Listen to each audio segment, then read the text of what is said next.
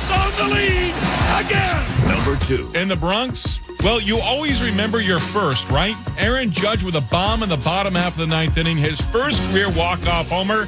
Here's how it sounded on the Yes Network with Michael Kay on the call. And the 1-2. Drill deep to left field. There it goes. See ya. Up for grabs. There's his walk-off home run. And the Yankees have come back to win it. 6-5. Oh, man. What a blast by Judge. Number 1. And finally in Anaheim, Angels 22-year-old rookie Reed Detmers making his 11th career big league start. Finished off a no-hitter in the ninth inning against the Rays. The call from Angels Radio, AM 830. 2-2 the count, and here's the next delivery. It's chopped to short. This should do it. The throw to first. It's a no-hitter. It's a no-hitter. Reed Detmers in just his 11th major league start pitches a no-hitter. That's the 13th in Angels history. He's being mobbed by his teammates over by the first base area. A historical night tonight at the Big A. It's a 12-0 win for the Angels. 5th no-hitter in the last 100 years with a team winning by at least a dozen runs. KJ and Max coming up next. They'll have complete reaction to the NBA last night where we saw the 1 seeds taking 3-2 series advantages. Suns winning by 30 at home, Heat winning by 35. Jimmy Butler saying, yeah, so? Now we're supposed to go and win one on the road, do the hard job. I think we're capable of it if we get some stops. And then, if shots fall, so what? But it's a hard place to play. I've played there before, being in the Sixers jersey.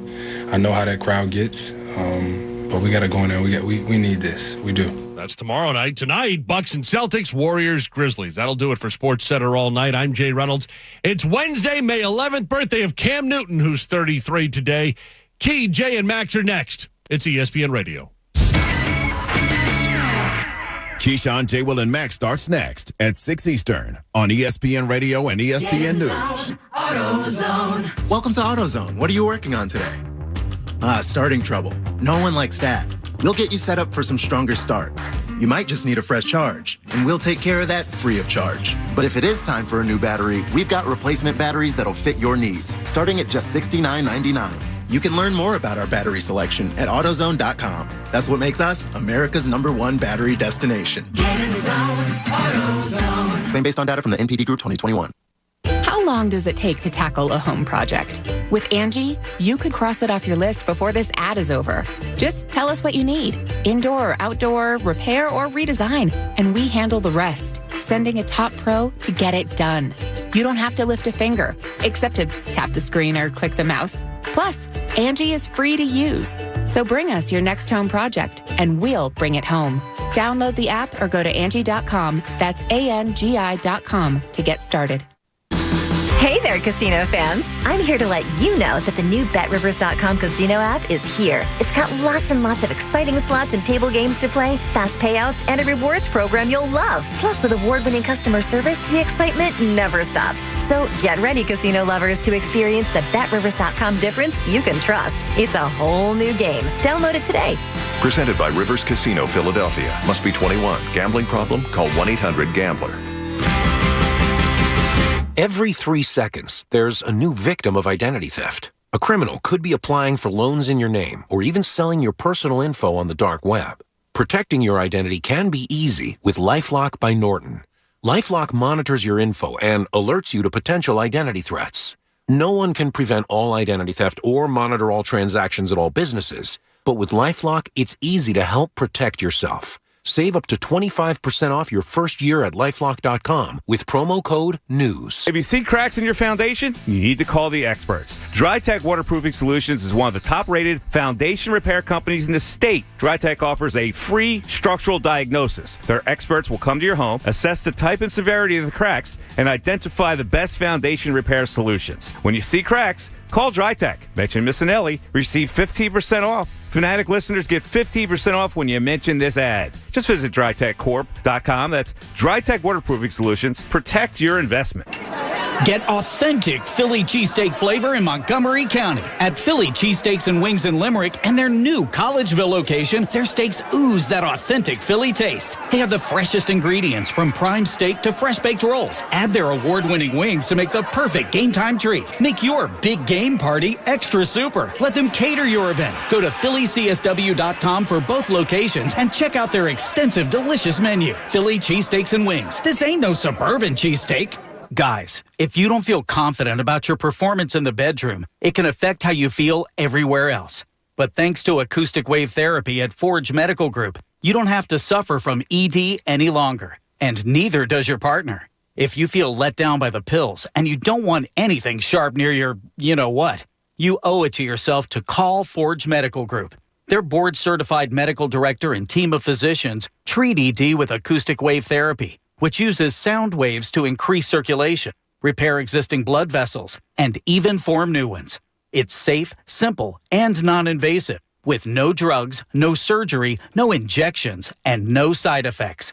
Get your confidence back with revolutionary new acoustic wave therapy from Forge Medical Group. Appointments fill up fast, so call Forge Medical Group now at 610-632-8181. That's 610-632-8181. Or visit forgemedicalgroup.com. WPEN, Burlington, Philadelphia. A Beasley Media Group station.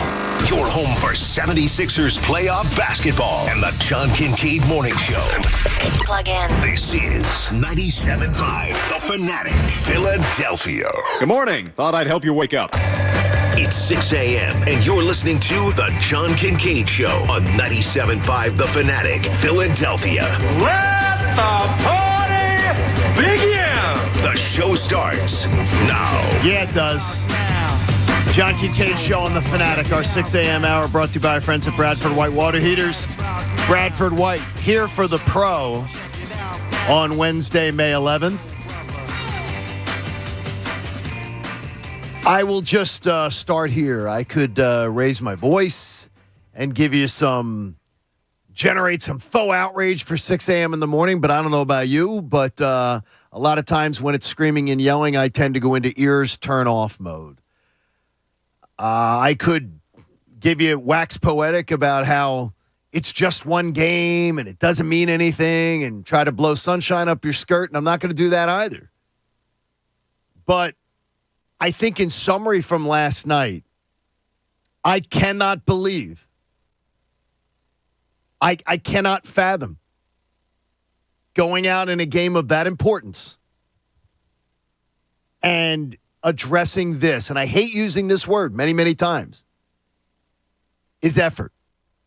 Bob told the story where Phil Jasner said to him, don't ever question someone else's injury, like whether they're injured or not. That's something that's very, very dangerous to do. I always worry about the word effort when I'm dealing with professionals. Because, again, effort is more nebulous to judge. So you got to be really, really careful to pick your spots. I'm picking it. That effort last night was abysmal. That effort last night was lackluster. That effort last night showed no urgency. For a team that was fourth in the NBA, only 3 teams less likely to turn the ball over. In this year's playoffs, the Sixers have been a turnover machine. It's sloppy, and I can't help but ask, when the lights are brightest, are you making mistakes? Are you making unforced errors that you don't normally do? To come out and play like that with your season on the line, and yes, I get it. You got to get to 4 wins. The 3rd loss doesn't sink your season, and I absolutely believe in the only silver lining of this, that it wouldn't shock me at all if Friday morning we're talking about a Sixers victory in Game 6. But it's hard to see it right now. That was terrible last night. And no, I know he's the local punching bag, and I have absolutely contributed from time to time in my heavy critique. Don't blame Doc Rivers. Stop. I know it hurts you. I know it hurts because you love him. You absolutely can rip Joel Embiid today for that. You absolutely can say Joel Embiid and James Harden combined for 31 points? Are you freaking kidding me? 2 star players, your max-type players, 31 points in a Game 5 to define your season? And yesterday morning, when we talked about this game, I didn't even see it right. And I got the closest just by default because I didn't think they were going to win. I did not have a feeling they were going to win that game yesterday. Because why? I've seen this team crap their pants under pressure, games that they're supposed to be ready for the bright lights. That Nets game, the Ben Simmons return game, Game 4, Game 5 of the series that we saw just a week and a half ago, the Sixers have shown you, like Maya Angelou, the great writer, said, when someone shows you who they are, believe them. Don't believe they're going to change. Don't believe that this was just a bad moment. When someone really shows you who they are, believe them. And I tend to take that to heart. And this Sixers team is flawed. I've questioned the DNA, and I absolutely questioned it this morning. There's a flaw somewhere. But when your 2 star players give you 31 points, 31, you got 43 from your top 3 scorers when you throw Tobias Harris in. That's a freaking embarrassment. And last night was an embarrassment of effort. The effort was lackluster, the energy was poor, and more importantly, the decision-making, disgraceful. Can they win Game 6? Sure. But if I hear anybody after even a Game 6 victory go, yeah, I'm really confident they're going to go to Miami. I'm confident. Yeah, I'm confident they're going to win. You are just being a fanboy at this point. You are just shaking pom-poms because there is zero reason, zero logical reason for anyone to be confident they win the series. Could they? Sure. Will they? I'll leave that up to whatever you believe in. You make that choice for yourself. And that's where we begin today with Bob and Jamie and Pat and Connor, Mike, the coach, Eric Camille. It's the John Kincade Show on this, what is appearing to be a very gloomy May 11th. From looking at Pat and Connor, I thought somebody hit their dog in the street. I really did. I thought somebody hit their dogs. And I had to check on pets. It was bad. It was real bad. And we talked yesterday a little bit about, well, best case scenario is obviously if they won. But if they lost a hard-fought game last night, I think we said here yesterday that you might have confidence. Okay, you come back to Philly, you win, you tie it up. At least if you have a hard-fought loss last night in Miami, you know that you can play with them there. Not something that you really did in games 1 and 2, and you didn't have Embiid and whatever. That's the worst-case scenario, that you got your asses kicked with Joel Embiid in the lineup last night. A game that should have been a real good challenge to you, and you didn't show up. It was almost like you were afraid to show up. It's almost like that Sixers team was afraid to give maximum effort because if they did and lost, they would know in their minds that they can't compete with this team. I've never seen, I shouldn't say never, I've rarely seen something like that. It reminded me of Eagles, Tampa Bay Buccaneers, last game at the Vet. It reminded me of the worst outings of any team has ever put forth in my lifetime. And I don't say that lightly. I mean, if you guys were sitting with me last night, you wouldn't have recognized me. Because, yeah, I'm this, even keel guy that just, I come in here and I give my opinions. And you tend to be, yes. I was cursing, screaming at the TV last night. Because one thing I cannot stand in sports is not giving effort. And that's what I saw last night. I mean, guys knocking. There was a 50-50 ball when the game was like 10 points. And Tobias Harris backed away from it to get back on defense. There was a time. I'll also bring this, and we're going to hit on all of this even deeper. But how many times did you see a Sixer on the floor last night? At least a dozen. How many times did you see a Miami Heat guy on the floor last night? Never, except when they were taking a charge from a Sixer. I'm sorry. At some point, you got to be manly and just say, you know what? I don't like what we're doing here, and do something about it. They don't have anybody on the team last night that did that at all. And I was pissed off as watching it. I imagine the fans of this that are listening now were. You guys probably were. We know, like you said, that Pat and Connor are wearing it today. It was just a unbelievably poor effort. It was pretty evident in the first 3, 4, 5 minutes, whatever, that Joel Embiid was going to have one of his games where he's clearly hurting and he wears it on his sleeve.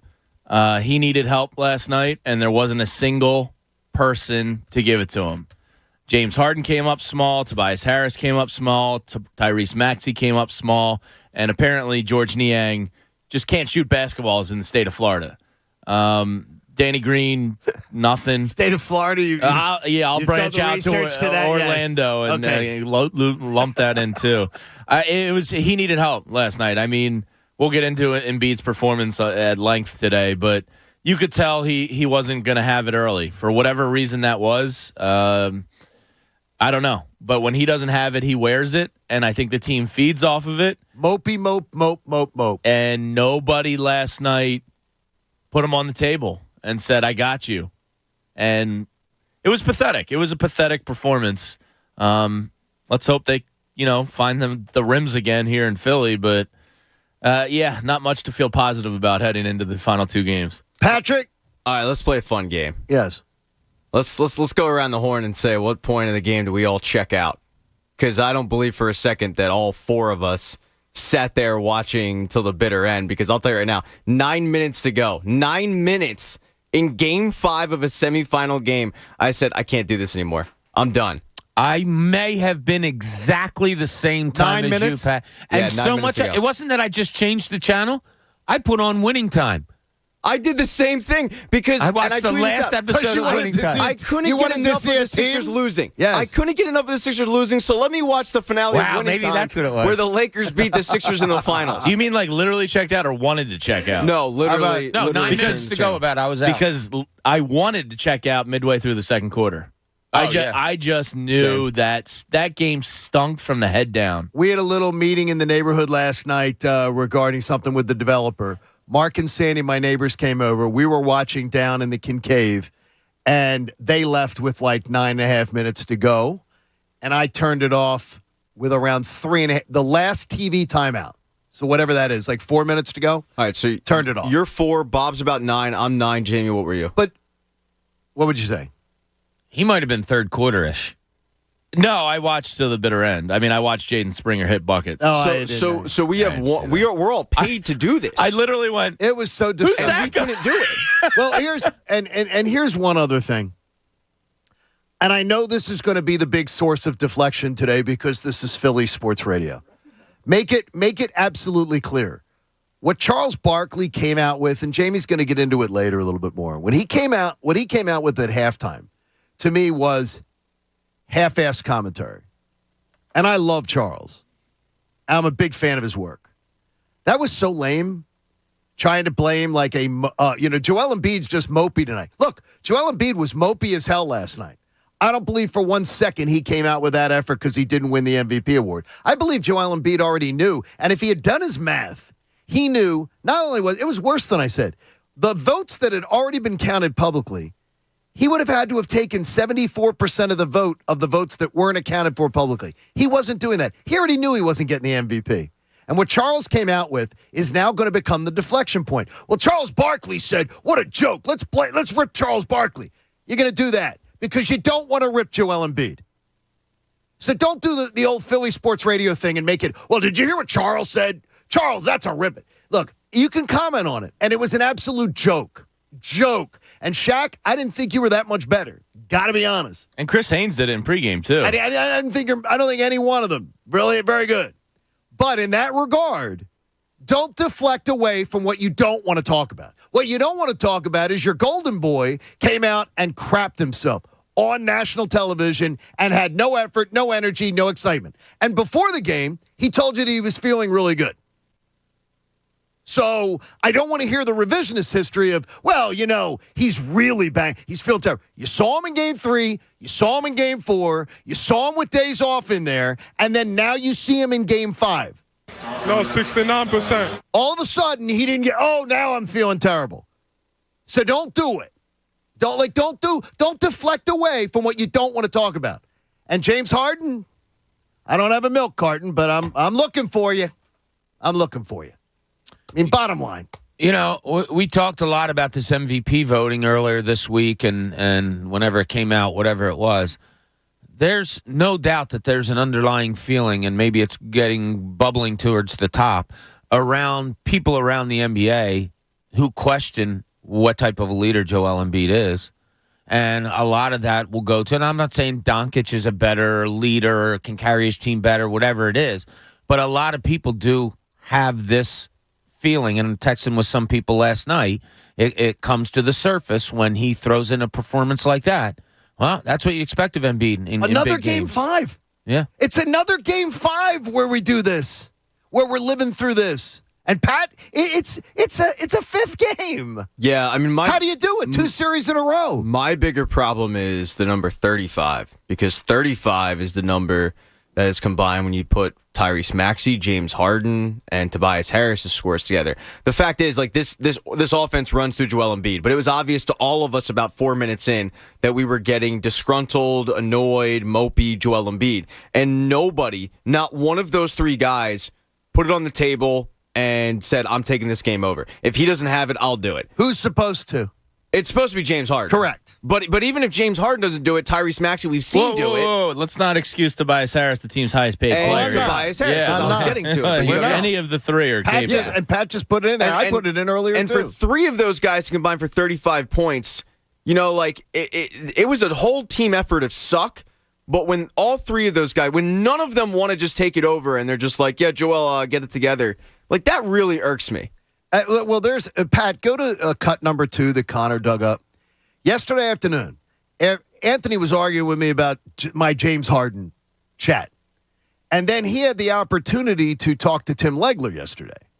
And Tim Legler pretty much said exactly the same thing I've been saying about James Harden, and Anthony agreed with him. Listen. We don't know what we're going to see tonight, and anybody that thinks they know for a fact, oh, he's figured it out, he's good now, is insane. That's not a trend, one game. The biggest moments are coming. It's not what he's done in the past. The biggest moments now are going to be fourth quarters of these next 2 or 3 games. He's got to do it again, but I don't know what's about to happen with him. I really don't. I was very surprised the other night. It's the first time I've seen James Harden certain about his jump shot in 2 months. Will he be certain again tonight? That's the key for me. It's not just, hey, okay, thanks, I can relax now. No, sorry. Now every moment going forward is more magnified, and you're going to have to continue to play like that. That was pre the game yesterday, game 5. And Tim Legler questioning, where's everybody's this great confidence that Harden is going to come up with another great performance? Because it was the anomaly was game 4. And it was a great performance, and we applauded it. We stood up and cheered it. But game 5, that was lame. That was freaking lame last night. I mean, that was limp. Dr. Avi Donapel could not have helped that effort last night. No, he couldn't. He would have tried. In all his expertise, there's no way he could have made that team rise up to the challenge last night. I like I said before, if you come out and you're missing shots and you're, committing offensive fouls or whatever, I'm just tired of the laziness of this team. It's terrible. It comes from trying to grab rebounds one-handed, and you don't, and the other team gets an offensive rebound. It's lazy passes. It's stupid passes. Their basketball IQ, as I've said many, many times, if it's above 0, I'd be shocked. I don't understand what they're trying to do. George Niang still thinks when a guy's driving the lane, he can either try to go up or block a shot, or he can't move his feet to take an offensive foul. So instead, he'll just kind of nudge a guy stupidly on a layup. I don't understand this team a little bit. I predicted they were going to win last night and have a good effort.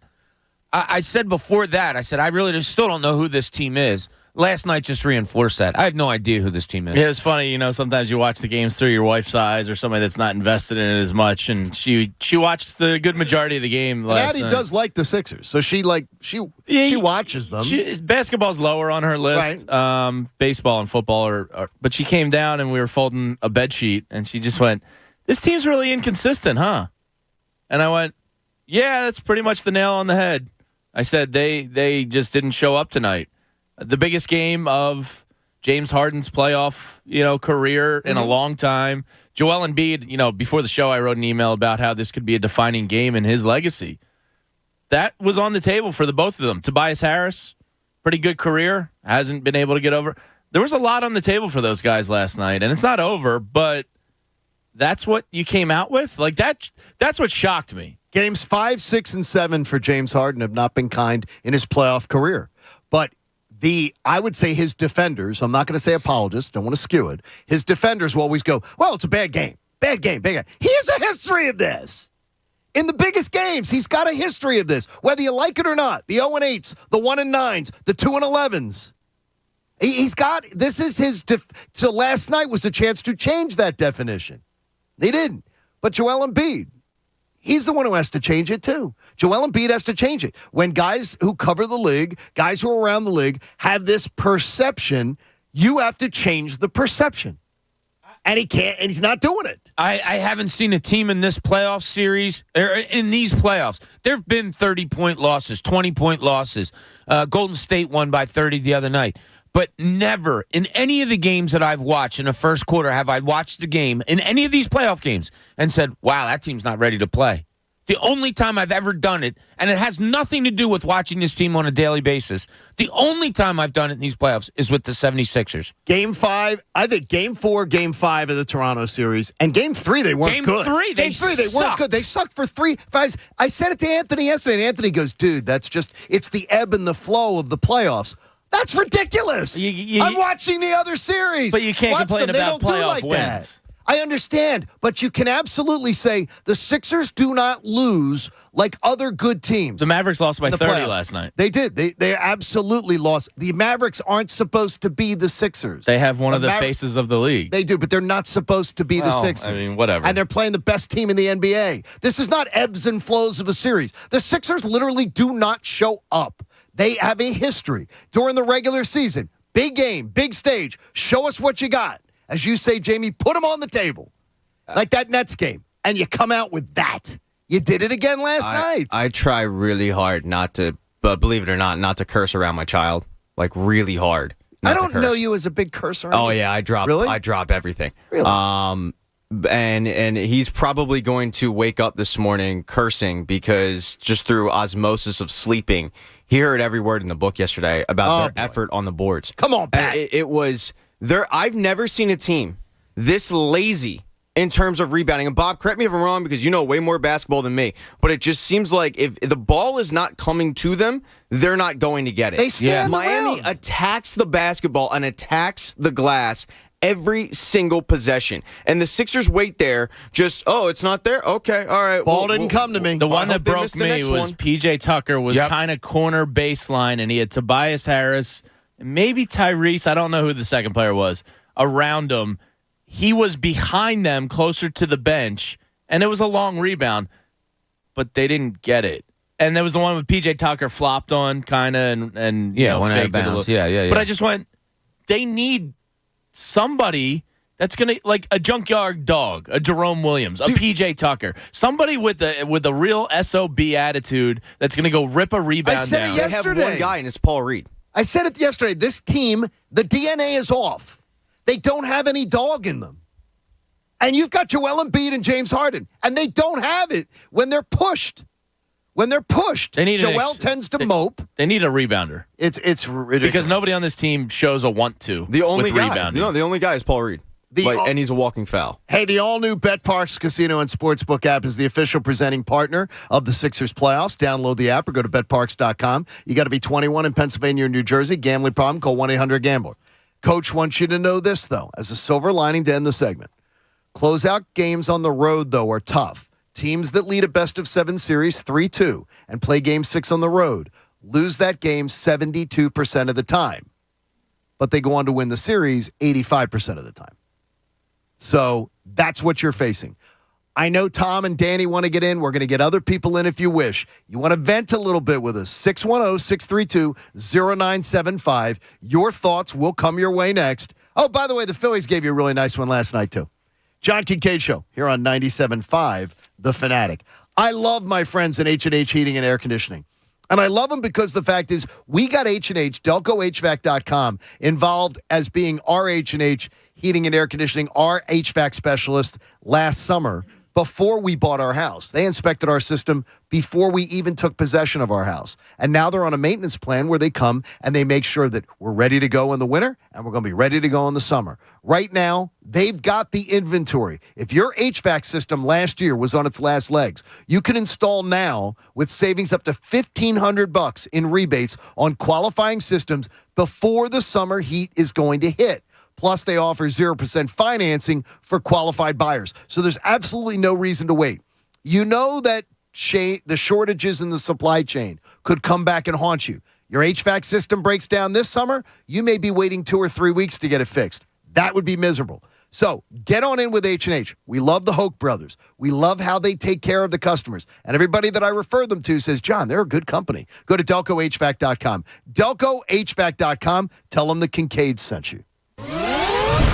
The John Kincade Show. I know that most people find his calm leadership to be a gentle, soothing beacon at a time of great social chaos. On 97.5 The Fanatic, Philadelphia.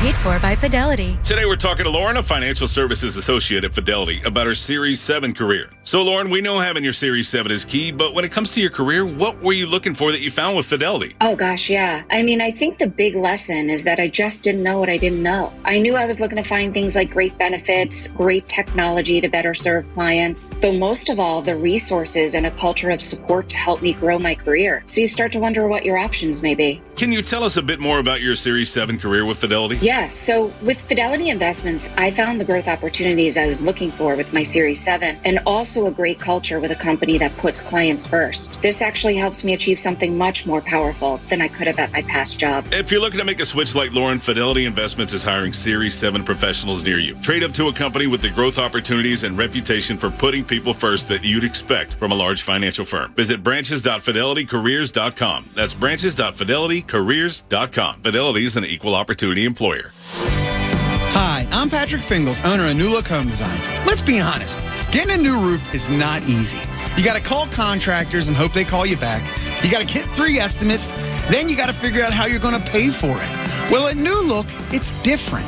Schedule a same-day, on-site, or virtual estimate. All estimates come with a free 3D rendering of your roof, so you know exactly what it's going to look like, and we give you line-by-line pricing, so you know exactly what you're going to pay for. Plus, it's a great time to save. Most contractors will let you pay half up front for the roof and the other half later. At New Look, we let you pay half later and the other half never. Through May, only pay for half your roofing materials and pay the other half later with interest-free financing. Call 800-279-5300. That's 800-279-5300. NewLookHomeDesign.com. It's the easy way to roof. Hey, it's Cuz. Listen, you've tried all the usual weight loss gimmicks. You've counted points. You've eaten nothing but protein. You've drank nothing but shakes. And none of it's worked. But one to call, 855-5NJ-DIET, can change all of it. With NJ Diet, you can lose a contractually guaranteed 20 to 40-plus pounds in only 40 days. Their program starts with bioenergetically personalized supplements based on your hair, saliva, and blood work. Then NJ Diet uses DNA testing to create your ideal diet plan and workout regimen to help you keep the weight off. You're not sure you can do it alone? NJ Diet's with you every step of the way. You're fully monitored by their certified staff to make sure you're burning fat and not just losing water. You'll also get the doctor's personal email and phone number. NJ Diet's all natural. No shots, no hormones, no surgery, no dreaded prepackaged foods. Locations close by in Newark, Delaware, Cherry Hill, King of Prussia, from home with live online video consultations. Call 855-5NJ-DIET or log on to njdiet.com. Go to njdiet.com and lose the weight for good. When water strikes, call DryTech Waterproofing Solutions. Water in your basement, minor leaks, or moisture on the walls could all cause major damage to your home, allow mold to grow, and even weaken the structure of your home. Call the leader in basement waterproofing, DryTech Waterproofing Solutions. They provide free consultations and foundation assessments, and just by mentioning the Mike Missinelli Show, you can save 15%. Don't let water damage ruin your home. Visit DryTechCorp.com. It's DryTech Waterproofing Solutions. Protect your investment. When it comes to cybersecurity, the biggest threats don't always strike the biggest targets. So help safeguard your small business with Comcast Business Security Edge. It's advanced security that continuously scans for threats and helps protect every connected device on the largest, fastest, reliable network with speeds up to 10 gigs to the most small businesses. So switch today and get cutting-edge speed with advanced security and be ready for what's next. Comcast Business, powering possibilities. Comcast Business Internet required. Other restrictions apply. You're the one who protects the flock, and that requires an eye for detail. Because when safety and well-being are on the line, it's the details that can save lives. Even when no one else is watching, you see everything.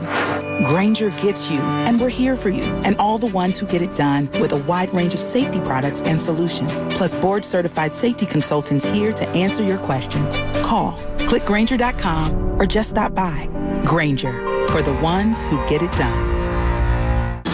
Hey there, casino fans. I'm here to let you know that the new BetRivers.com casino app is here. It's got lots and lots of exciting slots and table games to play, fast payouts, and a rewards program you'll love. Plus, with award-winning customer service, the excitement never stops. So get ready, casino lovers, to experience the BetRivers.com difference you can trust. It's a whole new game. Download it today.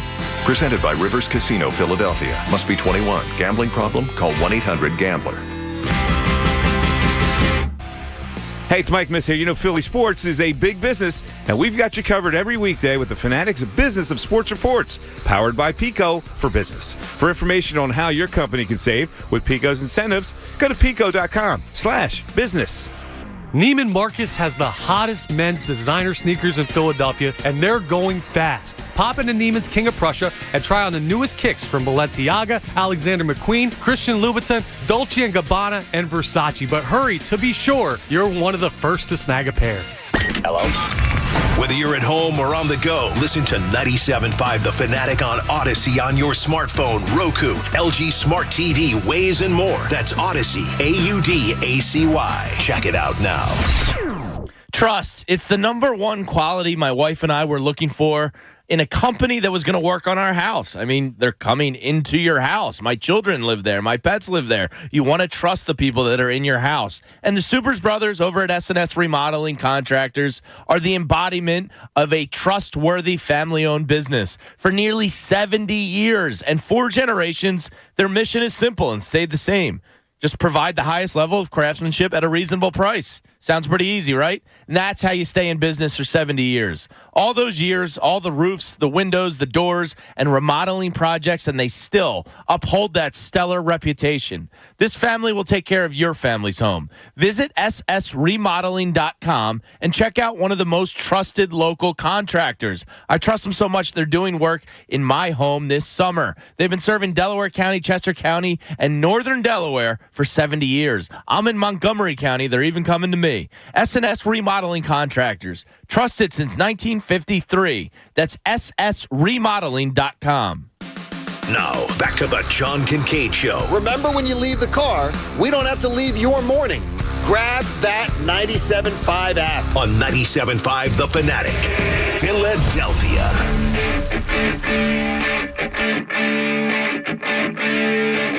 We're going to try to make your Wednesday morning lively. Try to laugh a little when we can. John Kincade Show on The Fanatic. We were laughing a lot at the effort last night, got to be honest with you. And we will open up the phone lines to you at 610-632-0975. By the way, I just want to tell you right now, the weather in Jamaica is warm and sunny. Why don't you call your travel agent? Go to visitjamaica.com to learn more. Let's go. Let's go to Jamaica. What would you do, Pat, Jamie, Bob? You're on a plane, Coach. You're on a plane, and you are on the runway, and you're about to take off. You are in line to take off. And all of a sudden, your phone bings and says someone wants to send you a photo via airdrop. Do you accept the photo? Probably not, no. Somebody sends you a photo request saying, trying to send you photos, airdrop. No. Would you, Pat, No. would you take the airdrop picture? In a heartbeat. Okay. I'll play that Russian roulette, sure. Well, some people did. Some people did on the flight. This was a flight from Israel to Turkey. So they're on the plane. Everyone starts getting a request to say, do you request these photos via airdrop? Around 7 passengers did. And they were sent a series of pictures of planes that had been blown up by a bomb. Oh, jeez. Okay, maybe I'll rethink my decision. Yeah, way to go, Pat. They all start screaming, yelling, and then the flight attendants say, "Who got the pictures? Who got them?" And they bang on the door to the pilot and say, "You got to abort. You must abort." So they bring the plane back. They could not confiscate the people's phones on the plane. They couldn't get you when you get off the plane. Somebody on the plane, sitting on the plane, sent the airdrop pictures to everybody on the plane. They know that for a fact. They say it was not a cyber attack. There's no way that it could have been a cyber attack. People were under different carriers, all that kind of stuff. Someone on the plane sent the other passengers those pictures. They aborted the flight, got everybody off, did a security flip, and it was a thing. But they could not confiscate everybody's phones. So somebody did that to them that was on the plane. So then, isn't it horrible? I mean, I'm flying today. What's the upside of accepting the picture? You know what I mean? I would not accept like nothing the picture. good was going to come of that. If I'm on a plane, that's a bug out. If I'm on a plane and somebody sends me an airdrop, I'm going, wait a minute. That means it's someone in close proximity to me. Yeah, that bugs me. And out. I don't know anybody. Yeah. So I'm thinking it's something. It's going to be, something maybe you don't want to download, whatever. So, no, but that's scary stuff. But they found nothing on the plane, too. That is crazy. If you want to do something horrifying, if you go to the Sixers game tomorrow, just send the box score. Airdrop the box score to people? To people, yeah. Wow. That's pretty horrifying. Right, Pat, that was a pretty good joke, though. I like it. I'll see myself out. 610-632-0975. Tom in Alabama gets us let off today. Tom, good morning. You're on The Fanatic. Morning, John. Then people wonder why John Madden didn't fly, right? He wanted the bus, the Madden Cruiser, yeah. Man, hey, listen, this is going to be a really negative call, but I don't want to get heavy with you real quick. I just want to tell you thanks, and I'm proud of you. I know your whole deal. I'm from South Philadelphia, originally born and raised, and especially thank you and your family for the cancer deal. It's an inspiration. I'm like 7 months a new ongoing cancer survivor, and I want to thank everybody in the Delaware Valley for the last 55 years that have contributed, and everybody that works at the American Cancer Society, because they saved my ass, at least for a little bit. You know what I'm saying, brother? Yeah, it's really good. And, Tom, good for you, man. Good for you. Keep diligent and keep going. But at least you have the Sixers to make you happy, right? I checked out sometime last night in the fourth quarter, and something that is not unusual for me. I've been going a long time, but the four organizations, it was basically a sleepless night. So since the Sixers made me have a sleepless night, I'm going to go ahead and give it like it is. They look like they were out Monday night in Miami making it rain is what it looked like to me. That right there was a joke, okay? To everyone who's ever wore a uniform, a Sixer uniform, that everyone who works in the organization currently and has worked in the organization, okay, as much as I want to blame the coach who's one individual, he's sitting there screaming at the guys, what is he supposed to do? Okay, you have two superstars who are making an ungodly amount of money, which is way too much. You got three guys making an ungodly amount of money. Yeah, Harris too. Like you said, Harris trailed on that play. I saw it too. He trailed and he pulled up.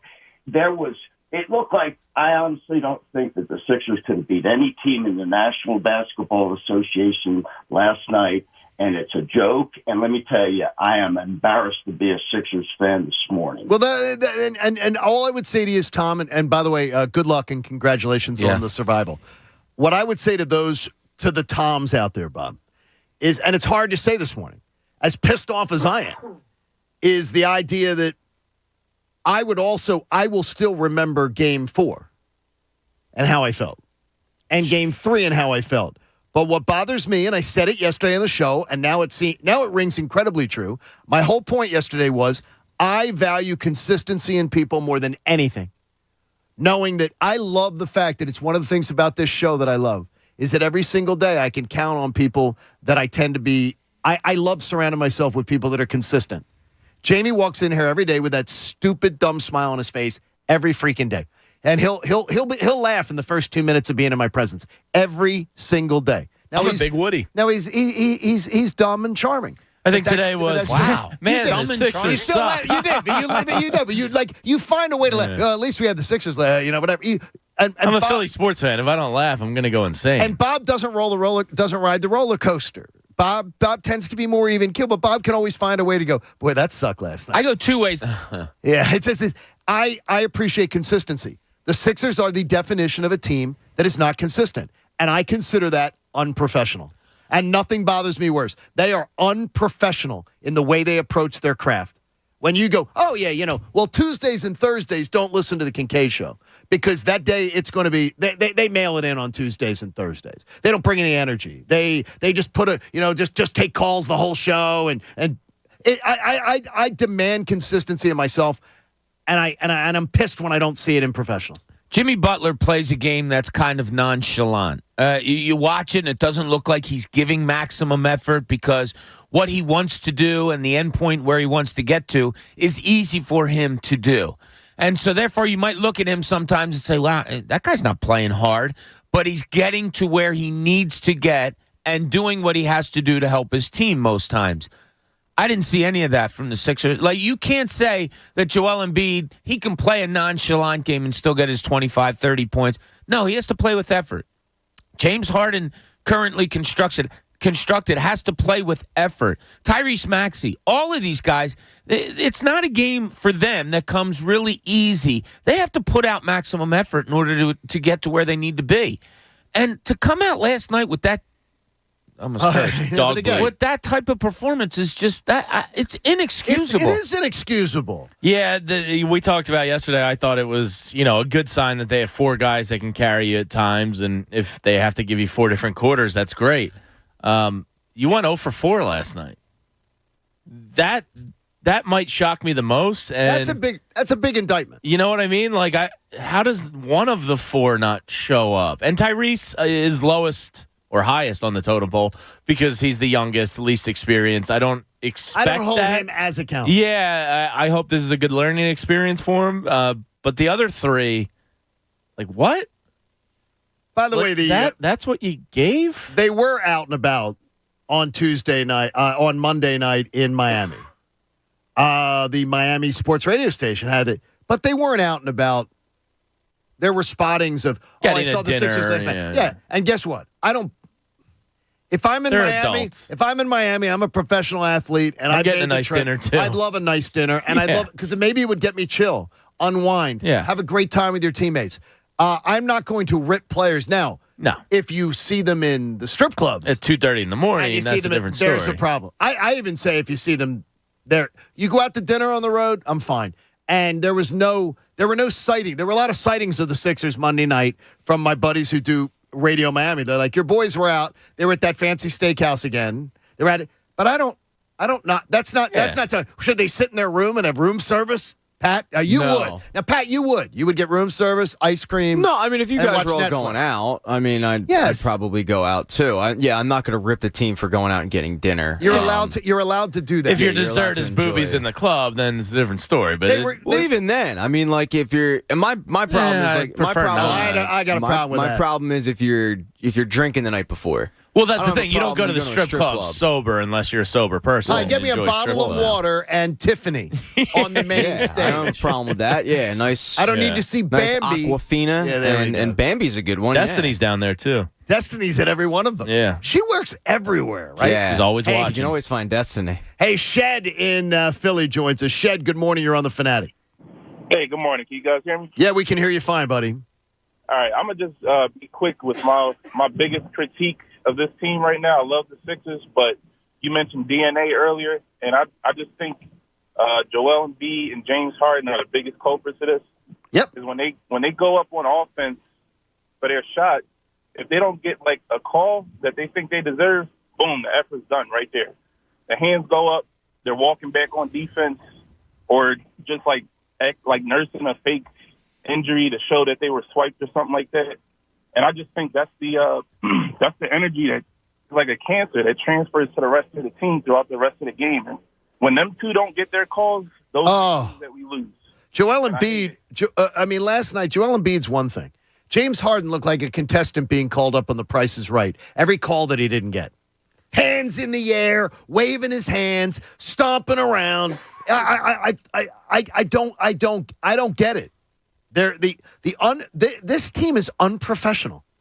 And their energy, their ability to dial up an absolute crappy clunker is unlike any of the best teams in the NBA right now.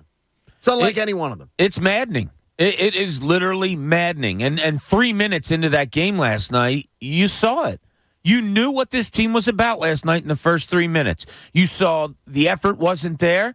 You saw your star player jumping into the stands, seemingly kind of innocently, but then grabbing his back and holding on to that. His back is wrenched now. Yeah.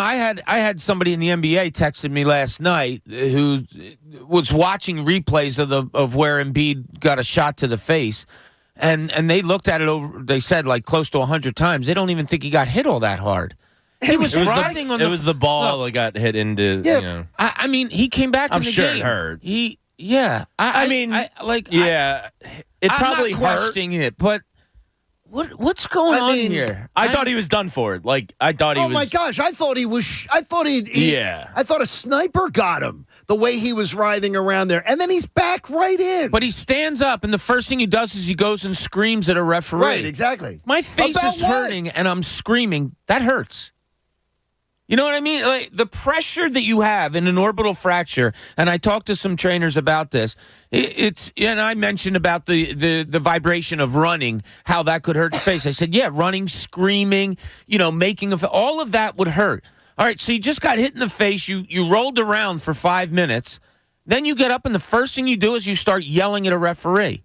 And more importantly, too, the idea of on that play, and I saw Sixers Twitter explode, and I'm like, it was all ball. It was absolutely all. Yeah, I don't think there was a foul there. There was no foul. In the moment, I thought it was a foul. Well, replays. Yeah, the minute you saw the first replay, you saw it was all ball. Yeah, you There's could hear no the foul. ref too. The ref was yelling at Doc, like, Doc, what do you want me to do? It's all ball.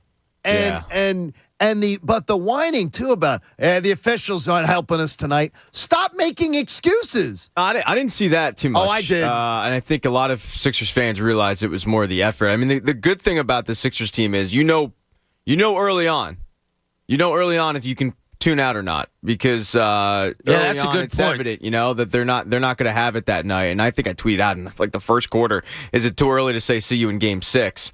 Because I don't think you were off base with that. There was no hope. There was no I'm going to wake up. I'm going to get this going. I'm going to take this game over. It was such a laissez-faire, mopey, droopy attitude from this team, and the inability to get to the foul line with this squad. I mean, that was supposed to be one of their strengths, is Embiid and Harden and their ability to get to the foul line, and they did it perfectly in game 4. They really stifled Miami by getting the foul line. They couldn't do it. This team, drove me nuts. Pat, I don't think they can win unless they get to the foul line. Jamie, if Joel Embiid isn't getting to the foul line 10, 12 times a game, if Harden isn't getting to the foul line 10, 12 times a game, they're not winning. This team can't win any other way. They don't hit enough shots. No, they can if they're hitting their shots. But they don't hit enough. They weren't doing that last night. I don't know what's up with them in Miami, but George Niang and Danny Green, just even Tyrese to a degree last night, looked like no. Yeah, and schematically, I'm going to question Doc Rivers also. Okay, Miami comes out with this 2-3 zone. James Harden, they're coming out on James Harden as he's throwing the ball. So they plant Joel Embiid at the 3-point line, trying to post up one of the guys that are in a 2-3 zone. One of the guards in the 2-3 zone. He's kind of holding off and looking to grab the ball at the 3-point line. As they keep coming out and Embiid and Harden keep backing up more and more, that foul line area is what I wish to God I had a telestrator last night. That foul line area is we need one on radio. Wide open. Why the hell do you have guys on wings where they can't get the ball because you can't get the passes over to them?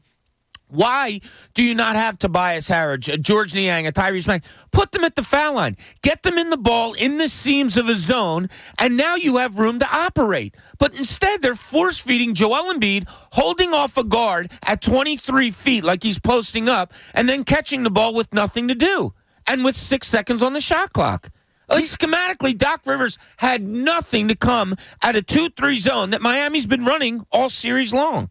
I don't get it. I didn't get anything about last night. I don't know. I still don't understand it. I have a hard time. Now, that's a valid point there, though.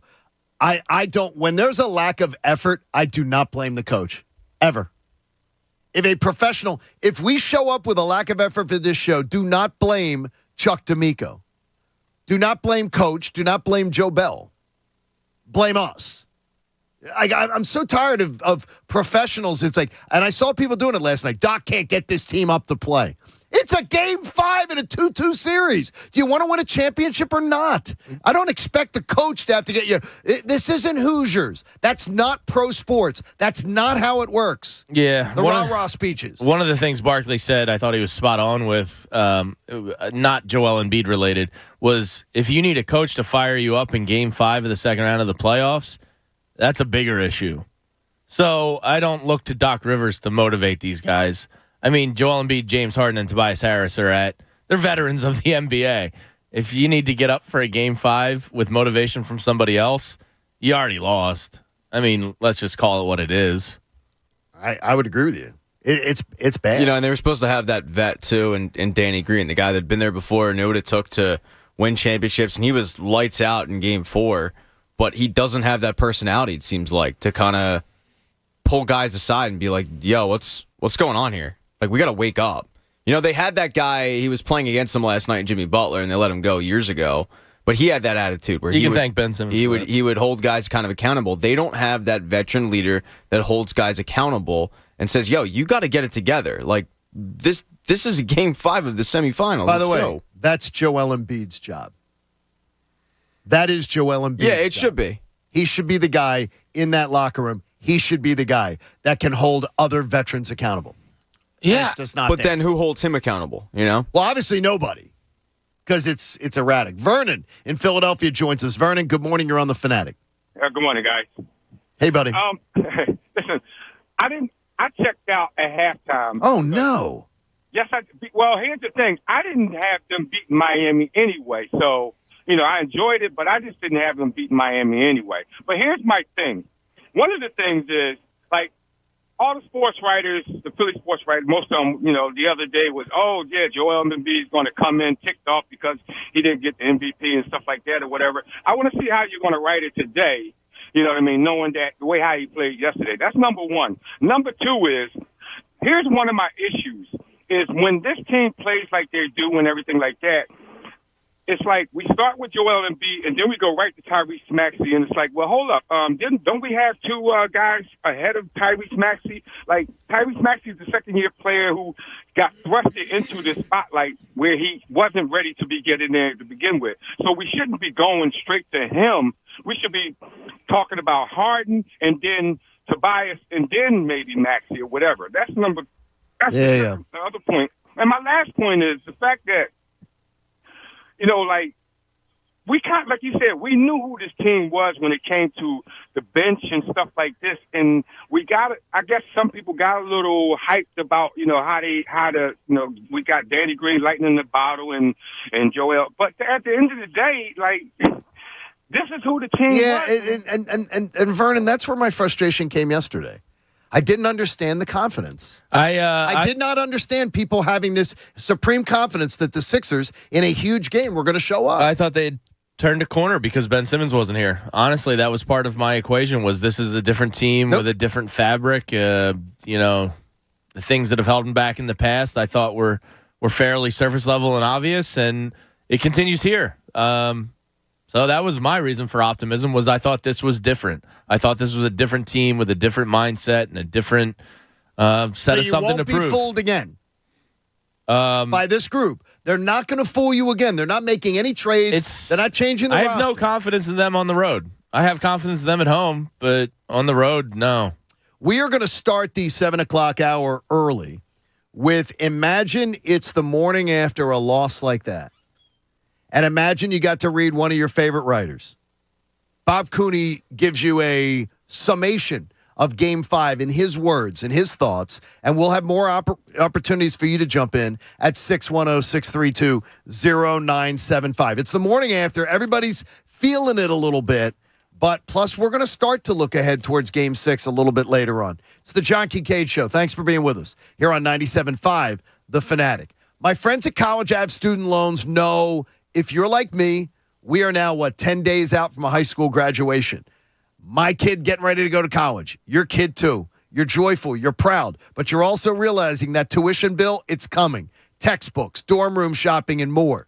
Why not take the stress of paying for college out of the mix by going to collegeav.com? Do it with your student. You sit them down, you go to collegeav.com, and you realize that there are student loans that can fit your family's budget and goals. Plus, they're going to give you the tools and resources to make the process fast and easy. And honestly, that's half the battle. Their student loan calculator is going to tell you what each student loan will look like in the future and how you can make that loan work for you.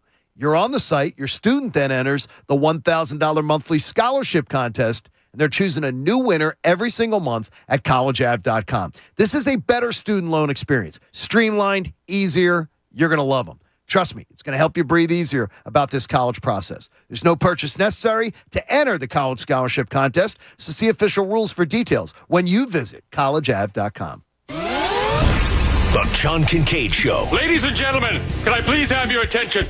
And I need all of you to stop what you're doing and listen. On 97.5 The Fanatic, Philadelphia. Tired of paying more and getting less? T-Mobile believes customers should get more without worrying about their bill. That's right. More 5G coverage, more savings, and even more cool stuff. And what does that mean? It's like expecting this and getting this.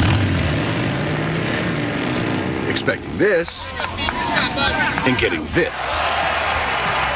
At T-Mobile, you get more. Like more 5G bars in more places and more savings. So your family saves 20% with Essentials versus AT&T and Verizon. Plus, we won't raise the price of your rate plan with our Price Lock Guarantee. So, would you rather have this or this? The answer's simple. Switch to T-Mobile today and see for yourself what more feels like. T-Mobile is America's largest 5G network. 20% savings with 2 to 4 lines on Essentials versus comparable plans. Features may vary. Price lock for rate plan, talk, text, and data on qualifying lines. See terms at T-Mobile.com.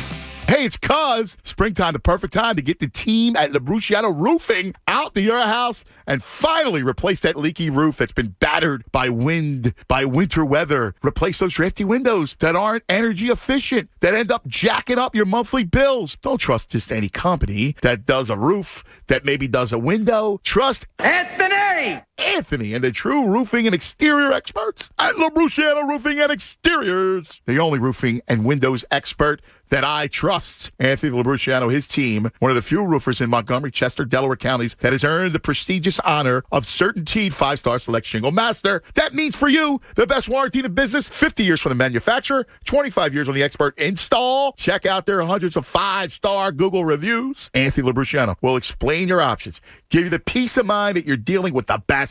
PARoofPros.com or 610-265-ROOF. That's 610-265-ROOF. LaBruciano Roofing and Exteriors, the Shingle Master. Baseball is back, and the BetParx Casino and Sportsbook app has an unbeatable offer for all new customers. Make your first bet risk-free up to $750. The BetParx Casino and Sportsbook app, where odds, bets, slots, and games all come together in perfect harmony right in your pocket. Live in-game betting lets you bet on all the action as it happens. Download right now in the App Store, Google Play Store, or BetParx.com. Website has all the details. It's go time, baby, with the BetParx Casino and Sportsbook app. Must be 21 and in Pennsylvania or New Jersey. Gambling problem? Call 1-800-GAMBLER. Hustle up. We've got 8 more floors to go before lunch. Sarusha's window washing business is reaching new heights. Wipe, and let's roll. They need more certified cleaners to keep online reviews crystal clear. Team, I know we're hustling, but watch for streaks. Candace, can you give me a hand over here? Indeed can help them hire great people fast. I need Indeed. Indeed you do. Our hiring platform instantly connects you with quality candidates whose resumes on Indeed match your job description. Visit Indeed.com/credit and get $75 towards your first sponsored job. Terms and conditions apply. 5G is here, but the big carriers want you to sign a pricey long-term contract to get access. Well, not anymore, because Straight Talk Wireless has rolled out 5G coverage nationwide with deals like our Silver Unlimited plan for just $45 a month and no contract. And get a Samsung Galaxy A32 5G for $249, all on America's best networks. 5G coverage, 5G phones, less money. Straight Talk Wireless. No contract, no compromise. 5G capable device required. Actual availability, coverage, and speed may vary. See terms and conditions at straighttalk.com. Get authentic Philly cheesesteak flavor in Montgomery County. At Philly Cheesesteaks and Wings in Limerick and their new Collegeville location, their steaks ooze that authentic Philly taste. They have the freshest ingredients from prime steak to fresh baked rolls. Add their award-winning wings to make the perfect game time treat. Make your big game party extra super. Let them cater your event. Go to phillycsw.com for both locations and check out their extensive, delicious menu. Philly Cheesesteaks and Wings. This ain't no suburban cheesesteak. Worried about your air conditioner melting down this summer? Don't sweat it. Just call your independent Delaware Valley trained comfort specialist for rebates and special financing offers on a new high-efficiency air conditioning system with whole house air filtration. You'll get cooler, cleaner, and healthier air throughout your home and lower energy bills, too. To get started, visit Train.com to find a Delaware Valley independent trained comfort specialist near you.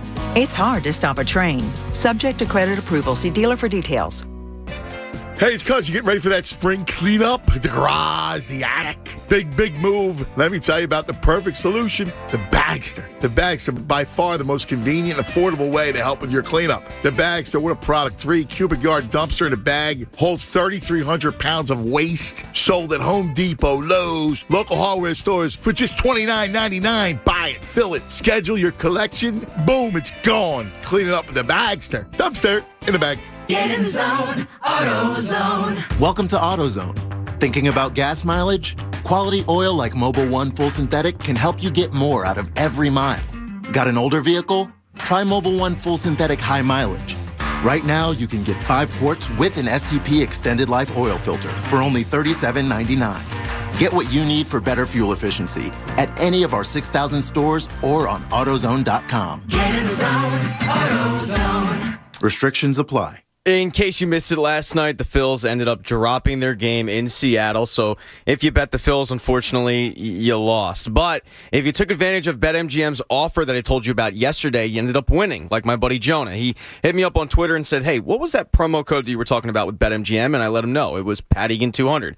So when the first ball left the yard, like Nick Castellanos hit one, Rhys Hoskins hit one, Gene Segura hit one. But when the first one left the yard in Safeco, then he ended up cashing in $200 in free bets. The good news is if you missed it last night, BetMGM has the same offer for baseball fans or really just fans of money out there. What you do is you head on over to BetMGM.com or you download the BetMGM app, and when you register, they're going to ask you if you want to enter a promo code. You type in Pat Egan 200. Then all you have to do is place a $10 moneyline wager on any Major League Baseball game, and when either team hits a home run in the game you wagered on, you'll win $200 in free bets regardless of your bet's outcome. So take Jonah, for example. He ended up using my promo code, but if he bet the Phils, well, not to worry because he still ended up winning $200 in free bets, and he can wake up today knowing that he's $200 richer. Take advantage of this. Hop on over to BetMGM today, and don't forget, use the promo code PatEgan200. Place a $10 moneyline wager on any MLB game, and when either team goes yard, you'll win $200 in free bets. Visit BetMGM.com for terms and conditions.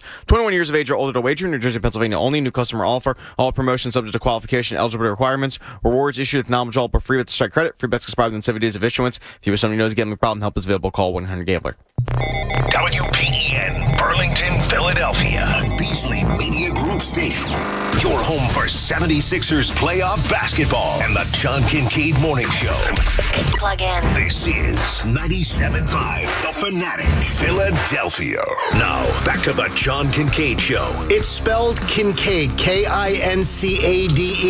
Just so you know when you're writing your complaint emails. On 97.5 The Fanatic, Philadelphia.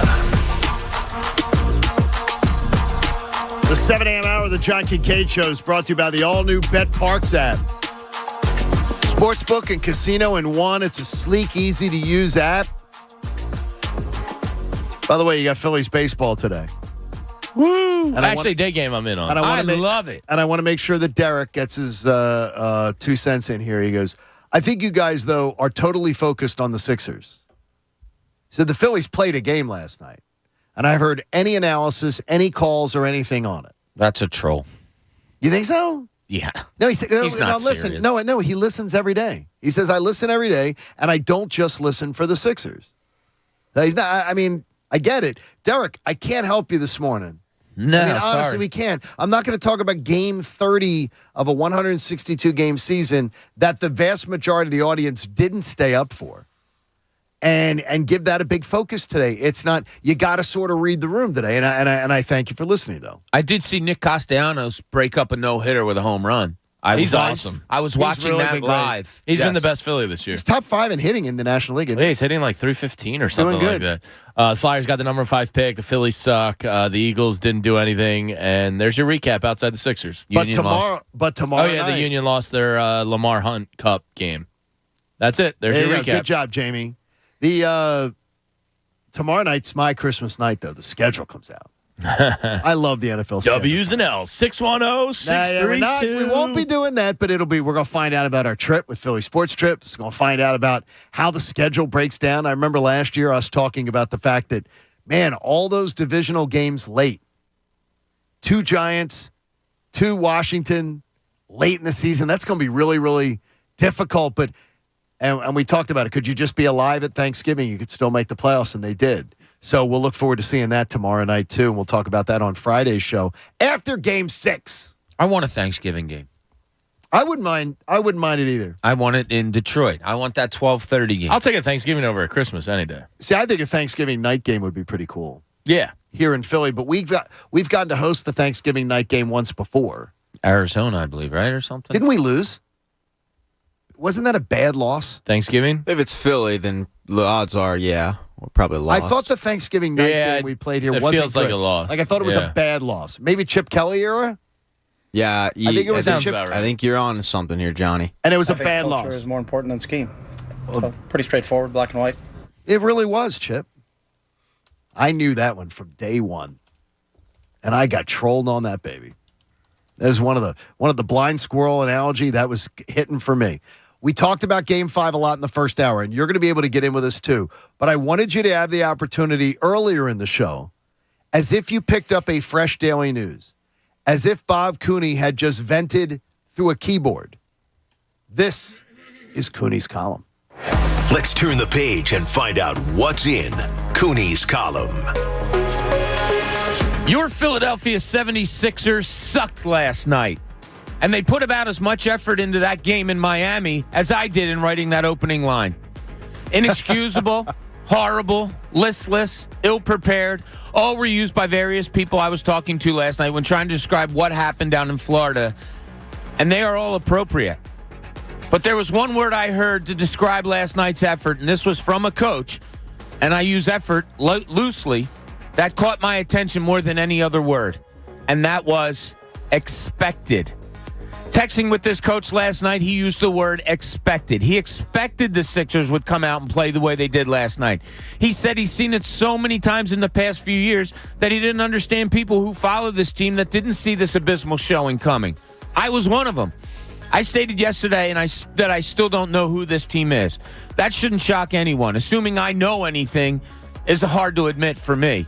But like coaches, teams have personalities. And with personalities, you usually know the highs and the lows that accompany it. Not with this team. Rather, not with this organization. We all know about the lack of success in the playoffs for the past 4 years. Frustrating is too soft a word to use to describe those 4 A's. The biggest game of the regular season may have been when Brooklyn and Ben Simmons came to town for a much-anticipated showdown.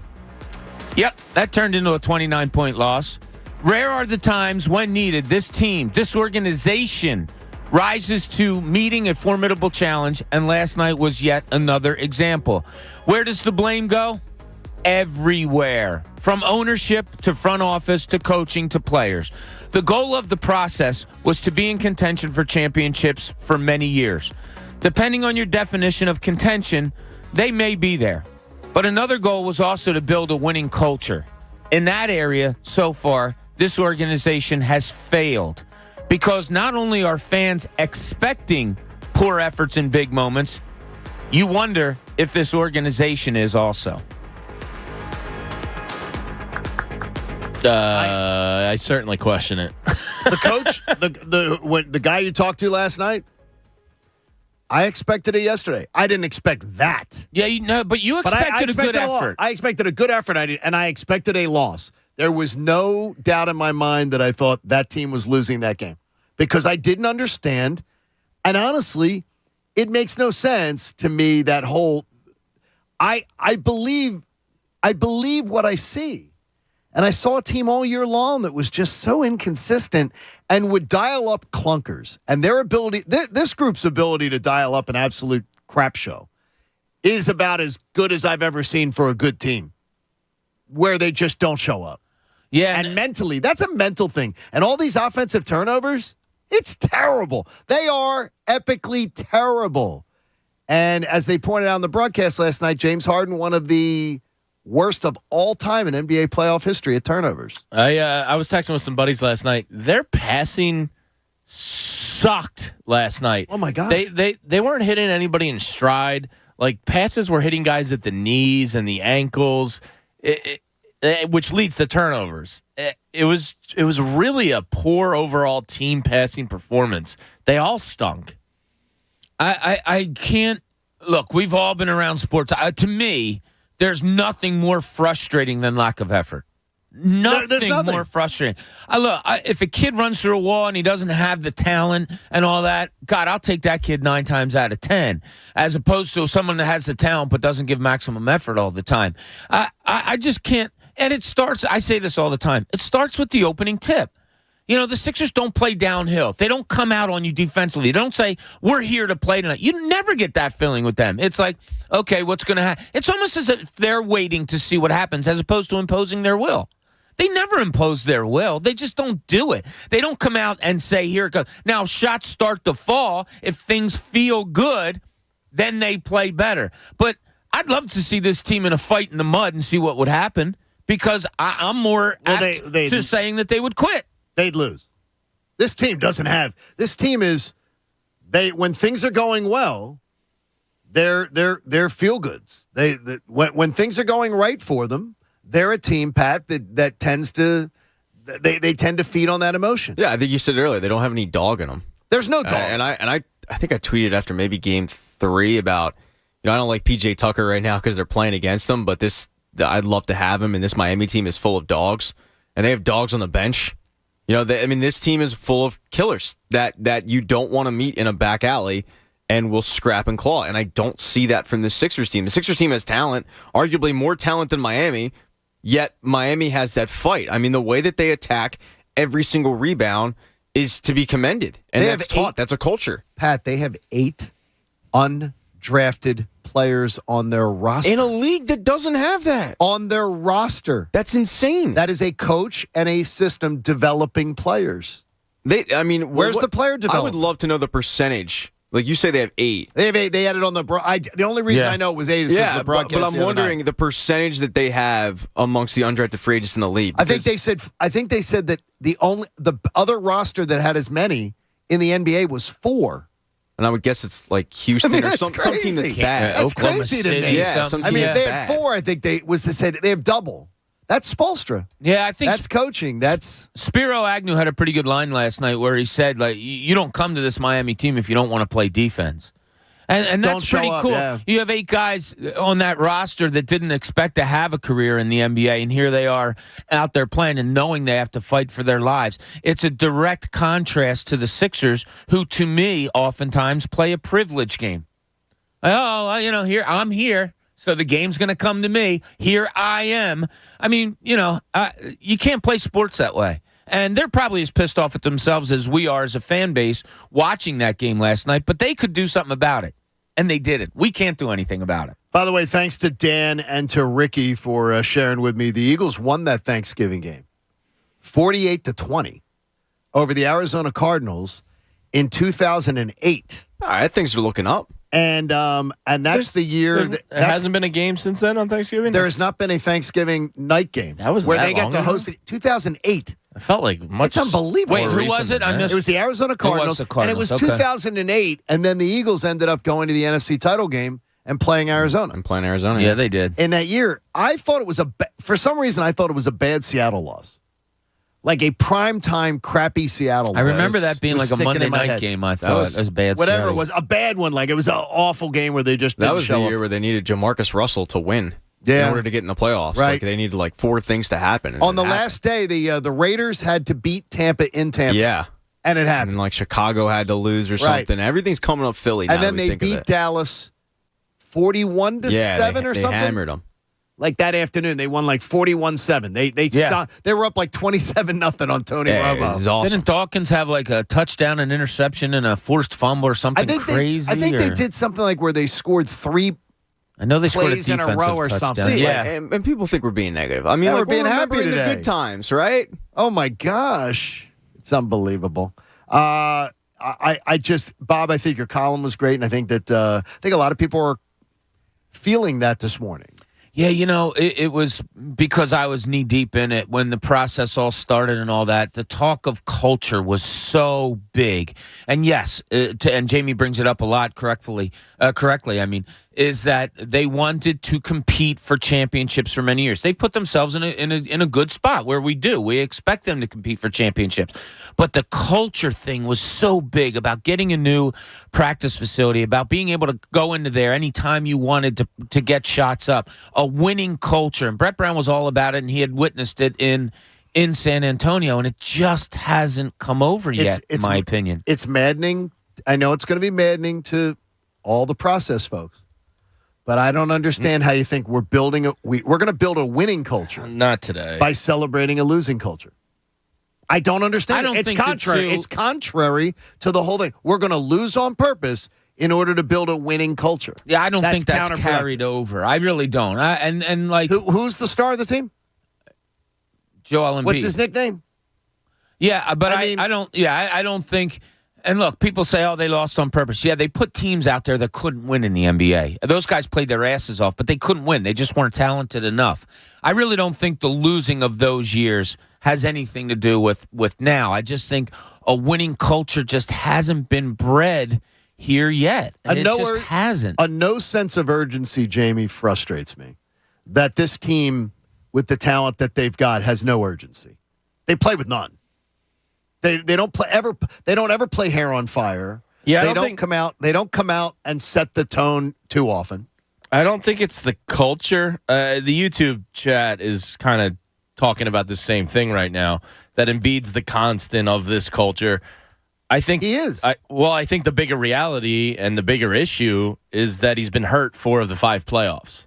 So if you're gonna pick something to bitch about, to me, it's not the culture. It's the fact that your most important player, the thing that makes this entire world go round, is hurt every year in the playoffs. He was fine game 3, fine game 4, battling through it, and then he's hurt. But he was fine. But he's always hurt. That's the bigger issue, rather than to me, that's much bigger than a culture, a winning culture. I don't want any talk of Embiid being hurt last night. That had nothing to do with it. It had everything to do. I mean. Game 3 and game 4, he's fine, and then before he game wasn't 5, that good. His presence brought the team energy and life. Well, why didn't he bring any? Statistically, was not that good in games 3 and 4. What did his presence give them last night? Dull, lackadaisical, mopey, slow. That's because he's hurt.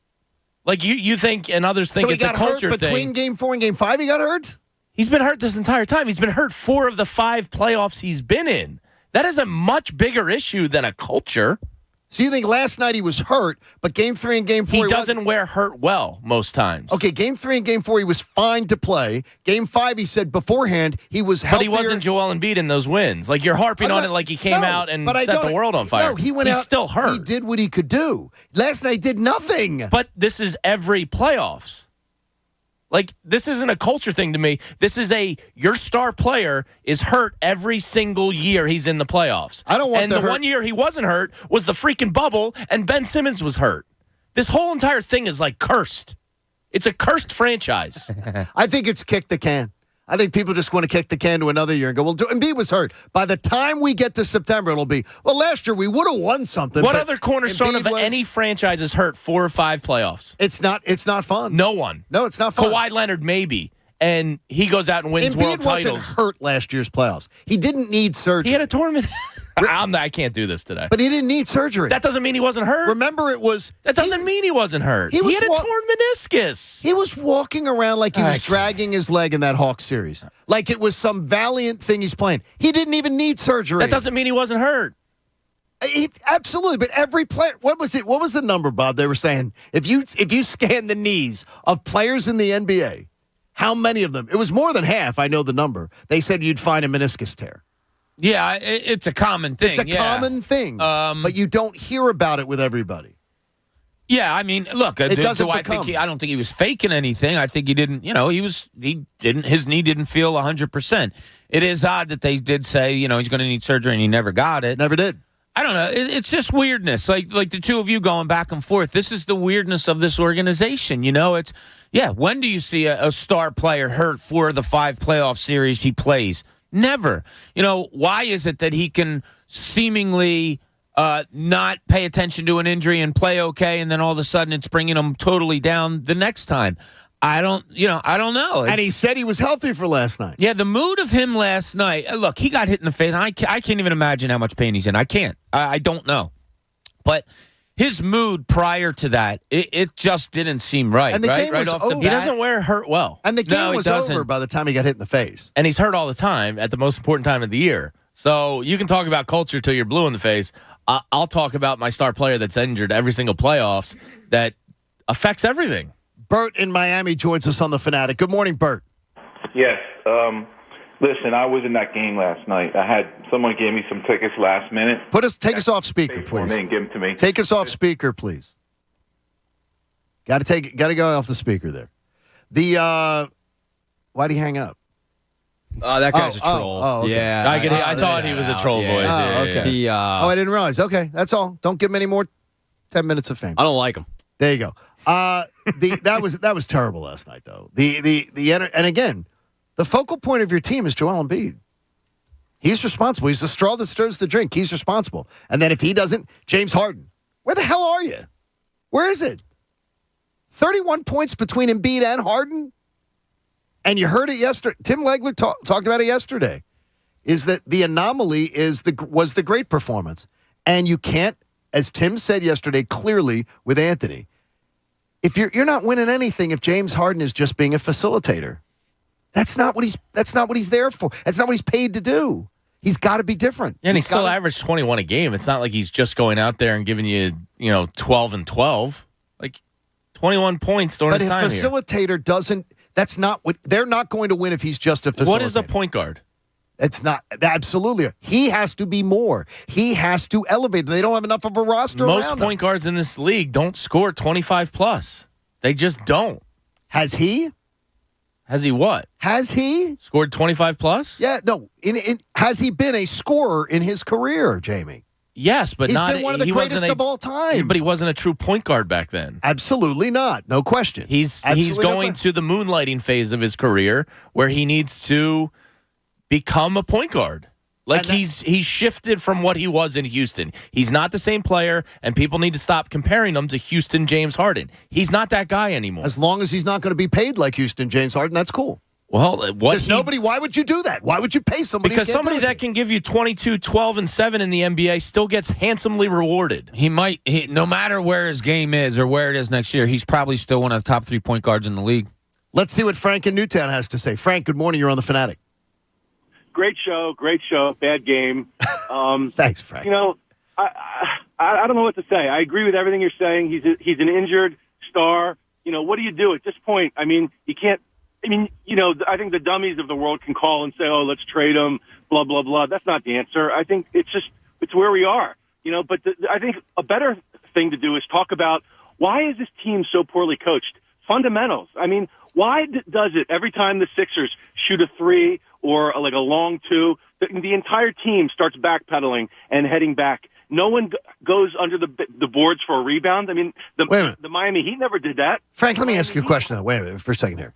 Are you telling me you think Coach Doc Rivers is to blame for all the turnovers on the offensive end, the lazy passing and everything like that? He didn't teach them something. They were 4th in the NBA this year. Only 3 teams were better at them than not turning the ball over. In the playoffs, they're one of the worst teams.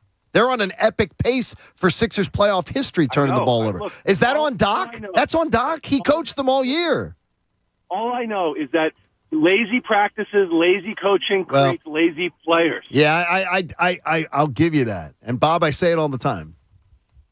That's one that with Doc I'll never understand. The Sixers being one of the reported least practiced teams in the NBA. Yeah. It shows when you go up against a Spoelstra.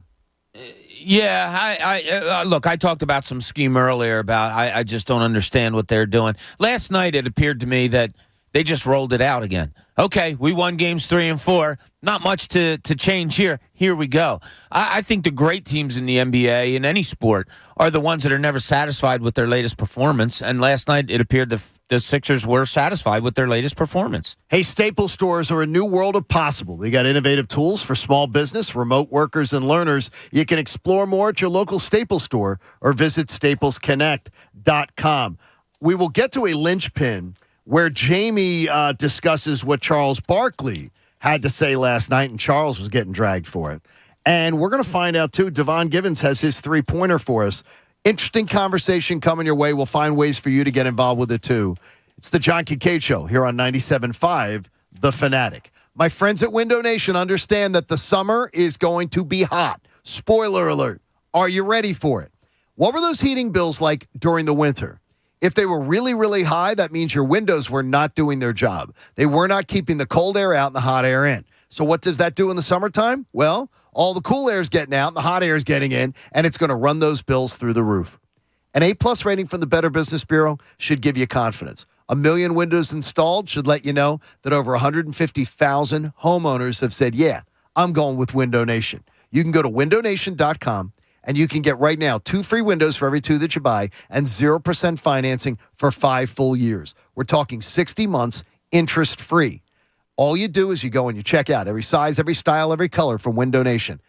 0% financing for 5 full years. Buy 2 windows, get 2 free. Make the call today before the summer heat. Call 866-90-NATION. That's 866-90-NATION. The John Kincade Show. They put it on the air? Of course they put it on the air. It was a big success. On 97.5 The Fanatic, Philadelphia. Welcome back to Wawa Siptopia, your handcrafted beverage headquarters. At Wawa Siptopia, every sip is a quick trip to your happy place. Relax and lose yourself in a delicious smoothie or creamy milkshake. Recharge on the go with a new frozen coffee or frozen refresher. No matter what your favorite beverage is, here's your chance to indulge.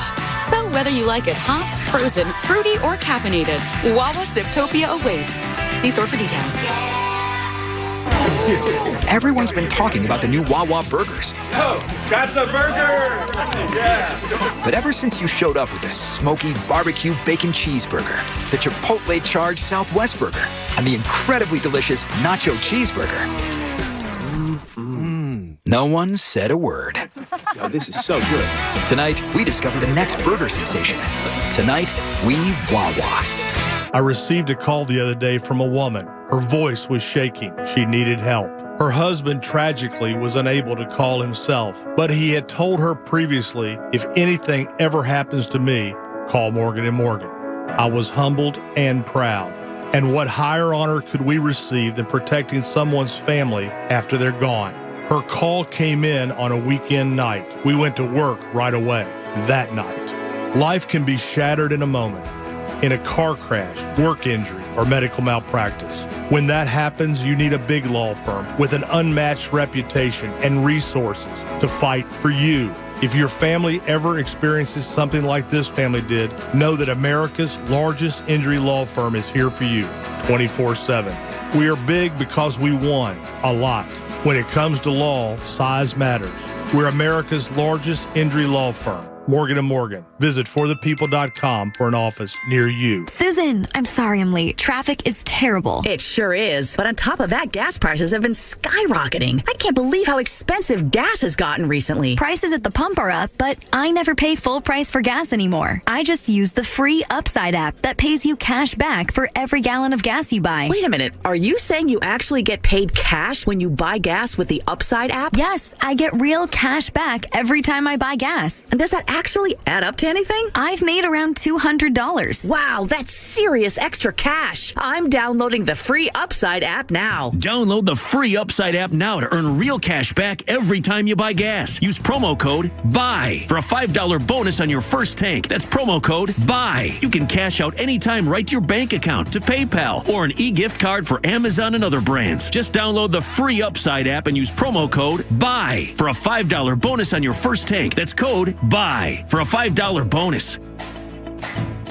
5G is here, but the big carriers want you to sign a pricey long-term contract to get access. Well, not anymore, because Straight Talk Wireless has rolled out 5G coverage nationwide with deals like our Silver Unlimited plan for just $45 a month and no contract. And get a Samsung Galaxy A32 5G for $249, all on America's best networks. 5G coverage, 5G phones, less money. Straight Talk Wireless. No contract, no compromise. 5G capable device required. Actual availability, coverage, and speed may vary. See terms and conditions at straighttalk.com. 70% of the Fortune 100 choose Zoom. With phone, chat, workspaces, apps, events, and video in a single platform, Zoom powers all your communications. Large enterprises, small businesses, and individuals use the secure Zoom platform to enable new ways of working, learning, hosting events, and supporting their customers. And now you can save 15% on meetings, chat, and phone with the Zoom United bundle. Visit zoom.com/bundle. Zoom, how the world connects. People of New Jersey, Caesars Sportsbook is giving out first bet insurance for all new users up to $1,100. Download the app and use promo code RADIOCZR and then place your first bet. If you win, congrats. But if not, you'll get your wager back as a free bet. Must be 21 and physically present in New Jersey. New users only. Bet amount of qualifying wager returned only if wager is settled as a loss. Paid as a single bet credit. Must be used within 14 days. See Caesars.com/promos for full terms. If you or someone you know has a gambling problem, call 1-800-GAMBLER. In New York, call 877-8-HOPE-NY or text HOPE-NY 467-369. Whether you want to buy a new home, grow your business, or build your nest egg, where there's a WSFS, there's a way. WSFS Bank has been serving the people of this region for nearly 200 years, so we understand your needs, your hopes, your aspirations. With a local presence and national capabilities, WSFS is the bank from here that can take you anywhere. So now the question is, where would you like to go? Where there's a WSFS, there's a way. WSFS Bank. We stand for service. Member FDIC, Equal Housing Lender. Get a free AC check and vehicle safety inspection at Meineke before you hit the road this summer. Or you could spend your family vacation in the hot seat. For tires, brakes, alignments, batteries, exhaust, and more, trust Meineke. Celebrating 50 years of doing car care right. Neiman Marcus has the hottest men's designer sneakers in Philadelphia, and they're going fast. Pop into Neiman's King of Prussia and try on the newest kicks from Balenciaga, Alexander McQueen, Christian Louboutin, Dolce & Gabbana, and Versace. But hurry to be sure you're one of the first to snag a pair. Hey guys, Iron Mountain Men's Health. It's the leader in men's sexual health here in the Delaware Valley. If you're looking for help with low testosterone or ED, you want a doctor who specializes in treatment, and it should be someone in your local area that you can trust and call anytime you have questions or concerns. Well, that guy, it's Dr. Avidan Appel at Iron Mountain Men's Health. Maybe you've tried pills and they didn't work. It's probably because you weren't given the right treatment for your specific body chemistry. Oftentimes, those pills, they work less than 35% of the time. At Iron Mountain Men's Health, you meet with a physician who will take proper care, making sure you do receive the right treatment. Some patients even experience results after just their first visit. They offer financing for qualified patients and telehealth appointments for your convenience. So set up your free consultation today at ironmountainmenshealth.com or call 215-659-3770. Tell them Bob Cooney sent you. Now, back to the John Kincade Show. You know we really like you when you listen on the radio, but we love you a little bit extra when you take us with you after your ride on the 97.5 app. On 97.5 The Fanatic, Philadelphia. Reminder to protect your home with DryTech waterproofing solutions. Fanatic listeners get 15% off when you mention Mike Missinelli. If you have water in your basement, cracks in your foundation, or mold remediation, trust the experts at DryTech. That's drytechcorp.com. We'll have Devon Givens' three-pointer coming up here.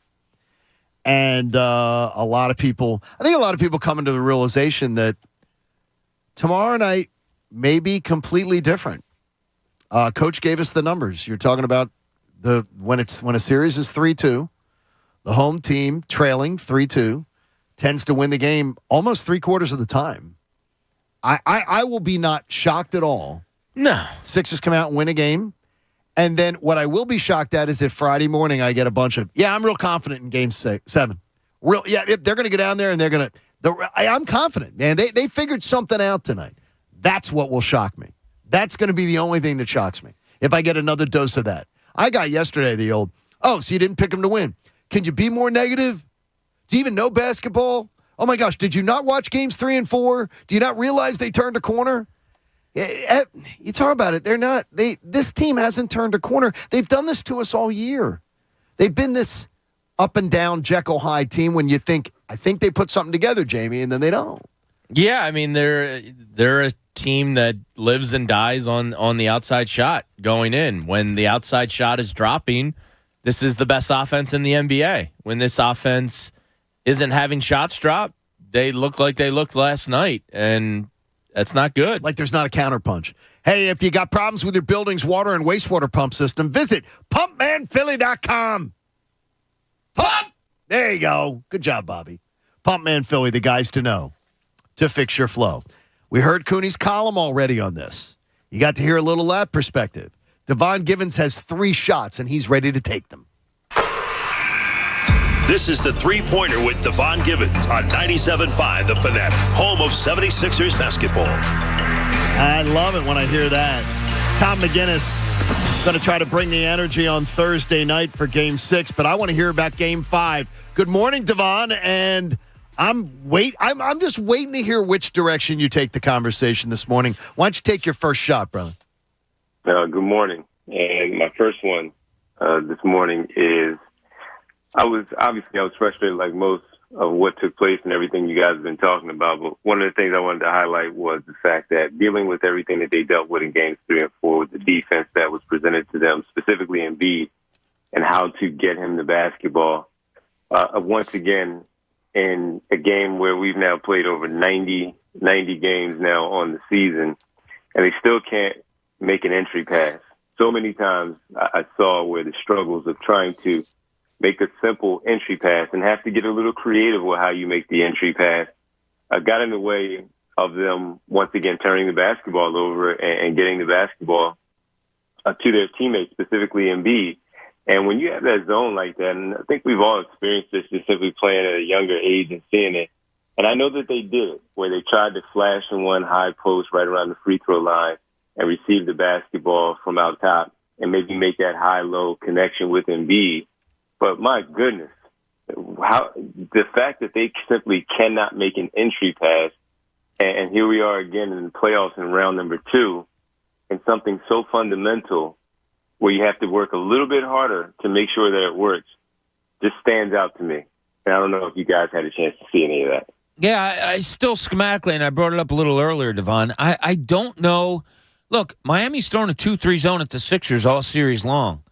They've done nothing different to combat it. Like, if you're not making shots, then the zone's working. Why are they schematically not doing something different? And you and I wish to God you were with me last night, Devon. I would have taken a telestrator and drawn a big circle around the foul line area. It's wide open. Wide open. The Bobastrator. Yeah. The only time I remember anybody really flashing and having an opportunity was Danny Green. He flashed to the free throw line. Right.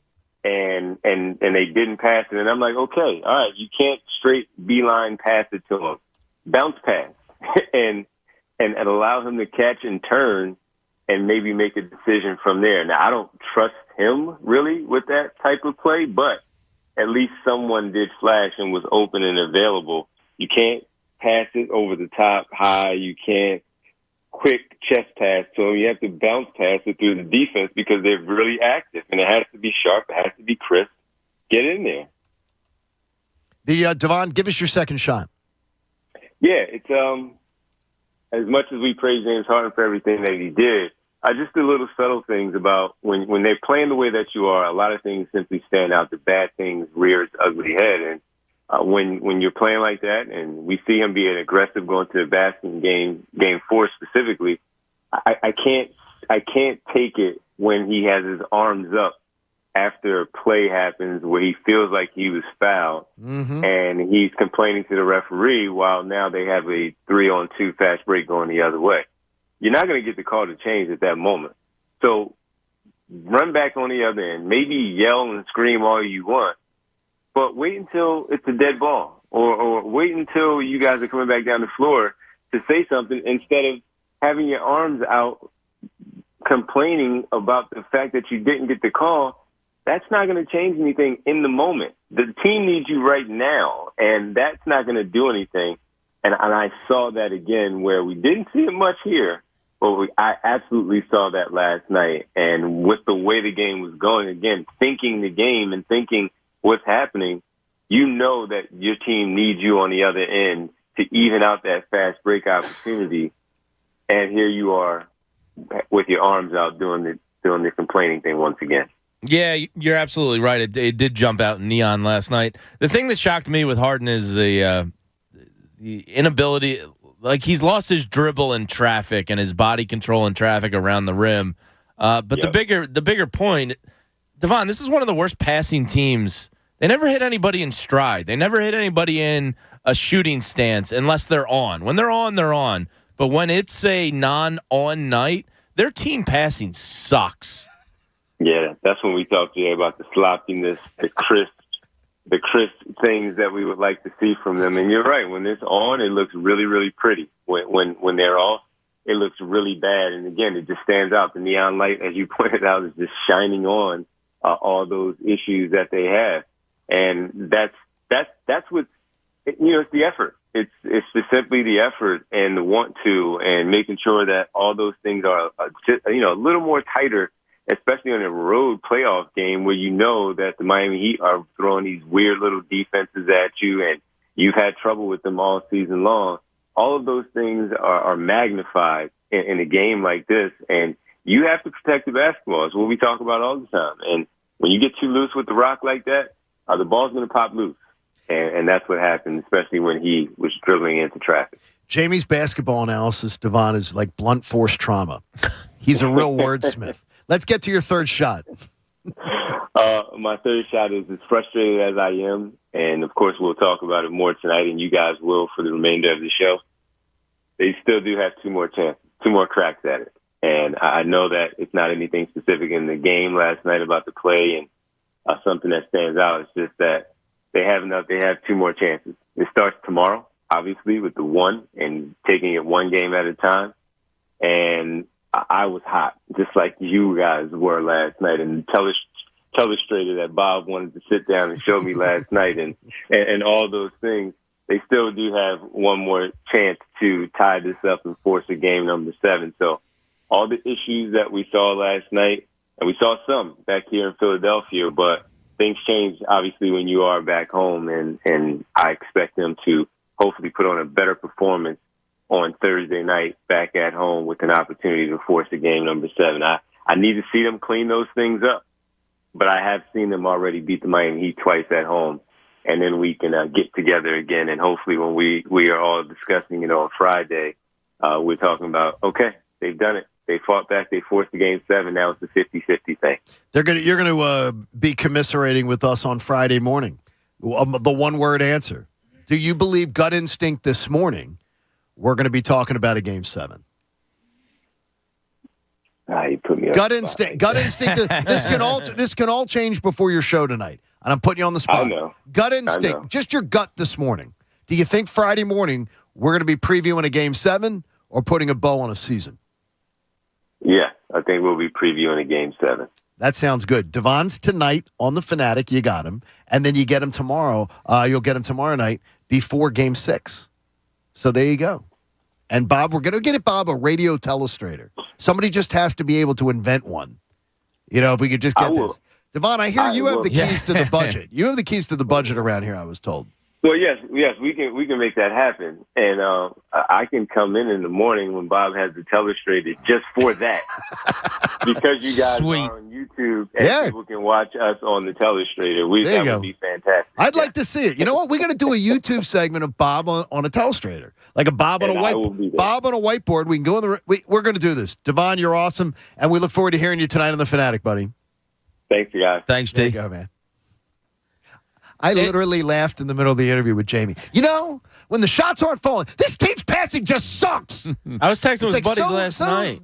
They're at people's feet. They're at their knees. Terrible. Like that's one thing I just don't understand. How you can go from looking like a great passing team one game because your shots are dropping and maybe there's a confidence brewing to a game where it's a mopey, lame-ass energy, and you're throwing passes at people's feet. How about Joel throwing it into the second row to Tyrese when Tyrese turns. Yeah. I don't know who was to blame on that, though. Why does this happen? I do not know if Tyrese is to blame on that, but that pass, first of all, the pass had no zip on it. So I was like, it looks like he just like sort of like baby tossed. It was a give, and that's another thing that bothers me a little bit. Joel Embiid, when he's giving the ball up for somebody else to bring it up the floor or whatever, it's just there's no energy. I have to get rid of it. Here's the ball.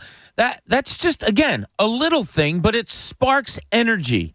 You know, I don't care who you are. If you're out in the schoolyard playing with somebody and somebody goes to throw you a pass and they kind of just roll the ball on the floor, it doesn't give you energy. It doesn't get you, hyped up. There was another play, 2-on-1 they had with Maxey and Embiid. And Embiid's handling the ball, throws it to Maxey at a weird time. Maxey winds up taking like an 8-foot, floater that misses. It just wasn't fundamental basketball. It's 2-on-1. Give the ball to the point guard first or the ball handler, and then you're eventually going to feed the big man. You get down there, and whether it's an alley-oop or whether you draw the defender, or if the defender doesn't come to you and goes to Embiid, it's a simple layup. But instead, Embiid throws an awkward pass, and they wind up getting absolutely nothing out of it. And the one play that Devon described where Danny Green did come in the lane and was waving his hands, I remember specifically only because it was the only time they tried to exploit the open area of the zone. Hey, College Ave student loans. If your high school seniors already made their commitment to college, how are you going to pay for it? CollegeAv.com is going to help you out. They're going to relieve the stress of how you're going to pay for college. That's CollegeAv.com. You want yourself to be able to breathe easier. There's a couple things I wanted to get to, and I don't want to do them, Pat, as linchpins in Cooney's Corner, but I'm trying to get to them from earlier on in the show, so you don't have to hit anything. Jamie, first off, there was something you wanted to talk about. I know you got some audio for it because I guarantee you this is the low-hanging fruit of sports radio today. This... I just want to see your face. I just needed to laugh today. Go ahead, Jamie. What do you got? You made me laugh. On there, you got the audio of, because I knew this would be the deflection point today. I don't want to criticize Joel Embiid, so let's criticize Charles Barkley. Yeah, Charles Barkley was getting dragged last night on social media for his comments about the MVP distraction. Now, I think if you took the MVP distraction away from the conversation, his points are right on. I don't think the MVP distraction is why Joel Embiid played poorly or the team played poorly last night. As most people have pointed out, he's known probably for weeks and months, and he even addressed it in the game post-game. But here's Charles' comments. I think if you subbed out injury and mopiness for MVP distraction, I think he's spot on. And here's Charles. Joel Embiid is so distracted, in my opinion, by this MVP thing. He's not there tonight. He got 6 points, but he's not being aggressive. He's throwing the ball away. I'm like, and I wonder on that team who's going to say, yo, man, you the MVP. We knew you the MVP. Now go ahead and prove it. But, Ernie, when you are mad about something, it can work both ways. And it's working the wrong way for Joel Embiid tonight. He is so distracted. And like I say, Derek Smith, Rick Mahorn, and Dan Marley, they told me, man, you playing like crap. Get your head out your ass and play better. And somebody got to say that. Now, I don't think the MVP distraction is it, but I do think the injury is it. I think he's mad that he's hurt again. I've said it many times. I don't think he wears injuries well for the most part, and there's just a tell early with body language with him. I texted with my buddy Brian Hicks last night. I think early in the game it was What's just up, like, Brian? What's up, Mr. Hicks? He said he's got that mopey vibe to him again tonight, and he did. And when that happens, it not only affects his play, I think it affects the play of everybody. I wish there was somebody else that could kind of grab him by the jersey and pull a Dan Marley on him and go, Joel, I know you're in pain, man. Like, it's easy for me to say. Worry about that tomorrow. Like, we got a Game 5 to go win. I thought Barkley's comments were accurate, but not for the MVP distraction, for everything else that he said. Yeah, people are going to try to make that the story. Well, it was weird. Charles, TNT. it was Chris Haynes said it. And Barkley said Shaq it. touched on it a little. Yeah, I don't like Shaq didn't go as deep into it, but I'm like, come on, guys. I don't know where that came from. Guys. That's a weird narrative. No, they also though. Here's one thing I'll give you, because I also did sort of troll them on text saying, "Are you kidding me?" Like the distracted by the MVP, and I was told he was crushed to not win the MVP, and people who know it crushed him. Yeah, but I believe he knew he wasn't going to get it. Exactly. Yeah, He's known for a little while. He came out and said he found out a couple of weeks ago. Right, he had to know. So why it's affecting him last night. I agree with Jamie. I think I think the body language and everything, he may have said before the game last night that he felt fine. He must not have, I guess. I mean, he just came out, like we said, you saw in the first 2 minutes of that game you weren't getting Joel Embiid. I think he played like a guy that was playing with a headache. You know what I mean? Like where everything just annoyed him and bothered him, and it affects your effort. It affects your like. I suffer from migraines occasionally. Not saying he had a migraine, but it was one of those just like something was wrong, and you could tell early he didn't have it, and nobody else was able to step up for him. I mean, if you know Joel and you're a coach you knew he didn't have it in the first 5 minutes. And that, you knew. And that is, okay, insert other stars' names. Biggest stars. Pat, the biggest stars of the game of basketball. Okay. How many times can you say that about their playoff performances? Jokic. Well, he's not he's the MVP. I understand, so.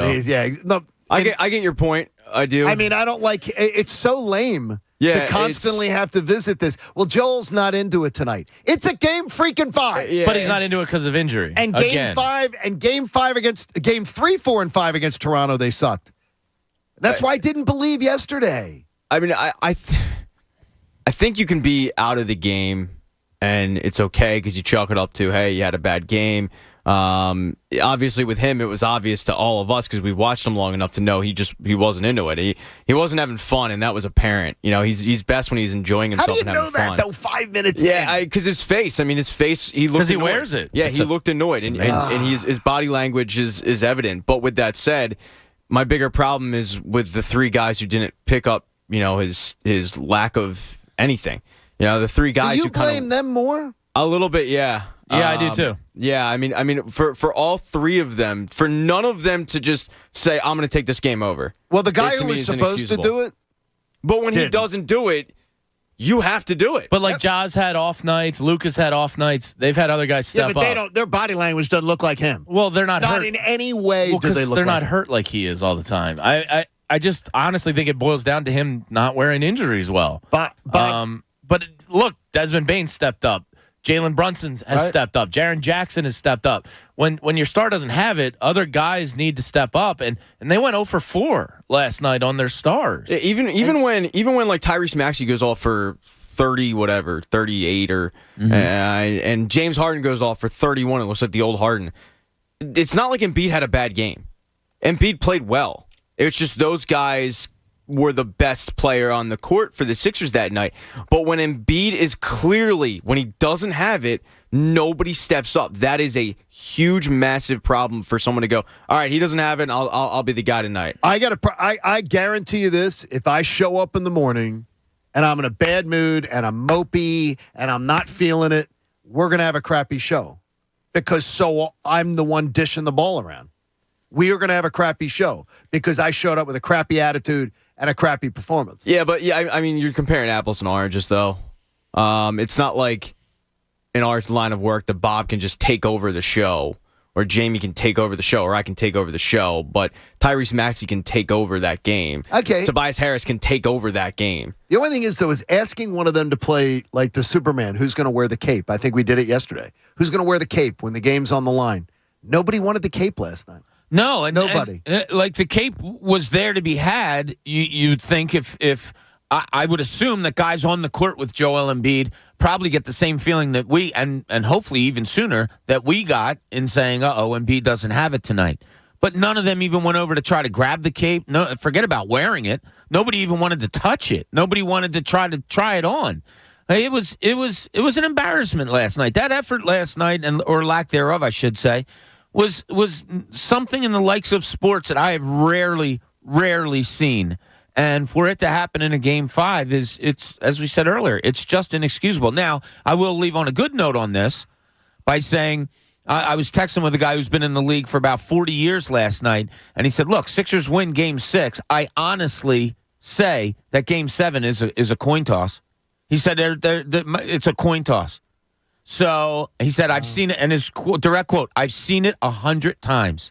It is a coin toss. So, all right, now you have Game 6 here. You got to win this one. You hope Miami gets the tight ass at home, and things fall your way for once. The numbers are. I hear where someone says, "Yeah, I've seen it a million times." When you win all your 3 home games, and you lose all your 3 road games, it's like seeing a comet in your backyard that the team wins games. Oh, you mean my backyard I cut yesterday with my new Cub Cadet mower from Lawn and Golf Supply Company, John? They're the area's leaders for outdoor power equipment sales and service for the highest quality products and services, plus dealer exclusives. Check out lawn-golf.com. Lawn and Golf Supply Company, everything turf. He just ripped the cape from you. Okay, that was fantastic. Ripped it. That was absolutely fantastic. I had a blast cutting the lawn yesterday. And you enjoyed it? Yeah. I can get it done in it. I mean, I love cutting the lawn, but Because I can do it in less than an hour Did now. you put music on? Yeah, I had headphones. See, that's I fantastic. just put a concert on. Yeah. Did you have a little cup holder? No, just water. By the way, a little Wu-Tang radio on. It's weird because could you have potentially been looking for something? Because yesterday I had an ad on my social media for this thing that is the literal suction cup beer holder that you can put onto anything. And I'm thinking, Bob had to search this or Jamie had to search this because I was in your proximity. I've seen the shower caddy. Yeah, well, this is like the same thing. Yeah. So I said, one of you two search that. Yeah. Because it popped up on mine. Bob Cooney wants to ask a question about Joel Embiid, and we're going to get to it before we get to Adam Schefter in the next hour, and you're going to have an opportunity to join us too. It's the John Kincade Show here on 97.5 The Fanatic. All right, I'm very happy today. Happy with progress. Happy with Copare Health. COPARE health.com. And I want you to call them. I want you to be like other Fanatic listeners like Ramon and Bo and Rob who have called them to try to get their good health jump-started. I set out flat out for you. I wanted to lose 28 pounds.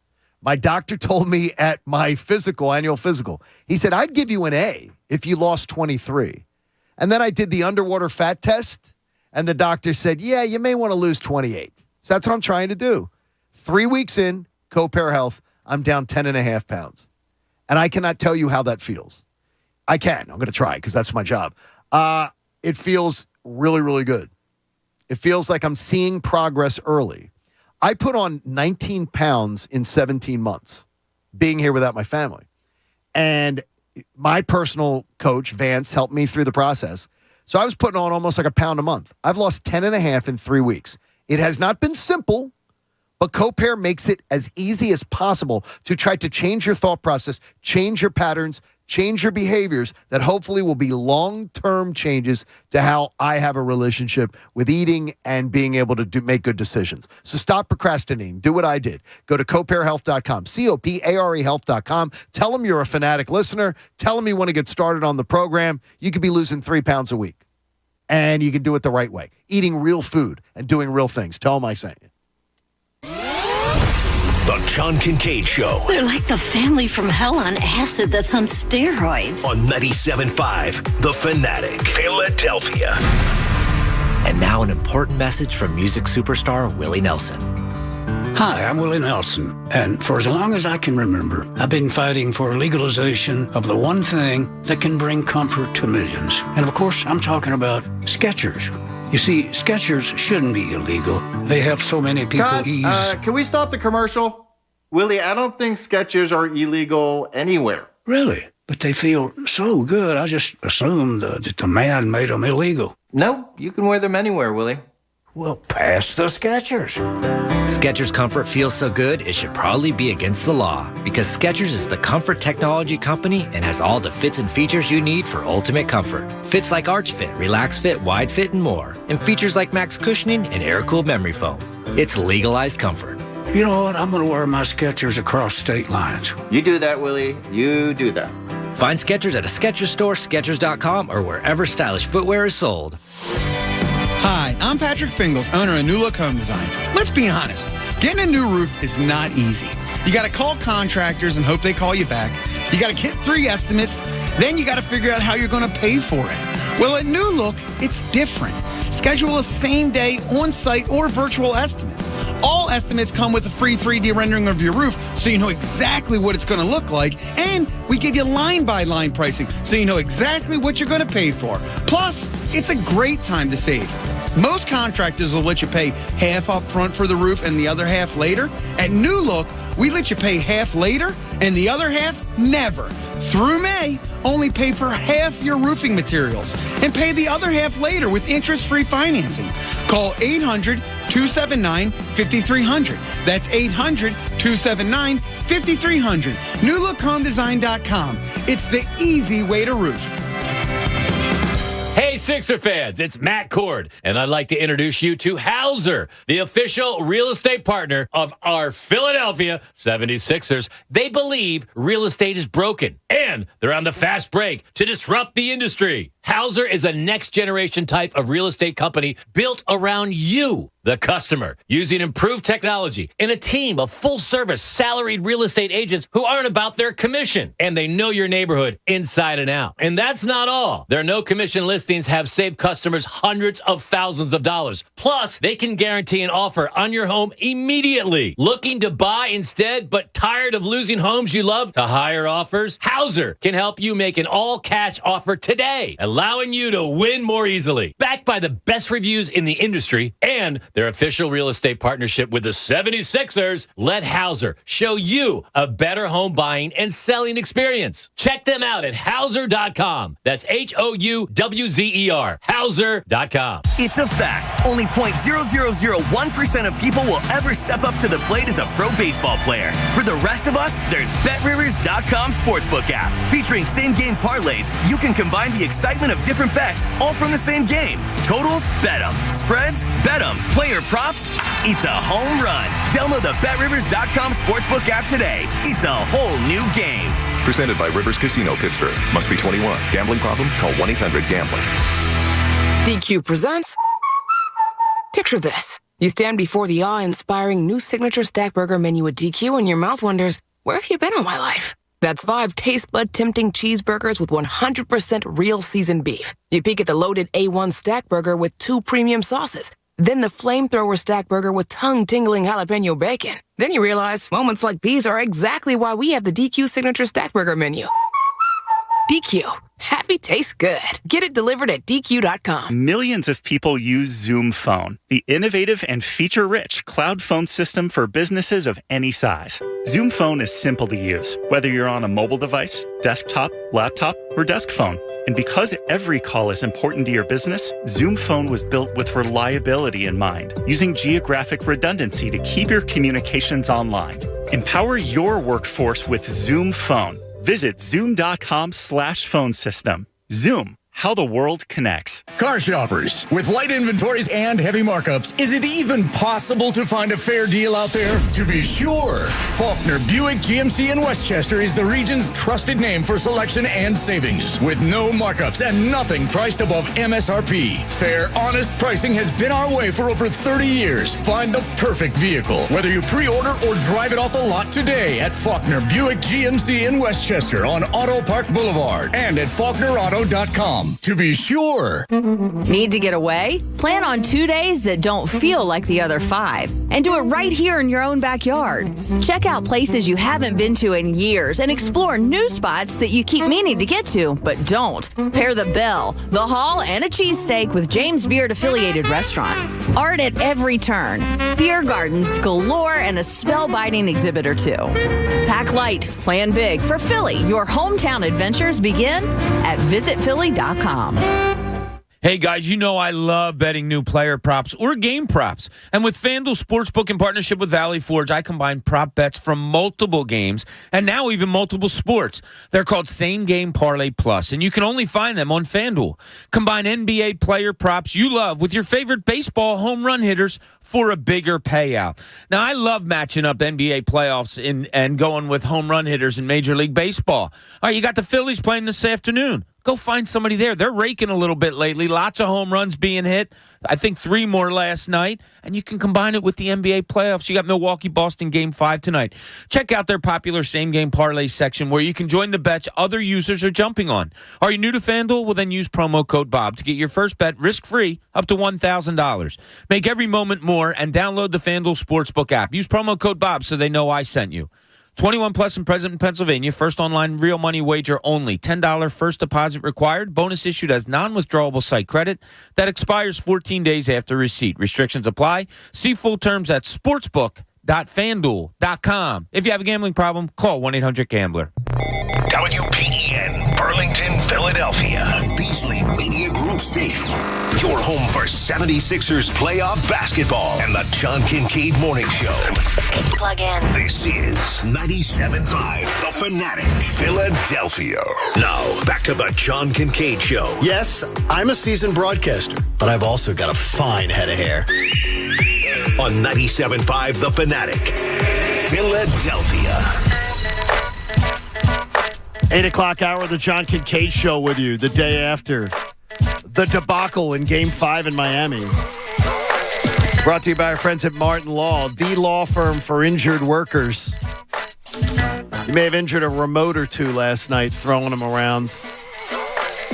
Anybody throw anything last night? You didn't throw anything, right? I know I tossed the remote on the couch in disgust when I turned off the television. I told my wife at the start of the fourth quarter, because I got it to like 15 right at the end of the third, and I was like, all right, all things considered with how good the Heat have played, how crappily the Sixers have played, I guess that's kind of a minor victory. Maybe you can come out here and show a little oomph to start the third. Or the fourth, and they went on a 9-0 run, and I went, I've had it here. That's about it. We can watch the rest up in the bedroom. Yeah, our son Tommy came up last night, and he doesn't like cursing. And if you curse, if we're in the car and somebody cuts me off and I curse, he'll reach over the back seat and hit me, hit me on the shoulder. Dad, don't do it. No curse, Dad. So last night he came up and yelled at me for yelling at the TV. Don't yell at the TV, Dad. I said, all right, my fault, buddy. So I had to curtail it a little bit. But last night, and I have witnesses, may have been the most frustrated I've been watching a sporting event in a long, long time. I watched the wild card playoff game with you guys, and we're all watching it. And there was a level of frustration that day, but it was almost like, okay, this team's just sort of getting things started. Right. This Sixers team doesn't have such an excuse. They don't. And we'll talk to Adam Schefter in just a few moments here as we get a chance to catch up with him. You know, if you paid it already, or if you're still paying the costs off of a COVID-19 funeral, you may qualify for up to $9,000 in FEMA assistance. Call 844-684-6333 for more details. Adam Schefter joins us in around 5 minutes. Thursday night setting up to be very dramatic.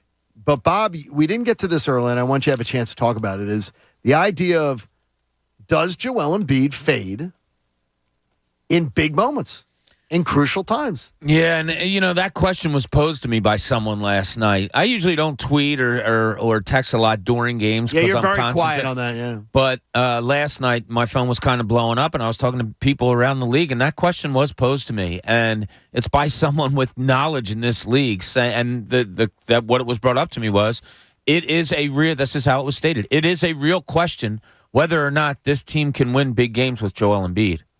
And look, we all see how great he is and how when he's on a stage, a lot of times how he performs. We see it. We love it.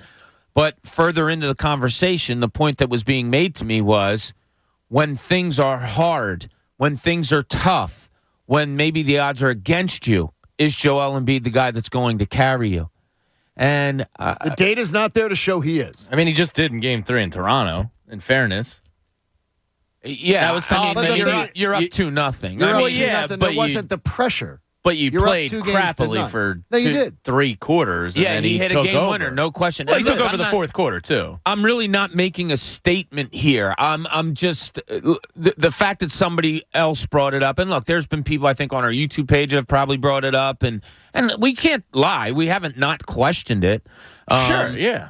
You just wonder, does he fade? So it came to, at the end, me asking, why do you think he fades in big games? And the guy said it appears more so than not. Yeah. It's a worry. And I don't mind bringing it up. I don't mind if I'm a coach or if I'm a teammate. I don't mind bringing it to Joel Embiid's attention. Hey, people are questioning you whether you can win when our backs are against the wall, if you can carry us when our backs are against the wall. Yeah. I'd like to see it more. The thing that sucks about that conversation is I can't accurately judge him because he's always hurt. You know what I mean? I haven't seen a playoffs from him where he's not injured. So it's hard for me. I can question it, sure, but can I see a healthy Joel Embiid once in the playoffs? Is that too much to ask? It's not like people It are saying. is an excuse. It's not an excuse. It's a reality. Okay, There's a difference between an excuse and reality. by the way, and the reality is he's always hurt. I thank the 3 listeners who sent me the email this morning. The quotes were that if you did a scan on the knees of every NBA player, you would find that almost 2 out of 3 have a meniscus tear. Yeah, that was the reports. Well, from then last year. everybody They would all be said the getting thing. surgery by your definition. But they don't. And the thing is, the vast majority, you don't hear about them. Many of them don't even know it. You talk about Joel Embiid wears his pain. But it was... He's 7'2", 285 pounds. He fell awkwardly on his knee. He felt it. And it is always something. Yes, that's my point. Something. And if it was not that is the point. 2 out of 3 guys in the NBA deal with this. 2 out of 3 guys in the NBA are not the size he is and doesn't fall as awkwardly as he does. I am not a doctor to be able to say that just because of his size, that means his meniscus tear would be more painful than someone else's. He has I do not have that. I understand. I mean, it's just science. When you have more body and more weight than somebody else, than John Morant, there's going to be more pressure on his knee. I do not have that science to back me up. I mean, it's just kind of basic understanding of gravity and weight. Yeah, I think the idea of it was supposed to be he's going to soldier on after that Hawks series and have surgery. But 2/3 of the NBA, they're not getting their knee scoped, so they don't know they have it. Therefore, they don't know they need surgery. The majority of people wouldn't even know it. They say a lot. They say at the end so they don't know they need surgery. I side with Neil deGrasse Lynch over here. Here's later, by the way, that around 40% of players at the end of the season find out they have some sort of a meniscus tear. When they do the exit interview, at the end of the year, I guess they do an exit, like, how you feeling? Let's look at it. And they find out, you got a little bit of a tear there. Try to take it easy. They usually tell them, just rest. Yeah, I talked to a trainer in another sport, let's just say, last year about the meniscus tear when Embiid was going through it. And he said, it's something that guys have in football, and they play with it all the time. Yes. Probably surgery after the year. Yeah, and they're big guys, too. Very big guys and a lot of impact. Yeah, but offensive linemen aren't jumping up and down and grabbing. Like, it's hard to compare. Yeah, but you're leveraging your weight. You're using need your knees putting to plant. You're putting and a brace pushing on against you. And they're just different movements.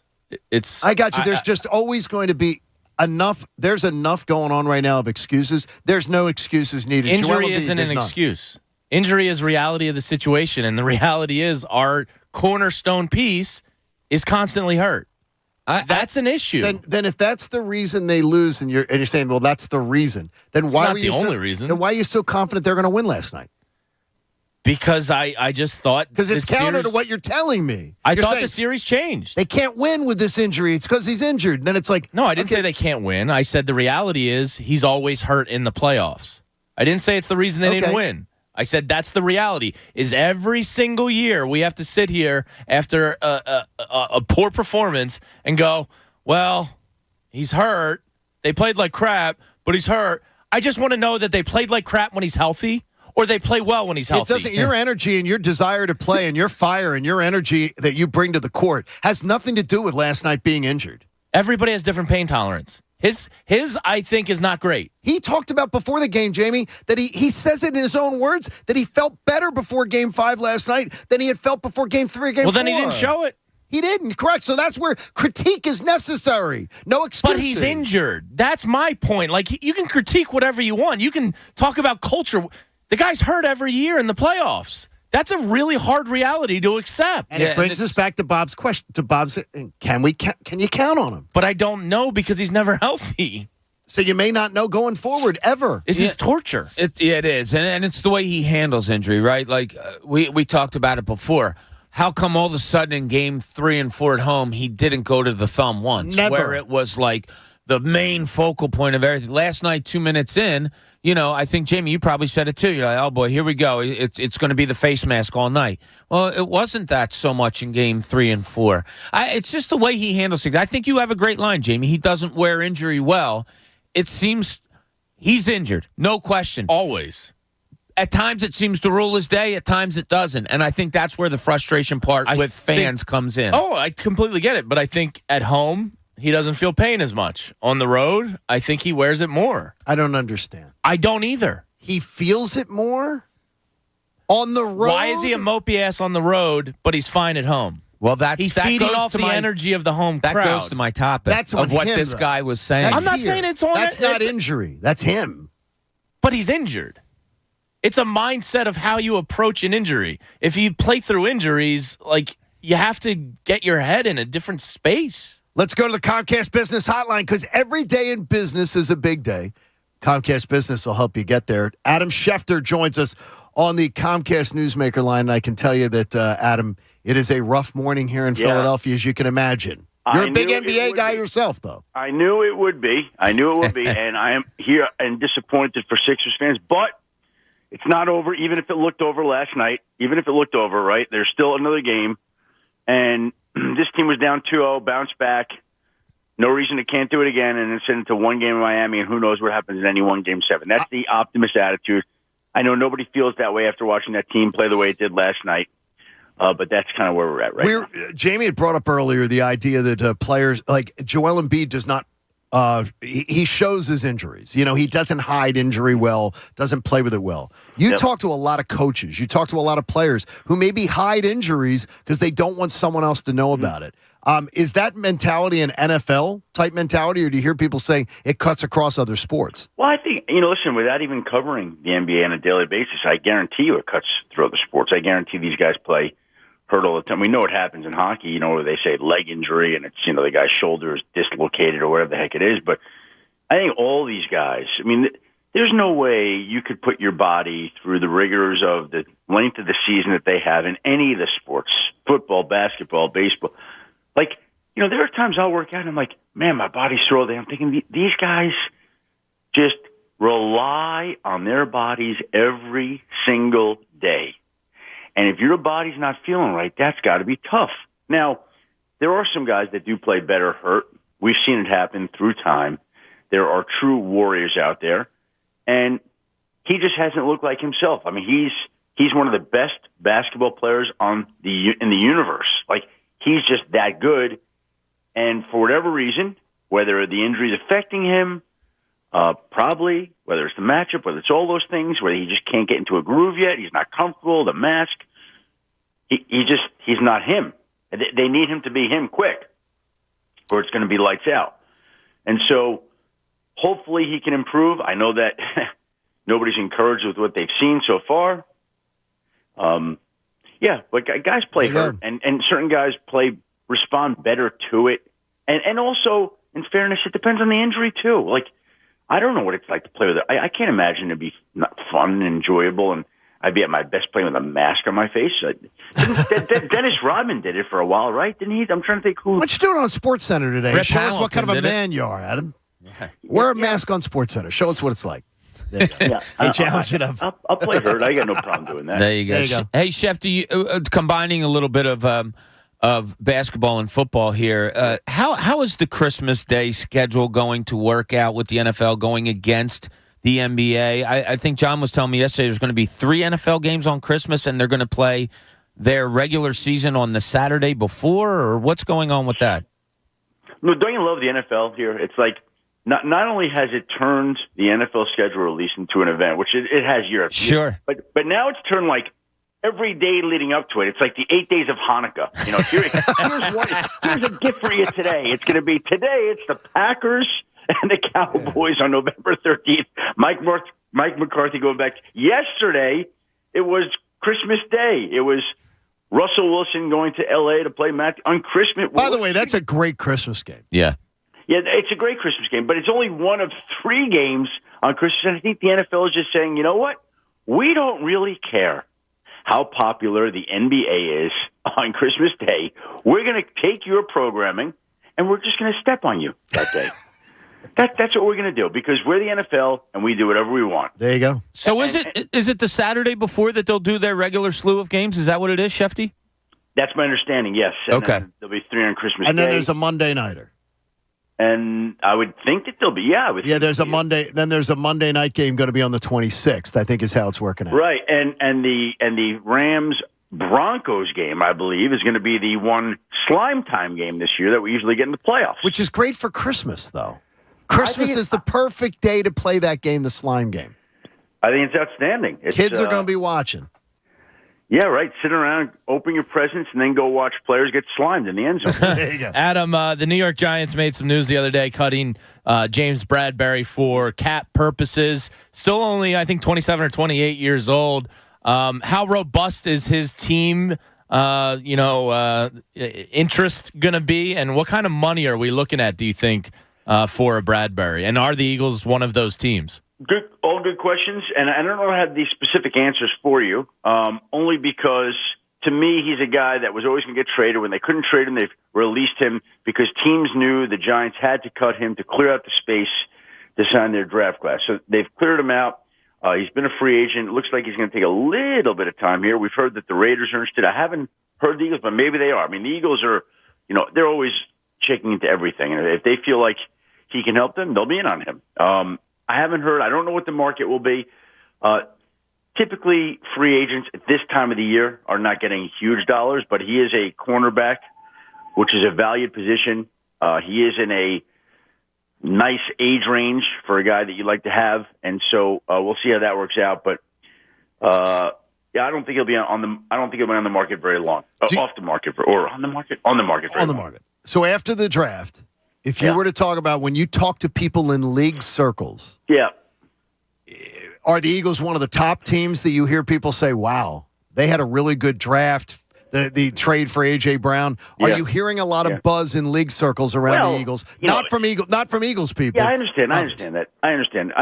Listen, I think there are three teams I've heard quite a bit about when you talk to the people, right? You hear about the New York Jets.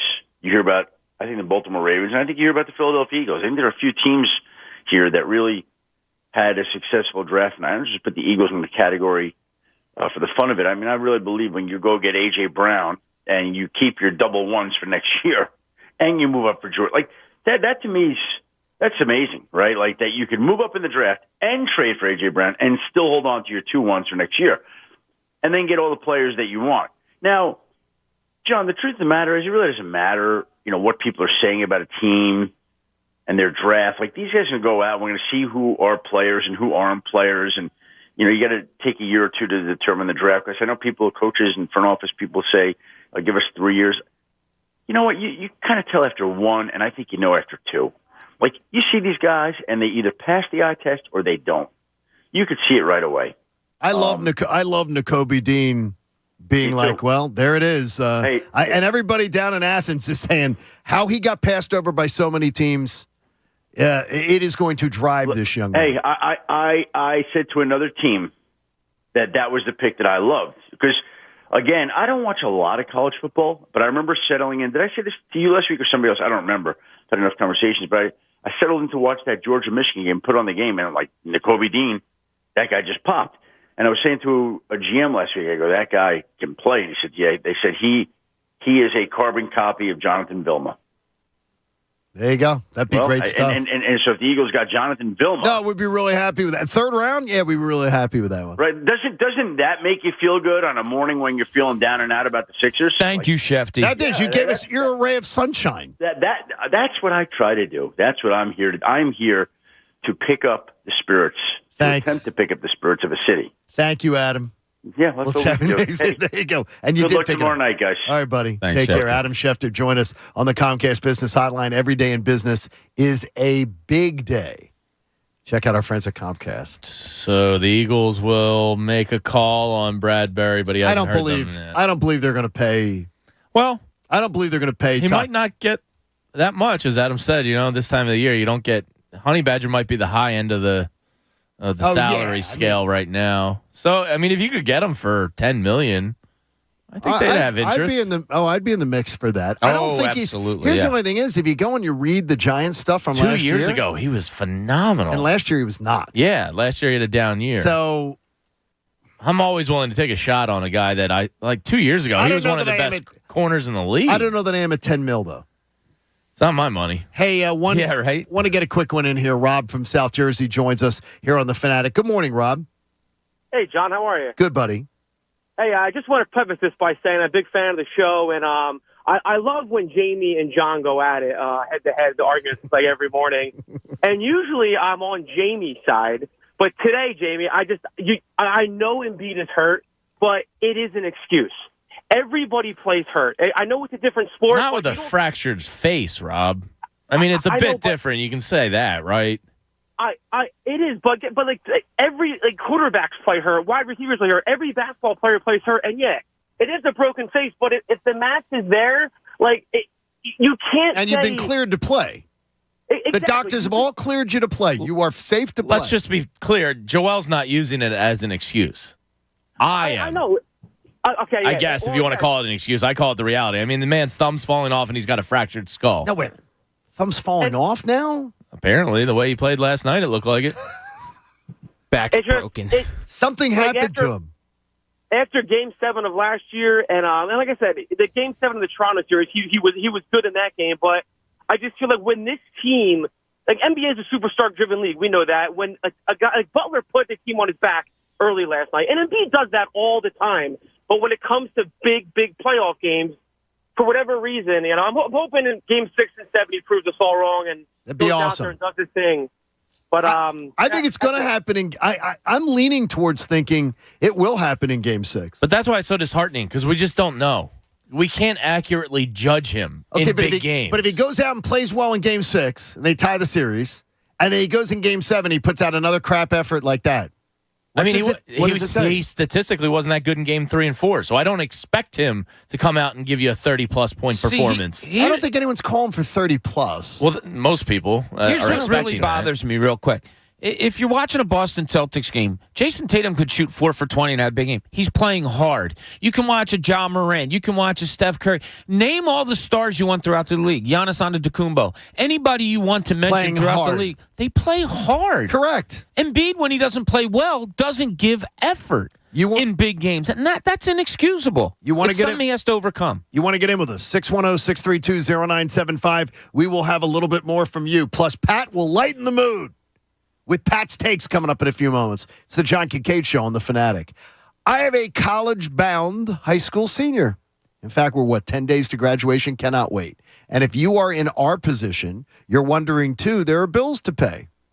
All this joy around graduation, there's also college bills that have to be paid. I recommend that you go with your college student, your newly minted college student, to collegeav.com and figure out how do you take the stress out of paying for college. They've got private student loans that are going to fit your family's budget and goals. And they have a student loan calculator that lets your student understand what they're signing up for or your family budget, what it's in for. You can make their loans work for you. And when you're on the site, your student signs up and could be the winner of the $1,000 monthly scholarship contest. It's fantastic. A better student loan experience. It's streamlined, it's fast, it's easy, and it's going to help you breathe easier about the process. There's no purchase necessary to enter the college scholarship contest. See official rules for details when you visit my friends at collegeav.com. The John Kincade Show. I am so excited I can't stand it. On 97.5 The Fanatic, Philadelphia. Check out Hall of Famer Jason Stark as he joins Mike Missinelli every Wednesday at 4:30 during the baseball season. Get an inside look at what's going on around the league and here in Philly. Brought to you by Everfresh Juices and Juice Drinks. Everfresh, nature's refreshment. Hey, Sixer fans, it's Matt Cord, and I'd like to introduce you to Hauser, the official real estate partner of our Philadelphia 76ers. They believe real estate is broken, and they're on the fast break to disrupt the industry. Hauser is a next-generation type of real estate company built around you, the customer, using improved technology and a team of full-service salaried real estate agents who aren't about their commission, and they know your neighborhood inside and out. And that's not all. Their no-commission listings have saved customers hundreds of thousands of dollars. Plus, they can guarantee an offer on your home immediately. Looking to buy instead, but tired of losing homes you love to higher offers? Hauser can help you make an all-cash offer today, allowing you to win more easily. Backed by the best reviews in the industry and their official real estate partnership with the 76ers, let Hauser show you a better home buying and selling experience. Check them out at Hauser.com. That's HOUWZER. Hauser.com. Welcome back to Wawa Siptopia, your handcrafted beverage headquarters. At Wawa Siptopia, every sip is a quick trip to your happy place. Relax and lose yourself in a delicious smoothie or creamy milkshake. Recharge on the go with a new frozen coffee or frozen refresher. No matter what your favorite beverage is, here's your chance to indulge.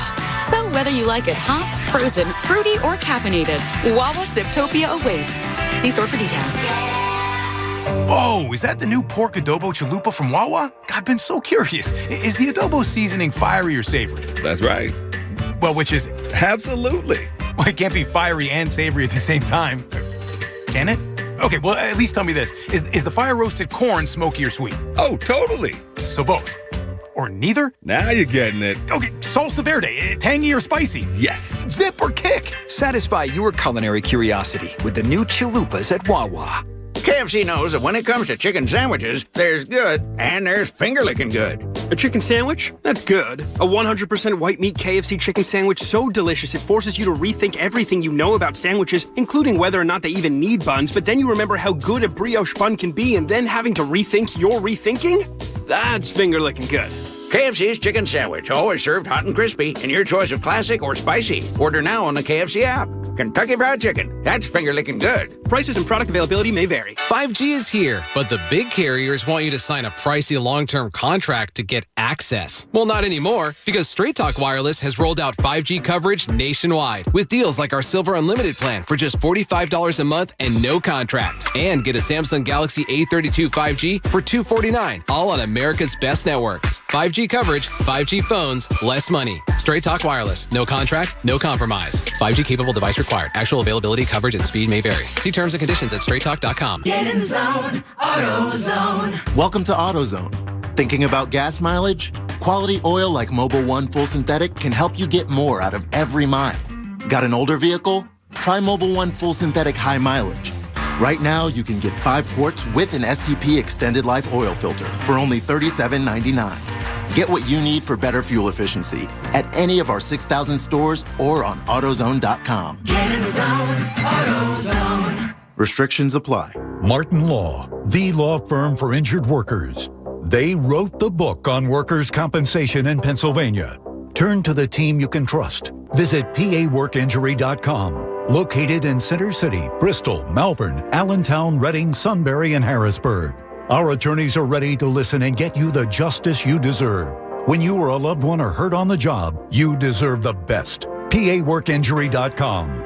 Martin Law, the law firm for injured workers. When it comes to cybersecurity, the biggest threats don't always strike the biggest targets. So help safeguard your small business with Comcast Business Security Edge. It's advanced security that continuously scans for threats and helps protect every connected device on the largest, fastest, reliable network with speeds up to 10 gigs to the most small businesses. So switch today and get cutting-edge speed with advanced security and be ready for what's next. Comcast Business, powering possibilities. Comcast Business Internet required. Other restrictions apply.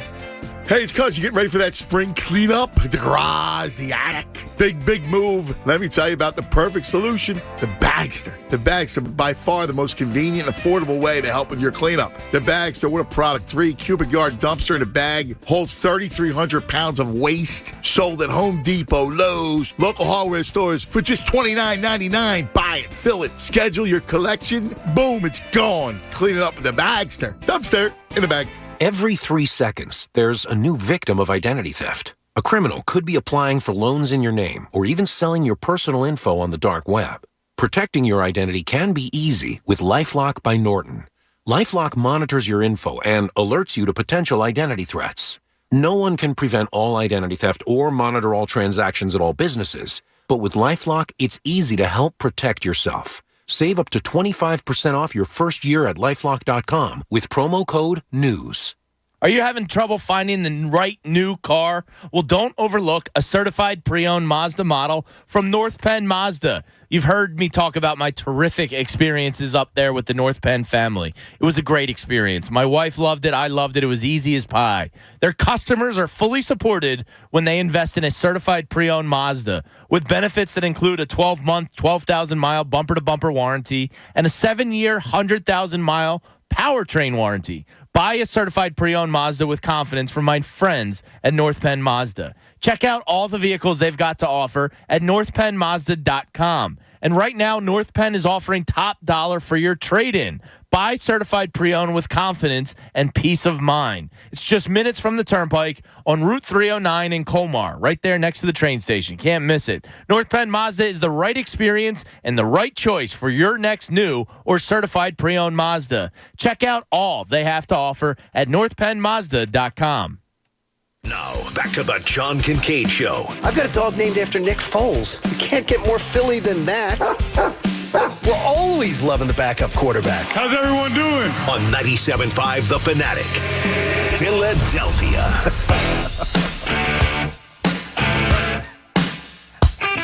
You know, it's now or never for the Sixers, and there's no better place to catch Game 6 than your local P.J. Willihan's. Warm up for the game with happy hour specials starting at 3 p.m. at your local PJ's. I was in Newtown Square yesterday having lunch with my buddy Sean Sullivan. And who came in? Cole Hamels, Wanda Sykes. Jim Friss comes in from PJ's. Oh. So Jim walks in. I wasn't able to order the Bob appetizer. What is going on with this? I had a friend. You didn't make a wing of the month. It is coming, though. Jamie. It is coming. That's what I keep hearing.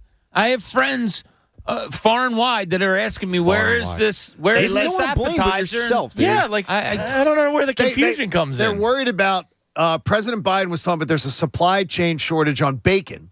Yeah. And they thought it would actually bankrupt every PJ's if they had to wrap all those wings Big in bacon lobby is against you. You guys really need a new subject. I mean, if it was the wing of the month, it would have been wing of the month by now. They tried to talk about baby formula and then that problem. And then the bacon. Yeah, that's going to be Jamie's next one. All Biden heard was bacon, and he started going into the bacon problem, the bacon shortage that Bob is causing.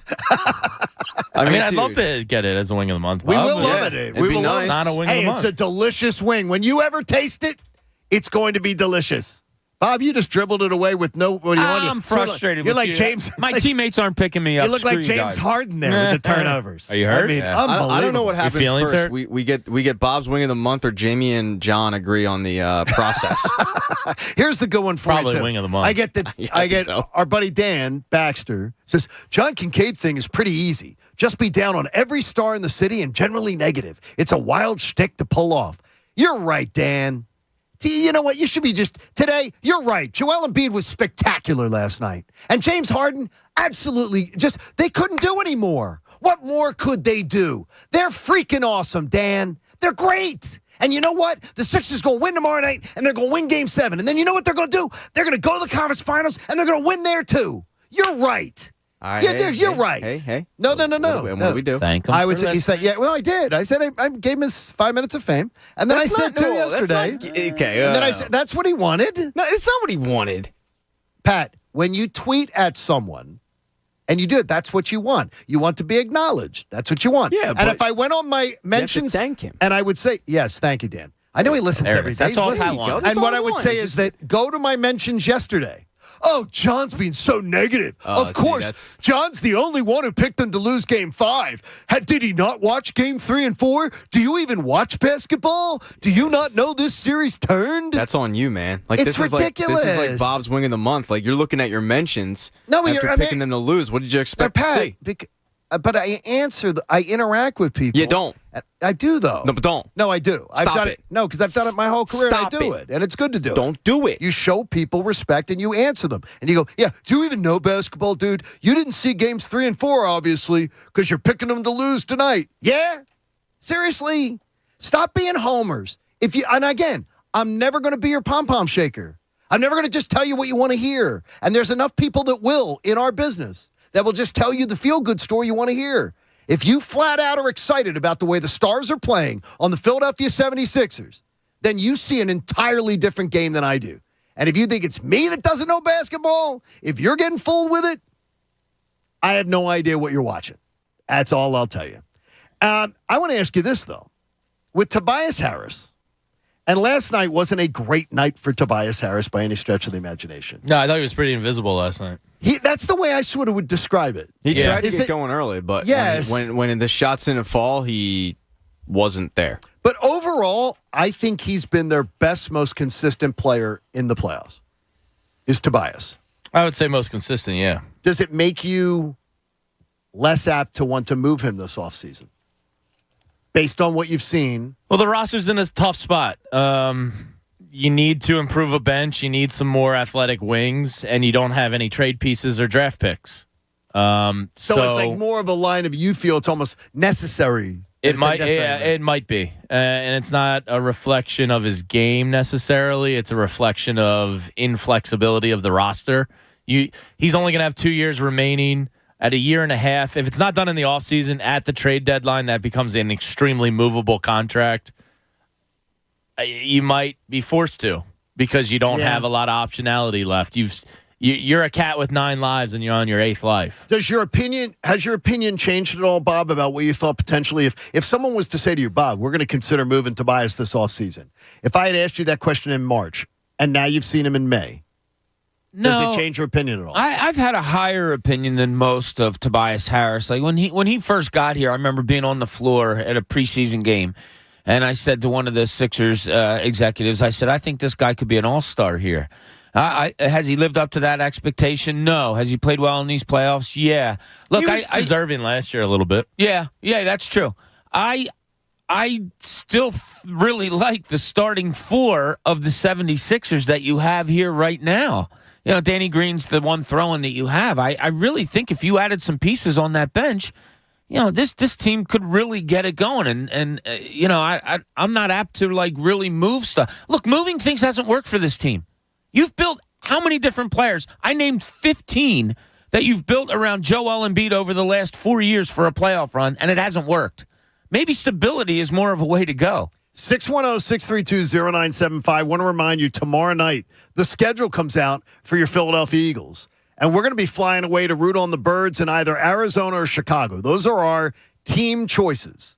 Depending on how the schedule breaks, we'll know more. Friday morning, we'll tell you where we're going to be heading. So, Philly sports trips, you can travel with the pros. Get on in. Go on one of our road trips this year. It's absolutely fantastic. And you may see Pat Egan dance.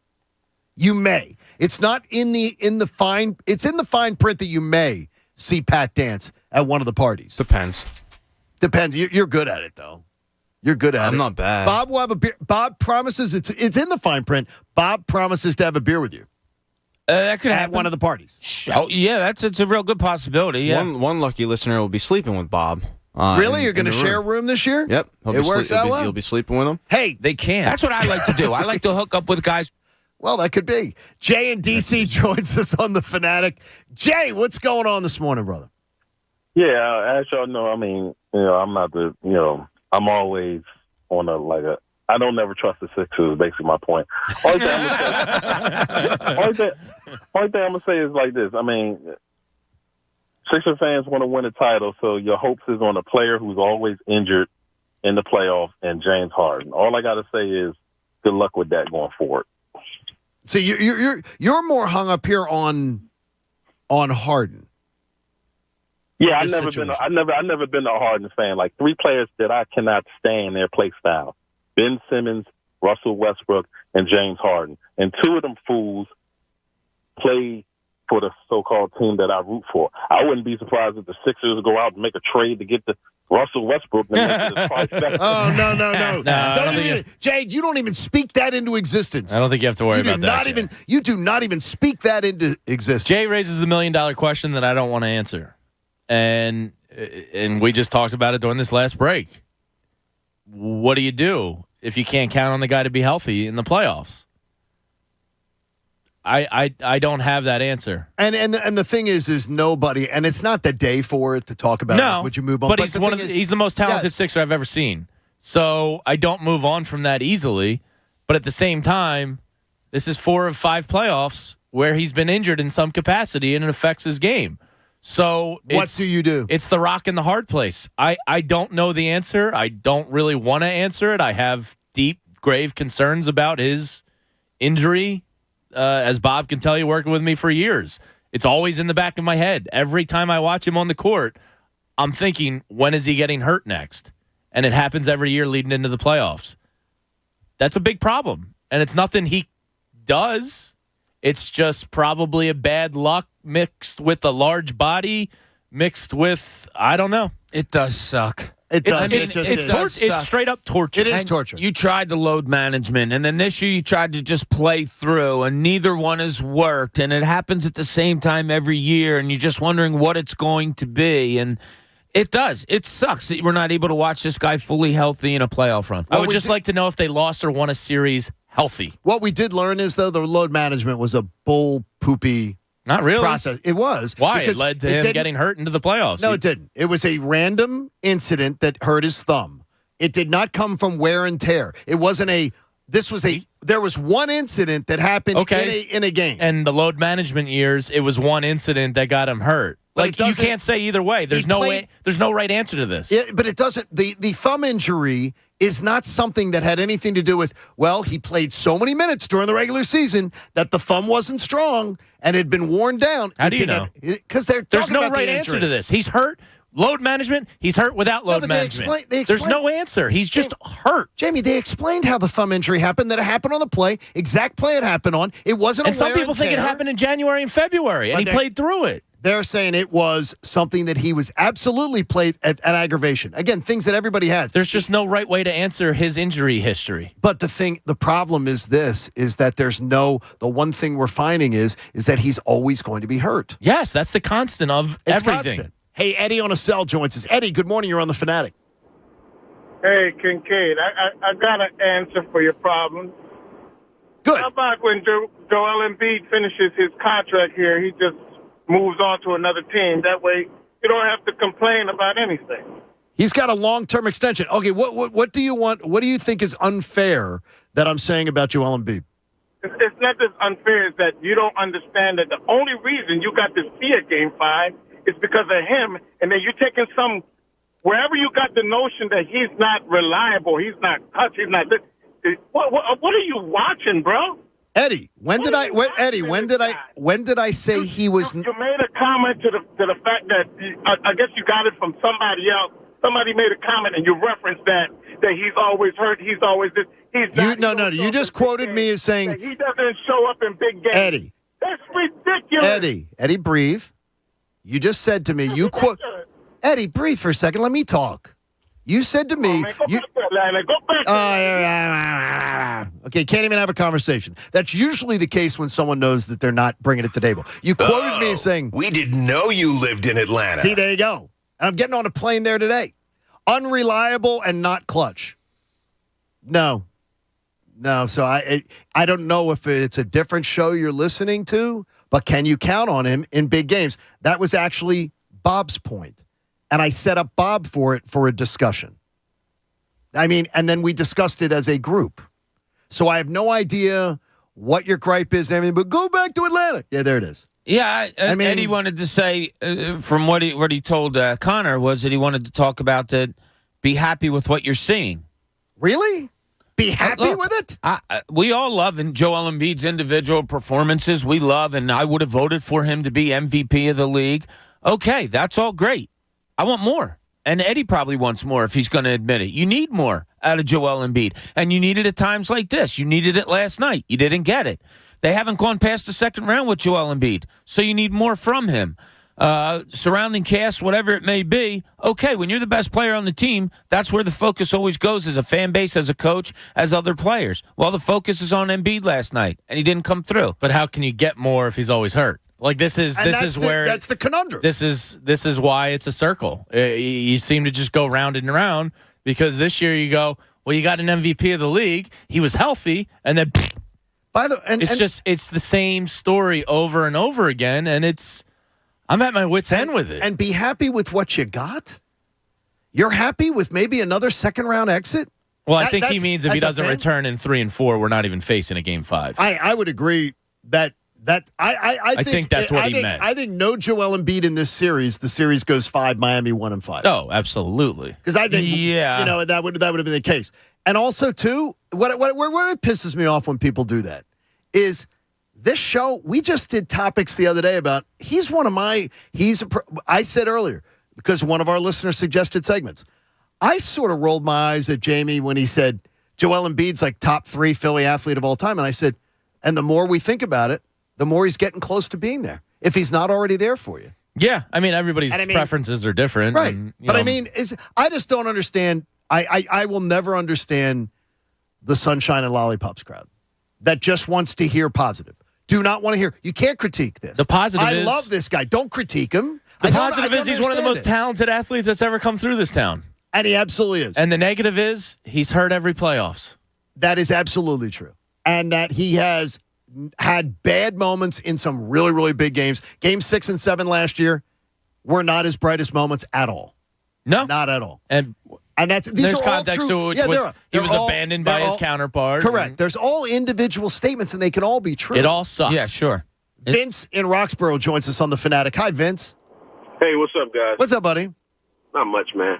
I just think that number one, Embiid is right up there with Iverson for me as far as just being one of the most enjoyable, electrifying players to watch play basketball in this city. I just feel like, and not to, I was thinking this yesterday, but not to look past this series already, but I feel like when we talk about his injuries, we've tried, or he's tried different things, or the Sixers have tried different things to try to address the issue of him being hurt. And I feel like, the load management, like you said, we tried that. I think he did a really good job this year of just conditioning himself. He did. Playing through a lot. And I think it's just a bad roll of the dice. I mean, even as far as him being healthy and getting his weight down and doing things to keep his body ready to withstand the pounding that he takes. And he did it. He did see an elbow to the eye. He did a great job like that. And it's hard because it's very, very difficult. I want to change the mood a little bit. And Pat Egan's the one who's charged on this show to change the mood. With or without, either way, it's time for Pat's Takes. A lot of pressure on you, Pat, to change the mood on a day like this. You're going to lay this crap on me? Really? Look, Embiid's down. I'm expecting you to be Harden and step up. I'm expecting you to be Maxey and hit some deep shots. Let's get it clear. On this show, I am Cork Maz and Cork Maz only. If I had to set odds of Pat saving the show, I'd sell those right now on PropSwap, John. Find the best odds and turn the hardwood into hard cash. Pick the favorite teams now and sell them whenever you want. Head to PropSwap.com. Go on somebody else's segment. Save us, No, Pat. that's impressive. I mean, that's impressive. I just don't think you're going to pick me up, Pat. Go for it. He's a Joel Embiid of slipping in the reads. All right, finishing last place in a fantasy football league usually gets you the number one pick, but some leagues don't reward losers. Punishments have become very popular in the fantasy football circuit. You might be rewarded with Derrick Henry, but you'll be embarrassed months earlier because you thought that Daniel Jones could lead you to the promised land. So we've seen such punishments as being locked in a chili dog place where each dog eaten knocks off an hour of time that you have to stay in there. And there's even a tattoo league, which is still looking for a 12th member. But the latest was in Manhattan, Kansas, at the U.S. Open qualifying event, where amateurs attempt to be the next Happy Gilmore and putt their way to the PGA Tour. The event attracts really good golfers, even if they are amateurs. So the Fantasy Football League decided to embarrass the last place team by forcing the loser into the tournament. They faked his handicap in order to get him in, and it all went downhill from there. His playing partner texted a buddy, and this is how it got out. It went viral, explaining that the loser originally was late, having gone to the wrong tee box. His first shot went a long distance of 10 feet, but he recovered.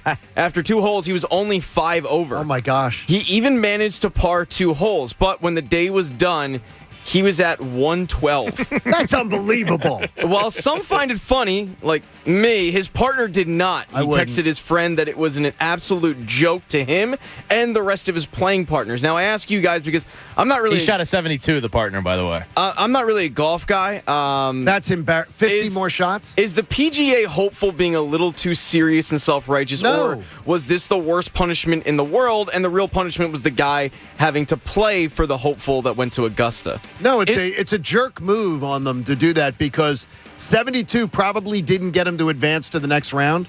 2 under might have. But how does that affect? So it affects. He him works his whole year for that tournament. He works his whole year to do that. Yeah, but how does that affect him if because when you play with a bad partner, it affects your game. It does. Yeah, it slows you down.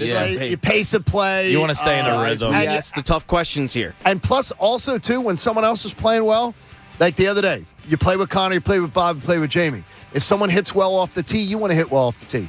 Someone hits a nice putt, you want to hit the next big putt. It raises the level of play. Okay, so 50 strokes? So oh that's, my gosh. That's what happened with the Sixers. Nobody was.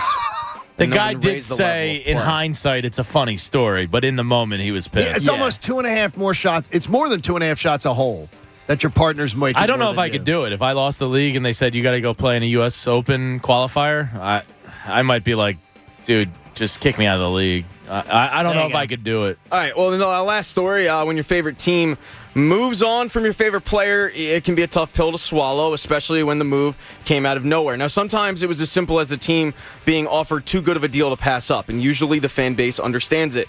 But then there are other times, like the player was toxic and the team was better off without him, funking up their chemistry. Brazilian soccer club Lions sent their veteran defender Marcelo down to their second team after teammates got sick of him farting in the locker room. Marcelo, whose nickname is Cooney, ripped ass after the team's 3-0 defeat and then started laughing, which didn't go over well with the team's captain. Marcelo had been disciplined for his flatulence before as teammates got sick of smelling his brand. The farting and childish humor got to basically everybody in the organization. One example was when the team all got hot dogs and Marcelo went around to the media asking them, "What do you put your wiener in?" The worst part, said Marcelo's former teammate, Jairzinho Kincade, was, quote, Marcelo would giggle and say, "I'm not that guy." Well, he was that guy, and that guy was eventually found his way off the team. This is probably a first in sports, a team letting go of a veteran starter because this guy can't keep it in. But this should also be a lesson to those in any workplace that eventually your coworkers get tired of it, and you could find yourself doing morning radio in Newark. Pat, are you playing pointing fingers? for the last place Chicago Fire, for example? Are you pointing no, fingers? I'm just using it hypothetically. Hypothetically around here, I've never walked into so much flatulence in my life as around this show. Well, there almost. Wow. I mean, it's like sometimes I'll round a corner and go, "What the?" and someone will be giggling. And Connor. There you go. That's the problem we have with you, Marcello. Connor with the microwaved food. Oh God. Bob with the carbonated beer, I guess. No, I don't drink beer during the week. Well, then where do you muster these things from? It's not. Is it you a talent? keep blaming me. I don't know where it comes from. Did you drink beers Monday Just at our golf outing? Admit it. Are you drinking beers Thursday at your golf outing? Come on. Those Are are you going to special drink beers events. Friday at your happy hour? Those are special events. We're not doing happy hour this Friday. We have something going on. Out of here. We're going out to dinner with friends. Yeah. Oh, man. He doesn't drink every single day. I don't fart at work. I'm Bob. Oh, my gosh. What the hell is wrong with you? Nothing's wrong with him. That's your deflection every time. I'm He's not that right. guy. I'm He's not that right, guy. Bob. I'm sorry, Coach. When you walked into this studio just a couple of days ago, how were you greeted by Jamie? We're going to point out 1 to your 50? 1. Okay. I'm a gentleman. Walk away, Bob. Same can't be said for you. We have a lot more coming in the final hour of the show. And look, there's a lot of rubble to sift through. We'll find the survivors. It's the John Kincade Show. Plenty of your calls, too, here on The Fanatic. The American Association for Cancer Research. You heard one of our callers today celebrating the fine work that they do. Scientific discoveries are being discovered every single day that change the lives of cancer patients all over the country. And I can tell you, as one of almost 17 million Americans to be a cancer survivor today, the American Association for Cancer Research, based right here in Philadelphia, supports the work of more than 50,000 researchers worldwide that are helping to drive progress. We haven't found the ultimate cure yet, but what we have found is people being able to get to remission, people getting to live more of their lives, see more of their spouses, see more of their children grow up, grandchildren. You want to be a part of it. You've been so kind, a part of this effort. Go to aacr.org/fanatic. That's aacr.org/fanatic. Make your donation today because I'm living proof that cancer research saves lives. The John Kincade Show. He's a very strange young man. He's an idiot. Comes from upbringing. On 97.5 The Fanatic. Philadelphia. Coming in at 5'3", it's number one mom. She switched to Xfinity and got the all-new 3-for-1 bundle. Unlimited internet, streaming, and Xfinity Mobile. All for what you could pay wireless companies for just one 5G unlimited line. Boom! Shakalaka. That's why they call her the Master of Moolah, the Sultan of Savings, the Queen of Cash. And now, also with Xfinity Internet, you can get unlimited data, Wi-Fi equipment, and a free Flex 4K streaming box included with a 2-year rate guarantee and no term contract. All for just $30 per month when you add an Xfinity mobile plan at regular rates. Go to Xfinity.com/3for1, call 1-800-XFINITY, or visit an Xfinity store today. Limited time offer, restrictions apply. Requires paperless billing and autopay. New Performance Pro Internet, 300 megabits per second customers only. Xfinity Mobile requires post-pay Xfinity Internet. After 24 months, regular rates apply to all services and devices. Hi, this is Taylor Morgan. Years ago, I made a decision that would change my life forever. I attended the Connecticut School of Broadcasting. I wasn't sure exactly what I wanted to do, but radio and TV sounded like fun.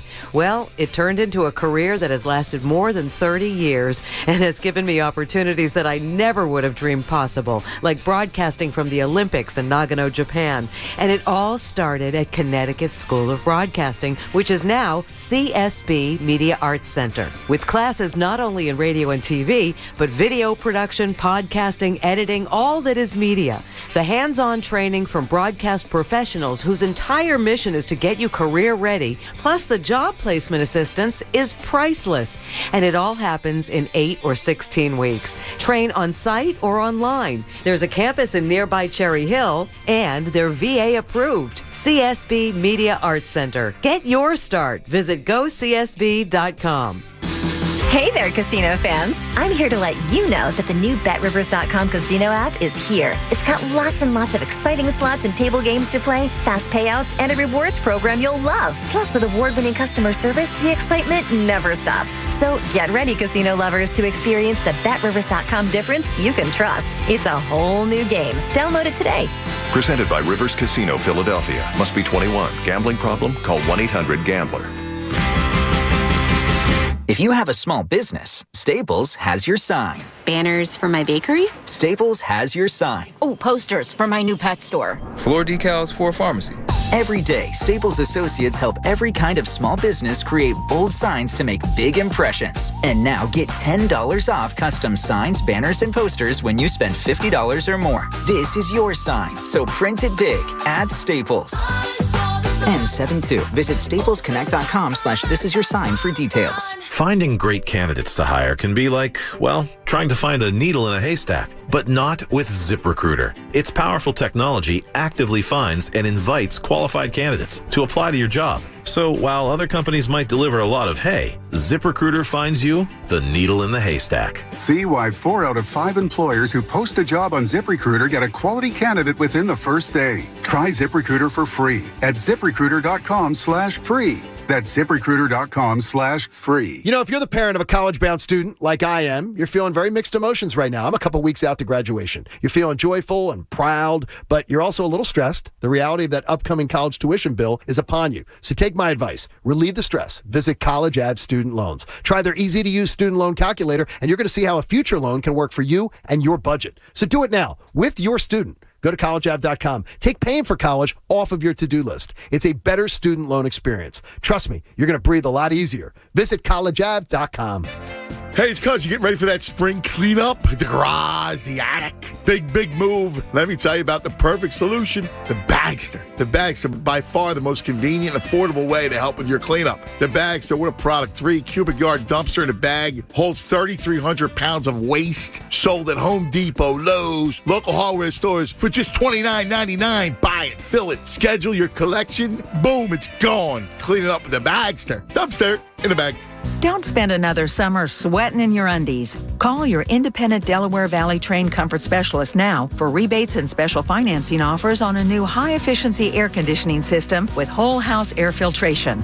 Not only will you enjoy cooler, cleaner, and healthier air throughout your home, you'll save yourself some money and embarrassment, too. To get started, visit Train.com to find a Delaware Valley independent trained comfort specialist near you. It's hard to stop a train. Subject to credit approval. See dealer for details. It's one thing to build a truck. It's another to build a legacy. The Ford F-150. The only truck with an available class-exclusive Pro Power onboard generator. The only one with an available work surface in the front and the back. And the only one that is part of the F-Series lineup that has been the best-selling pickup for 45 straight years. Now you can get special incentives when you build to order a new F-150. Inventory is arriving daily, so hurry in for best selection. Get to your local Ford store today. Fellow smart sports bettors, it's basketball playoffs time, and PropSwap is where we all find the best odds in the country for futures, props, and parlays. This is Jamie Lynch for PropSwap, where America buys and sells their sports bets. Sellers across America list their sports bets for sale on PropSwap, and thousands of buyers visit PropSwap every day to find the best odds in the country. And learn a lesson from me. I should have sold that Joel Embiid MVP ticket weeks ago. I didn't. I'm an idiot. Don't be like me. Utilize PropSwap. And the best time to buy prop bets is always early in the playoffs when the odds are at their highest. And the highest odds can be found at PropSwap.com and on the free PropSwap app. Think you know who's going to win the championship? Well, the average prop swapper can make $500 a month just from buying and selling sports bets on PropSwap. And last year, 2 different prop swappers made over $100,000 just from buying and selling sports bets. So come join in on the fun today. Download the free PropSwap app and PropSwap your sports bets. Head to PropSwap.com. WPEN, Burlington, Philadelphia. A Beasley Media Group station. Your home for 76ers playoff basketball and the John Kincade Morning Show. Plug in. This is 97.5 The Fanatic, Philadelphia. Now, back to the John Kincade Show. Yep, this is really happening. You're listening to us knuckleheads instead of doing something that you could be productive in. On 97.5 The Fanatic, Philadelphia.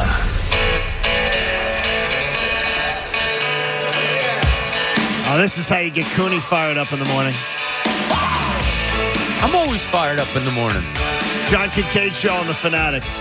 9 a.m. hour is brought to you by the Bagster. It's a dumpster and a bag. Get yours today at Home Depot and Lowe's. And for details, go to Bagster.com. Philly 4 for 4 says Dom. Says, what do you say, Dom? Funny thing is, I do believe the Sixers will win game 6 and 7. And I'm not a homer, nor am I crazy. I haven't been wrong about the series yet. Well, Dom, then you and I are sort of on the same page. Well, I don't understand where your optimism for game 7 comes from. But I sort of am feeling that way 36 hours out of game 6. That I expect this team to come back and be the total Jekyll Hyde and come on out and do something tomorrow night that catches a lot of people off guard. And they look like the team that we all want them to be on the road. I'm not going to be shocked. If this team goes out and wins by 15 tomorrow night, I am not shocked at all. No, I just, like I said yesterday, I don't know who this team is. I just don't. I never expected that effort last night at all.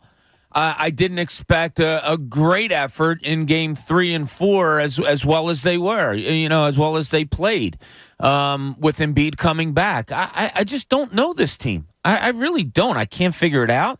I don't know if Doc Rivers can figure it out. I don't know if they can figure out who they are yet.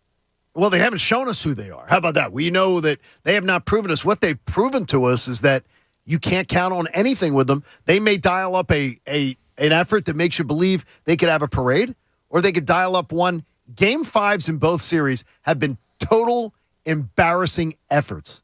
And effort is a word, Jamie, I talked about yesterday. I hate to use that term, to question effort, but you better question effort. The game 5s in both series. Yeah, this team's a total mind F. I mean, at times, they're the best offense on the court. At times, statistically, when you look at the analytics, even when Joel Embiid's off the court and James Harden's on, they're still the best offense in the NBA.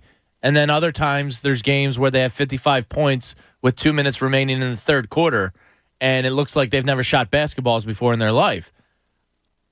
You're right. I have no idea what they are. I tend to think that great players will rise to be great. And that hasn't happened 2 or 3 games this series.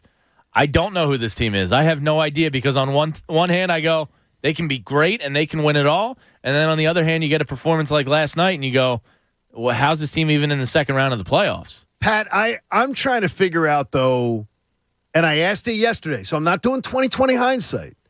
And I stood on an island yesterday and said, where is all this confidence coming from with the Sixers. Do you believe that now looking back at it, you go, what was everybody thinking? Or do you say, we should have had that confidence? Billy Mumphrey was a cockeyed optimist. That's what it was. I think for a lot of people, it was cockeyed optimism, but it was also you thought it was a different series because of games 3 and 4. You saw this team respond to Joel Embiid being back on the court, and Joel Embiid not even playing all that well, but the team responding to his sheer presence of being on the court. So you thought, okay, well, they hammered him they won game 3 and 4 at home. They could go down and take game 5. You've got the Heat on the ropes. They're rattled. The momentum is swung.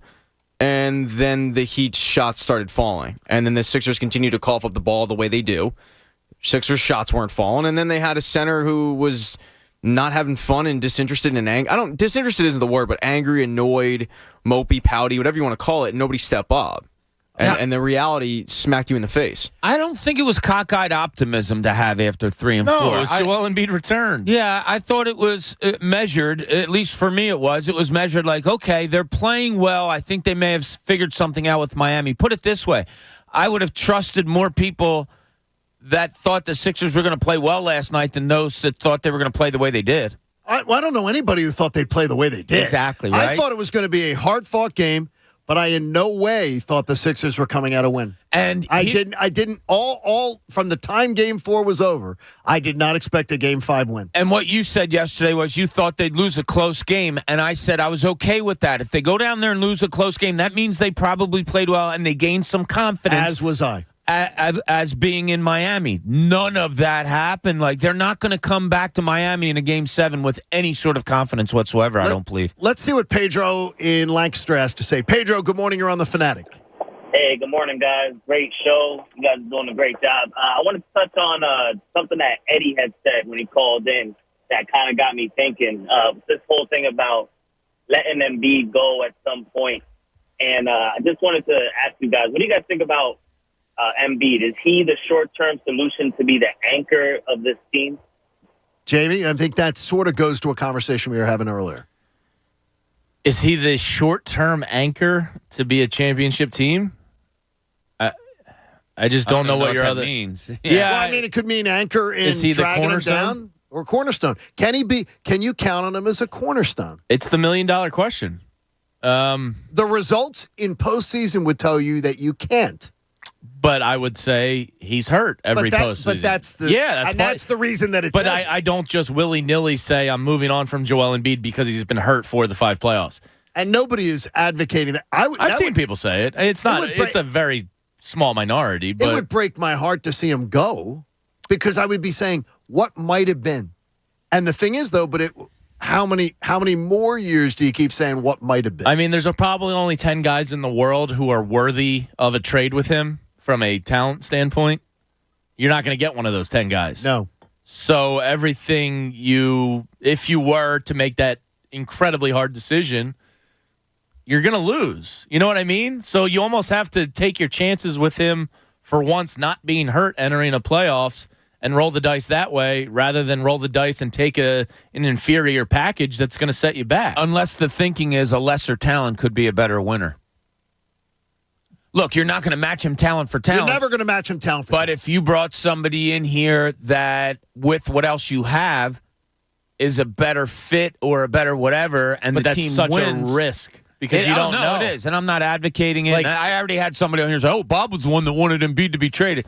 I never said that. You never said that. But whatever. That's it's just an impossible situation to predict because you don't know until they step on the court, and then you're pairing them with James Harden and Tobias and Tyrese, and does that work? Like, we know this works on one hand. I got a hell of a lot more questions about James Harden than I do going forward than I do Joel Embiid. That's fair. And that includes the injury history. And I'll bet you have a lot of questions about Joel Embiid moving forward. Oh, I do. But I have more about Harden. Right, exactly. What's Joel, 27? Yeah. He's only 2. I think he's 28. I mean, 28 or whatever. 27, whatever. Everybody's there. 28. I could be wrong. Spider in South Philly. Spider, good morning. You're on The Fanatic. How are you, buddy? Man, good morning, fellas. What's up, Spider? I'm good, man. Well, not really. So listen, my take on it last night. Don't sugarcoat it, Spider. Let us have it. You put the kaput on that zone defense. For real. He used your kaput. Yeah, See, it's catching on. Put on that zone defense. And I didn't see any smart basketball. I don't think Joel's injury had anything to do with the game last night. If he would have scored 30, they would have still lost by 20. So I didn't see anything smart. They didn't figure out to give him the ball in the zone at the free throw line to the fourth quarter. He barely could get the ball. Maxey shot horrible. Clang Niang don't need to be on the court in Miami. And I got one quick question real fast. Do you think these guys enjoy the nightlife in Miami? Because there's a party every night in Miami. I don't believe that was the case, though, because Spider, as I told you, buddies of mine doing morning radio down in Miami, the Sixers were spotted out the other night, but they were not spotted out at, Tiffany's Pony Club or whatever they call it. No, they were out at a couple fine restaurants, and I don't begrudge anybody who goes on a business trip and goes out to a fine dinner with their friends, and you'll have that could be a nice, relaxing, chill night. Sure, you could have a group of players or pockets of players that go out. I saw it on the road for years. You'd have 3 or 4 guys that might have a little bit of a ritual that the night before a game they know what restaurant they want to go to. Brett Brown used to like, I know up in Toronto there was this one restaurant we all used to go to, and he'd like to take the team there, the whole team together there. Sometimes they'll do that. Yeah, they have to eat. I don't believe. I don't think anybody was swinging from chandeliers. No, you know what? No, and I just know that would be really frowned upon among each other a night before a big game like that. Hey, welcome back to Wawa Siptopia, your handcrafted beverage happy place. Enjoy smoothies, refreshers, hot and iced lattes, or try the new frozen coffee and frozen refreshers. Gotta have a Wawa. So make sure that you... Clang Niang. That's pretty good. That is good. You won't see that T-shirt. Yeah, he cannot shoot in Miami. What the hell? Graf, what's going on this morning, Graf? Yo, what is happening right now? Jamie Lynch is talking, moving Joel Embiid. No, he didn't. Jamie wants to trade him, Graf. No. Listen, Jamie, I love you, dude. I do. Everything's going to be okay, all right? It's a 7-game series, and I'm not even talking that the Sixers are going to win this series, right? Because ultimately, let's remember, Miami's the number 1 seed. They were the best three-point shooting team in the league, and obviously they have things going for them in Miami. And like your boy said, the bench, including Georges Niang, just can't seem to get a shot off in Miami, okay?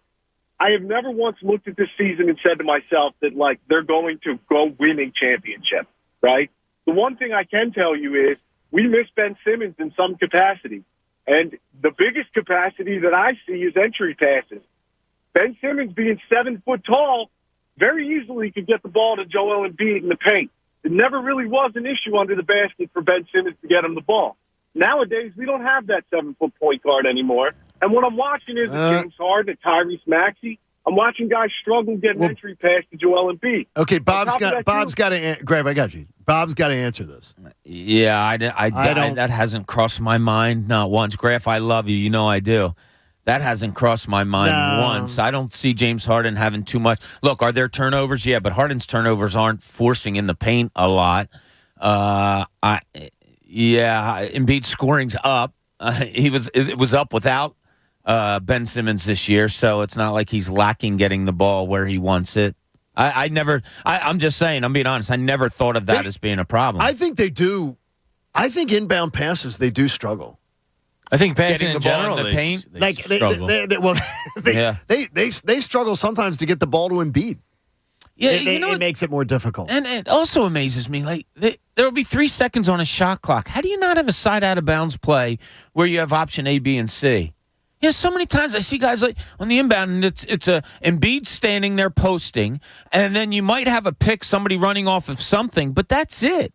And I just don't. I mean, where I come from, and the sports that I've watched, high school, pro, college, whatever, you have 5 or 6, 7, 8 side out of bounds plays, and you have different options off of each play. With the Sixers, it's almost like, all right, get it in. I don't know. I don't get it. I don't know either. Elvis is in the building from Northern Liberties. Elvis, what's going on, my brother? Big fan of you guys. Disappointed last night. Extremely. No effort whatsoever. No ball not going inside. I'm picking the Heat in 6. I don't think it's going to happen tomorrow. I would make some changes, probably with the head coach. and the bench. It's just very disappointing. I've been following Sixers basketball since Hal Greer, believe it or not. So you really you've seen it, but you're thinking it's all over? I think it is. Yeah, I'm leaning more towards that it's not than it is. This morning, as strong as I felt yesterday that it's going to be a loss, I'm leaning definitely more towards we're seeing a Game 7 Sunday night. I'm kind of leaning that way. I have to get over last night first, but I can say this truthfully that it wouldn't shock me if Miami wins tomorrow night. Oh, no. That wouldn't shock me, but the numbers are 72%, by the way. Just as the numbers were 84%, whoever wins Game 5 wins the series. Yeah. 72% that if a team's down 3-2 and they get to Game 6 at home, that they win it. I feel like they'll win it and then lose Game 7. I mean, that's where my gut. Your gut is. That's where my gut's at right now. I just saw a stat that makes me want to literally vomit. All guess who's got the biggest plus minus in the playoffs this year? Oh, I saw this for the Sixers. You mean in the entire NBA? Oh, in the entire NBA? I'm going to guess Al Tyrese Maxey. Nope. George Niang. Nope. Al Horford. Max Strus. What? Wow. With a plus 119 in the NBA playoffs. Like, I don't understand sports. What? Okay, that's. I'm not kidding you. I think George Niang, I think I saw this last night, maybe going into last night or even after last night's game. George Niang had the best plus minus for the Sixers in this playoff series. That makes no sense. That plus minus is a trash stat. It sounds like it. That doesn't make any sense. He was a +3 at halftime last night or something. And was he the only horrible. one? Yeah, I think he couldn't so. throw the ball in South Beach. He's horrible. Patty, you okay, if I was to ask you right now, Game 6, your gut instinct, win or lose? Win. Gut instinct, Game 7. Lose. Jamie just said the same thing. Bob, gut instinct, Game 6, win or lose? Win, lose. I'm going to do the same thing. It's exactly how I feel too, but the thing is, that's not being negative. It's entirely based on logic. No, it's not negative. I mean, look. No, it's based on no, you're going to get told it is. The best it's two logic. games you played in Miami, you've lost all 3. The best 2 you've played in Miami were without Joel Embiid. Bingo. In what world is that a right statement to make? You've brought nothing back to Philadelphia from Miami that gives you any confidence going back down there. And you're going to have to go back down there most likely. In what world? Yes, exactly. I mean, we're not going to get, we're going, but you know what we will get on Friday morning? I got great confidence they're winning Game 7. Well, that's okay. But what? No, but why do you have great confidence? Yeah, it can be. There could be no logical reason for you to have it. Now, the weird thing is that's the difference between me and you. I can't have somebody just, I think it. Well, you thinking it doesn't, there needs to be some logic. There's no logical reason to think that they do it. Could this team, though, because of their erraticism, dial up a win in Game 6 and then go down in Game 7 and shock us all? Sure. Because of their erraticism, I guess they could. Yeah. But betting on it or thinking it's going, or believing it's going to happen, I believe is a lot of wishing and hoping. That's like you're hoping the oddity turns out your way that night. And this team has been erratic. They were up 3-2 last year, right? Yeah. They were up 3-2. Look, I had no way that I had them losing Game 7 last year. No and one, that happened. none of us and did. there was nothing logical to tell me that they would lose Game 7 last year to Atlanta here. But they did. So there's nothing logical right now if the Sixers win tomorrow night that's going to tell me they're going to go to Miami and win. Now, But it could happen. Chris says on Twitter, thank you for listening, Chris. He says, I think it's a young, growing Maxey that's the straw that stirs this drink. If he's bad and they look terrible, if he's bad, they're gonna look terrible. And if he's good, they look like they could be champs. His youth is the factor. I never thought about it that way, and I don't necessarily agree with that, but it does sort of make sense that when Maxey's bad games, it's a chicken and the egg. Yeah, I hadn't thought about it from that angle. I don't like stirring my drink because it melts the ice. Yeah, you don't want the friction. So But is you that a good saying? No, that's stupid. Stirring the drink loses the ice. Yeah, who stirs their drink that you much? do not stir your You drink. got to stir whatever combinations are in there so that they mix properly. No, then you're melting the ice. No, take a straw in a cocktail, Bob. Take the cocktail straw. You do not stir your drink. You shake it back and forth, almost go back and forth with it like you were flicking a switch. The hell are we talking about? That's why I drink beer, Pat. It doesn't have to stir it or shake it or anything. You just drink it. I don't deal with this problem You with just ice drink cream. it. Yeah, that's why your Shirley Temples, Pat, they would stay fresher, cooler. Never longer. have a problem with Shirley's. Did you see the drink of the summer? Some publication just put it out. Dirty Shirley's, like a big publication. Okay. Dirty Shirley's are the drink of the summer. And what are they? A spiked Shirley Temple? So you're just ruining a Shirley Temple. Bob, you're just ruining it. Yeah, I mean, it's Dirty you're putting Shirley. alcohol in it, you're ruining it. You don't like it? It's debatable.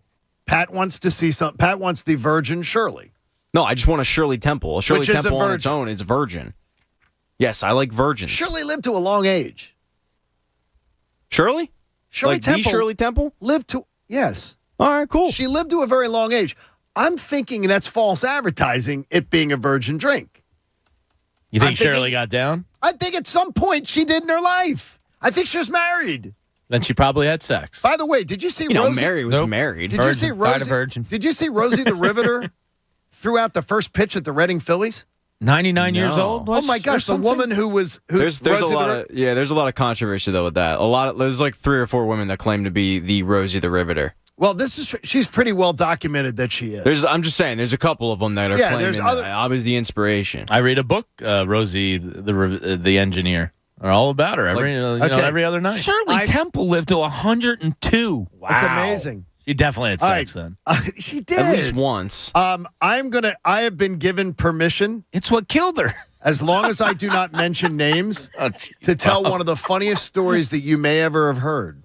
She finally gave it. At 102. Let me try this sex thing out. Dead. I'm going to tell you the story of a children's book and a mistake made by a good friend of mine that required him to do a Seinfeld-type rescue. We'll get to it next, have a little laughs, and get more of your calls in if you wish at 610-632-0975. It's a day for venting and feeling better. Get it off your chest. It's the John Kincade Show here on The Fanatic. And I love the American Association for Cancer Research. I'm proud of them. I'm proud of the work that they do. I thank them for the work that they do. And I know that 17 million Americans can thank them too, because we're survivors, because of you, because of your generosity. I know a lot of people. I know my friend Elle Duncan at ESPN talking today about her husband who lost a friend who just 2 weeks ago went and saw a doctor about a persistent cough. He had pancreatic cancer and passed.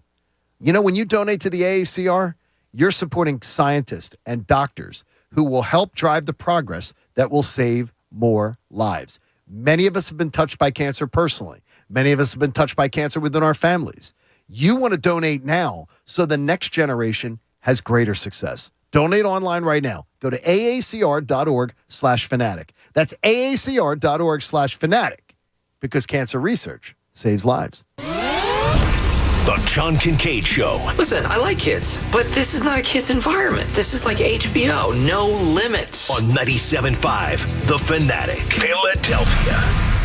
97.5 The Fanatic, Philadelphia celebrates Military Appreciation Month, honoring and thanking all of those in Philadelphia sports who have served and sacrificed. Harry Kalas, one of the greatest voices in Philadelphia sports history, Kalas always dreamed of becoming a play-by-play announcer. He never lost focus, even while serving in the military. Drafted into the Army after graduating from the University of Iowa, he served for 2 years in Hawaii. Then in 1961, he became the sports director for Hawaiian radio station KGU. Military Appreciation Month, proudly supported by your local Trane heating and air conditioning contractor. Visit Trane.com to find a certified dealer near you. And 97.5 The Fanatic, Philadelphia. If you're a small business, there are lots of choices when it comes to your internet and technology needs. But when you choose Comcast Business Internet, you choose the largest, fastest, reliable network.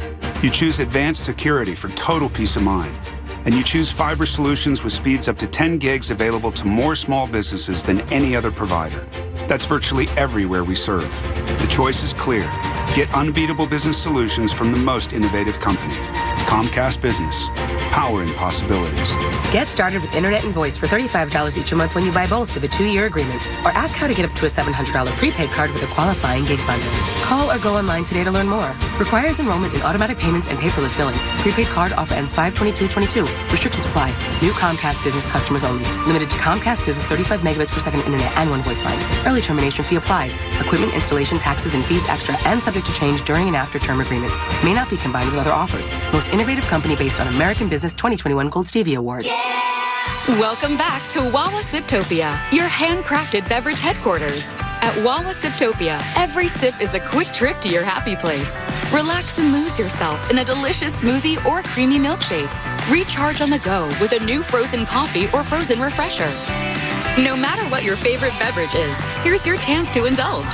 So whether you like it hot, frozen, fruity, or caffeinated, Wawa Siptopia awaits. See store for details. Everyone's been talking about the new Wawa burgers. Oh, got the burger! Yeah! But ever since you showed up with the smoky barbecue bacon cheeseburger, the Chipotle charged Southwest burger, and the incredibly delicious nacho cheeseburger, no one said a word. Oh, this is so good. Tonight, we discover the next burger sensation. Tonight, we Wawa. Are you one of the millions of homeowners who haven't refinanced yet? If so, I'm here to tell you it's not too late. Hi, I'm Wesley Hogan with Westland Financial. Although the lowest rates may be in our rearview mirror, as the economy recovers from the biggest economic shock of our lifetime, rates still remain near historic lows. In fact, with the dramatic increase in home values, this may be the perfect time to put that new home equity to work. Take advantage of our cash-out refi program and pay off high-rate credit cards, car loans, or other high-interest rate debt. Or finally make those home improvements you put on hold for so long. Best of all, we can do this with no closing costs. That's right. Whether it's a conventional, FHA, or VA loan, we'll pay for your title, settlement, lender, and recording fees. So call Westland at 888-455-3669.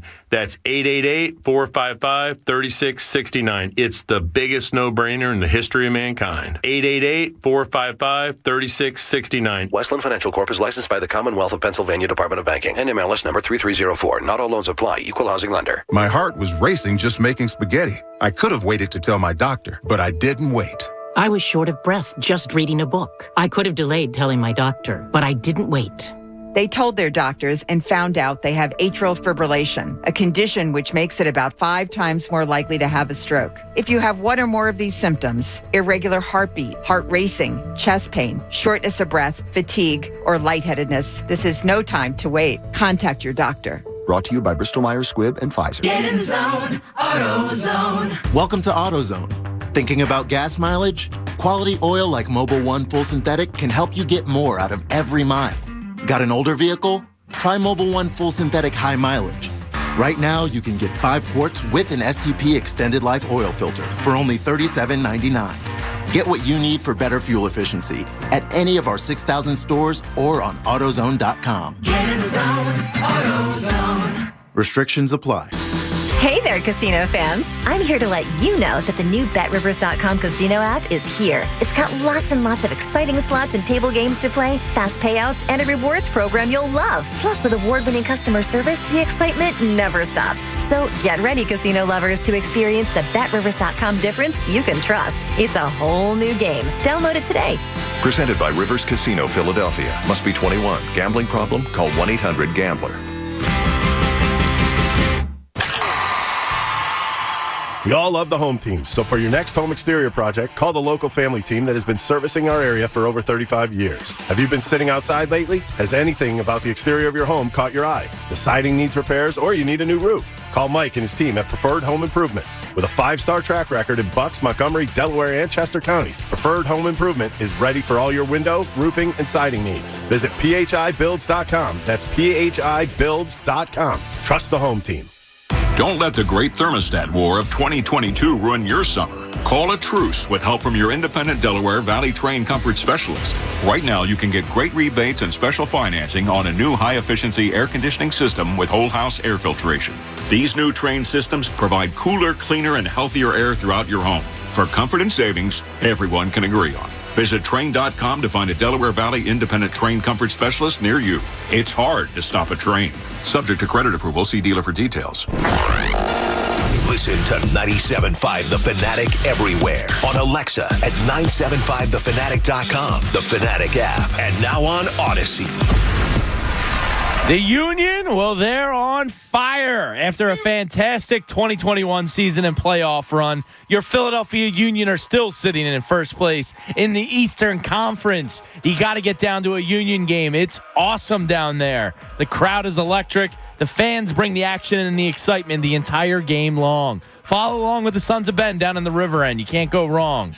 Philly is a 5-for-5 city, and head coach Jim Curtin, the pride of Orland, Pennsylvania, is Philly through and through. This Saturday, they face the team right behind them in the East, those stinking New York Red Bulls. Saturday at 7:30 p.m. at Subaru Park. Get your tickets today or any day at PhiladelphiaUnion.com.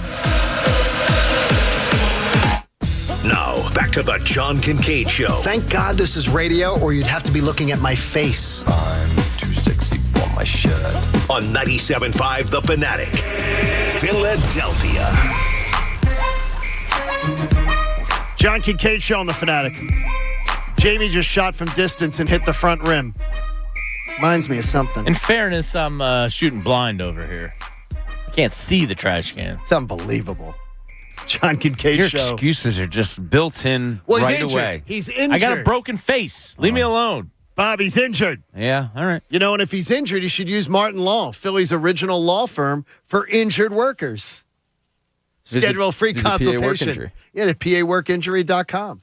If he's feeling injured, he should do that. All right, I have a chance to tell you a quick story that'll put a smile on your face. I promise this story will put a great smile on your face. And a buddy of mine has said I'm allowed to tell the story as long as I do not tell his name. Sure. There is a couple where the couple is friends with my buddy, the guy, and they were going to a new baby event, going to see somebody's new baby. You gotta see the baby. Correct. And so they decided, the wife says, I'm going to put a basket together of like books and all this kind of stuff for the baby and all these kind of things. You can just put stuff in there. We're trying to stock the nursery. See, these are like goodnight books. Well, my buddy thought it would be really funny to slip in a book that he found on the web that he thought just had a funny name. And the book was called Spank the Monkey. All right, I've already purchased one just from hearing the name. It is a small children's book, but it's called Spank the Monkey. He thought it was funny when he saw the name. It is funny. And he decided to just buy the book. What he did not realize is he thought he was buying a children's book. Spank the Monkey is not a children's book. It is a double entendre, sort of borderline filthy children's book. Well, no Bob, that's terrible. Just calm yourself down. So he bought it and put it in. His wife didn't look at the books, just puts them in the basket. Then she puts this plastic around it and makes the nice basket up. He finds out. He goes, wait till you read the book titles. He tells his buddy over a beer, wait till you read the book titles. So then he gets the wife to open up the basket and everything. He looks at it and he goes, Spank the Monkey. Oh, my God. He goes, she's going to kill you. His wife's going to kill you. Get that out of there. And he goes, oh, it's funny. You like me. It's a kid's book. It's not going to be bad.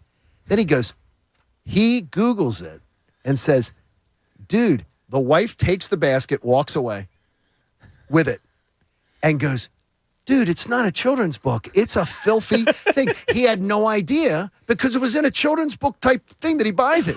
Well, I prefer it hard. So he has to then go over to their house and steal the book back from them, like a Seinfeld episode. And he literally got over to their house on false pretenses, snuck in, and he said they must have had 40 little kids' books in this bookcase. And he's scrambling through. It's supposed to be going to the bathroom. Can I use your bathroom? We might have 150 in our house. Well, this baby's still very new. Okay. He goes through his phone. He finally finds it. Then he has to put it in his shirt. And then be like, oh, he goes, yeah, there was a lot of traffic. I have to use the bathroom. And then he's searching in the room. He finds the book. He steals it. He smuggles it out of the house. His wife would have killed him. When I tell you, would have killed him if she found out that he just thought it was a funny kid's name book, and he thought the husband would get a laugh out of it. He not realizing it was like borderline pornography book. Is it like a do-it-yourself kind of book? It's so bad. I paid yourself, all right. Jamie, How to? Jamie, there was a British woman that the other day. So I go. So he's saying to me, "Oh my gosh, I found somebody reading the book on YouTube." So he sends me a link, and I start playing it in the golf cart for Jamie, and we are rolling laughing, but going, "That's filthy." Yeah, it's a filthy book. And so he got. You two were in a golf cart together, and you were listening to. We were listening to Spank the Monkey. A British woman was reading it to you. I laughed so hard, but he got it out and got the book and managed to have nobody find it. Well, did the parents have a good sense of humor? Because a 3-month-old isn't going to know what the hell they're listening to.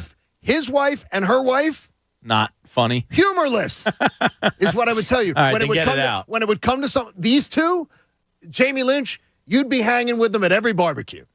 You'd be best buddies. Because if somebody gave me that book for like my 3-month-old or 4-month-old, you'd laugh. I'd laugh my ass off and read it to them. His wife would not, and his wife giving the gift would have been the worst about it. He never would have heard the end of it the rest of his marriage. I'm going to give this book to friends and family. That is a lock. But he got the book. It's a great story. Hey, PJ Willahans, it's now or never for the Sixers. No better place to watch Game 6 than your local PJs. Warm up for the game with happy hour specials starting at 3 p.m. Now, everybody will be Googling it and then going to listen to the British woman read it to you, and it's filthy. Yeah, it but really it's filthy double entendre. I mean, there's a very popular book called Go the F to Sleep.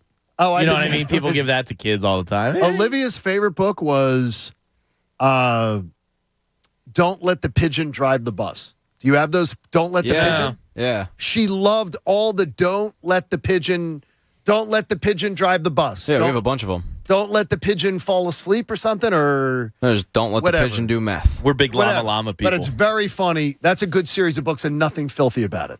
Don't Let the Pigeon Drive the Bus is just great, though. You'll love it. Don't let the pigeon on the pole. Did you see the new company, by the way, that is that you can get into now? And I thought about rich people like Coach that would, instead of shelling out millions for a shore property house on 7 Mile Island in Avalon, you and your co-owners could have 2488 Avalon Avenue. It is a beautiful home. Say that again, 2488 Avalon Avenue in Avalon, New Jersey, 08202. I got the MLS right here. It has been... right by the rocking chair. It has been redone. It is absolutely gorgeous. It has 2 huge decks on it. Yeah, it's upstairs and downstairs. It's a beautiful house that's been redone. And Jamie, you could own 1/8 of it for $907,000. 1/8 of it when? In summer, year-round? Is it time-shared up? You get 44 nights with the other 7 owners. Or you could buy 2 shares for $1.8 million and have it for 88 nights where you'd get more control of it. $1.8 million. Picasso is the company doing it, which is a company off the West Coast that is now moving to the East Coast. They buy properties, redo them up to make them gorgeous like HGTV houses, and then you buy a share of it, but you actually own the house. You are one of the owners. But you get equity in it and all that? Yes, you have equity in it. You have all that in it. So if the house can be... Now, there are rules about you have to sell your shares. 5 owners of the house, 5 owners of the 8. If you own 5/8 of the shares, you could also force the others to sell their share. So if anybody ever gets control of 5/8, they could force a sale if they wanted to sell the property. You'd get the profits for your share. Yeah. Would you ever consider that? Yeah, 44 nights. Now, what they say is, so your figure is, you can count on 11 of those nights being in the summer if you own 1 share. Nah. Yeah, I'm out. I'd rather, I could live in a box down the shore. I don't need a mansion, so I'd rather buy something that I could rent out on my own rather than do that. Pat, what do you think a box for Jamie Lynch down the shore would look like? Oh, it'd be one of those bougie refrigerator boxes. Ooh, that'd be nice. Like the smart refrigerators that have computer eyes and the TV, and Alexa can order food for you and stuff. Bob and I would never do this. Real nice, I would say. spacious. Bob and I would never consider something like this. That's dumb. Yeah, I couldn't timeshare a house because I wouldn't feel like I own it. Yeah, for $908, you could get a 2-bedroom something somewhere nice in Ocean City, New Jersey. If you haven't checked out though the story of this company, it's pretty cool. It's an interesting concept. It is. And it is now that's. But only 11 nights in the summer, like. Well, I'm saying 44 nights are yours, so I'm figuring every season, probably someone takes 11 nights. Yeah, I don't know. Yeah, 11 nights is a good short trip. It is, but you want to go down a couple times. A little more than a week. Because if you go twice, like I'd want to go down weekends. Well, you can't do that. They're not going to exactly. go. I want 5 weekends. I wouldn't have freedom of a shore house with that. Yeah, no, I'm out. But if you buy 2/8 of it. Well, then I'm talking $2 million. I'd rather just go buy a $2 million house and then and redo it the way it is. You could just take all that money and just go on Philly sports trips when the schedule comes out. Right, exactly. And it's coming out. You'll have plenty of money left over. Now, Jamie wants to talk about something in the linchpin, why tomorrow night could be career defining. This is the linchpin. Yeah, I mean, I thought last night could have been a career defining game for Joel Embiid. If he was to come out, and we're just going to transfer it to tomorrow night because it is what it is. I mean, your back's up against the wall. The season's on the line.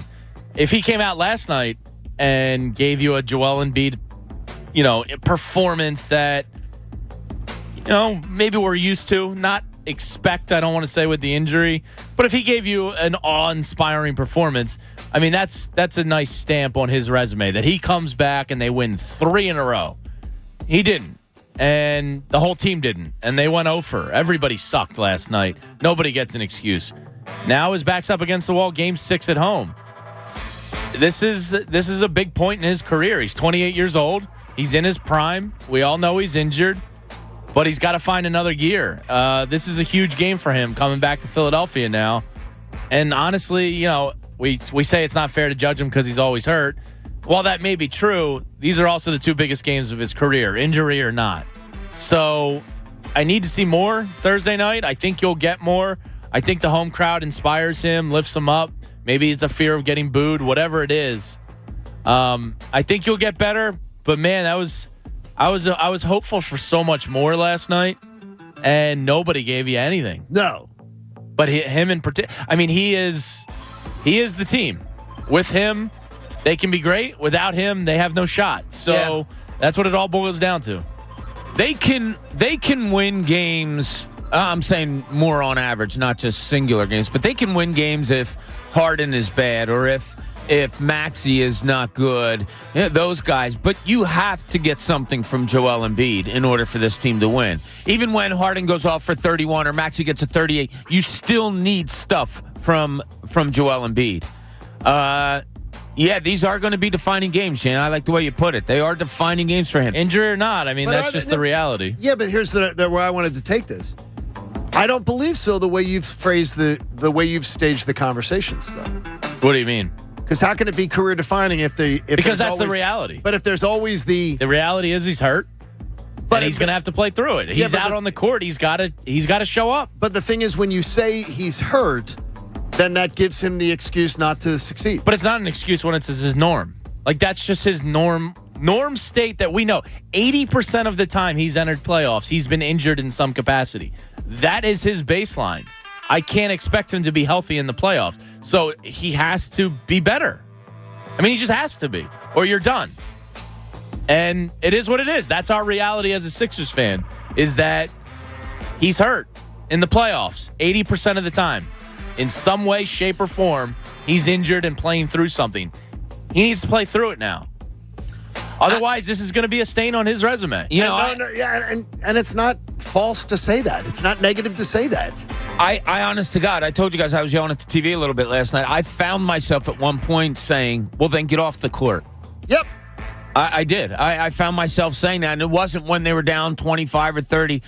It was still, and I wasn't saying it in a mean way. I was just kind of like, look, if this is ruling your day, the mask, this, that, and you're not giving effort, which he wasn't last night. He had no interest in rebounding early. No, he then didn't. Get off the court. And, Doc Rivers can't do that in a Game 5, a critical Game 5. You can't remove the MVP.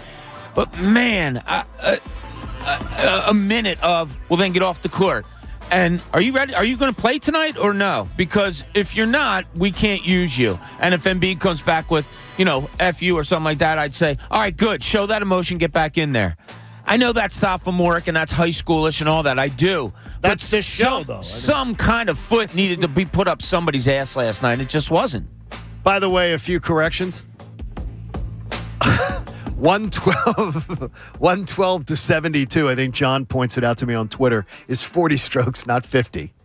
And then Shirley Temple died at 85.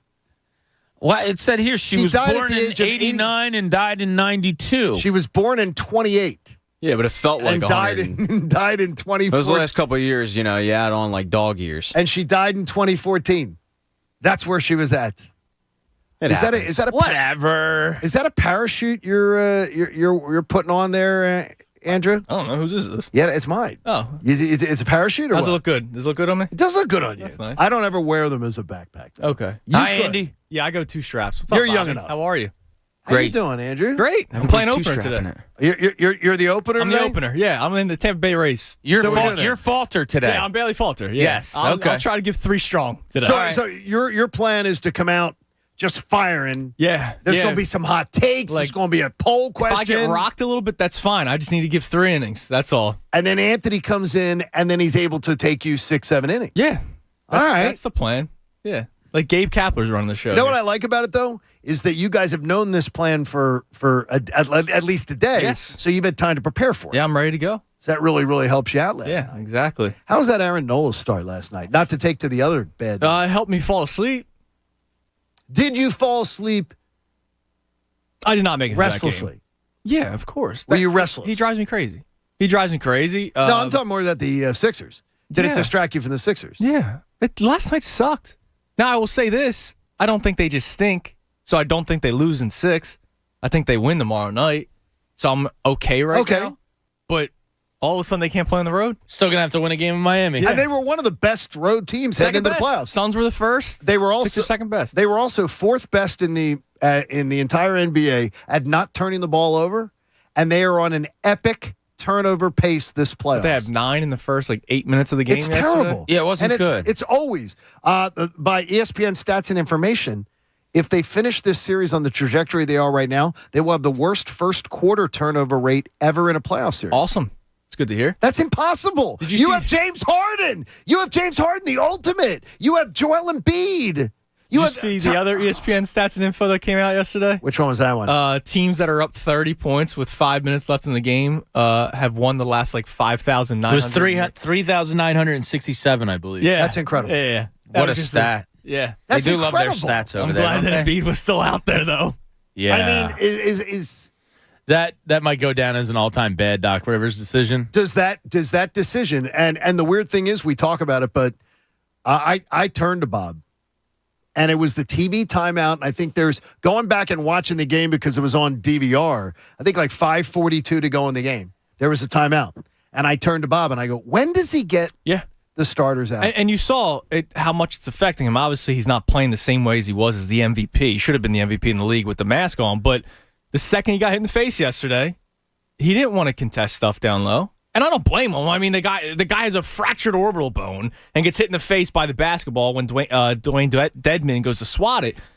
And now he's afraid the rest of the night. And I don't blame him, but that sucks. I mean, that's you all of a sudden, that rim protector that he's supposed to be, you lose a little bit. You lose a lot. You lose a lot. When you're not contesting shots or when you yourself are not going as hard to the rim because you're afraid of getting hit in the face again. Because it's like Bryce Harper last year. He gets hit in the face, right, by the pitch. How long did it take him to get right again? And in the field, he never was. Yeah, it took him a while to get right again. I got just dragged yesterday all day long going, John doesn't pick him to win. Doesn't pick him to win. Oh, my God. Where do you believe all the confidence was coming from in Game 5, considering this team has been so damn erratic all year long? Why was everybody bought in yesterday? Winning 2 straight with Joel Embiid, I don't blame anyone. I was bought in. They were 0-2 to start the series without Joel Embiid. They got the best player in the league back, and they won 2 straight. I don't think it was crazy to be bought in yesterday. Well, I don't think bought into. I think overconfidence of this team, thinking that there was they're winning. Yeah, no, they're winning. It wasn't I think that was crazy. They're not a perfect team by any means, but it is something to say when Joel Embiid is out, they lose 2 games. When he comes back, they win 2 games and they win them pretty handily. But Joel Embiid was in 5 games of the Toronto series, 6 games of the Toronto series. I thought they match up better with the Heat. I've been saying that since before the playoffs started. I thought the Sixers matched up better with the Heat than they did the Toronto Raptors. your thought process was, in summary, of why that was? I don't think Bam Adebayo is, anywhere near as good of a player when Joel Embiid's on him. And again, I think the face getting hit in the face yesterday kind of affects that. But you saw it in games 3 and 4. He wasn't the same player in games 1 and 2. And if you can hit threes, and this was part of the reason why they won game 4, Jimmy Butler, as great of a player as he can be. Jimmy Butler dropped 40 against you. He had an incredible game in game 4. But the final couple of minutes, they were trading 2s for 3s. Harden was hitting his 3s. The Heat couldn't, and if they're cold, then the Sixers are going to win those games.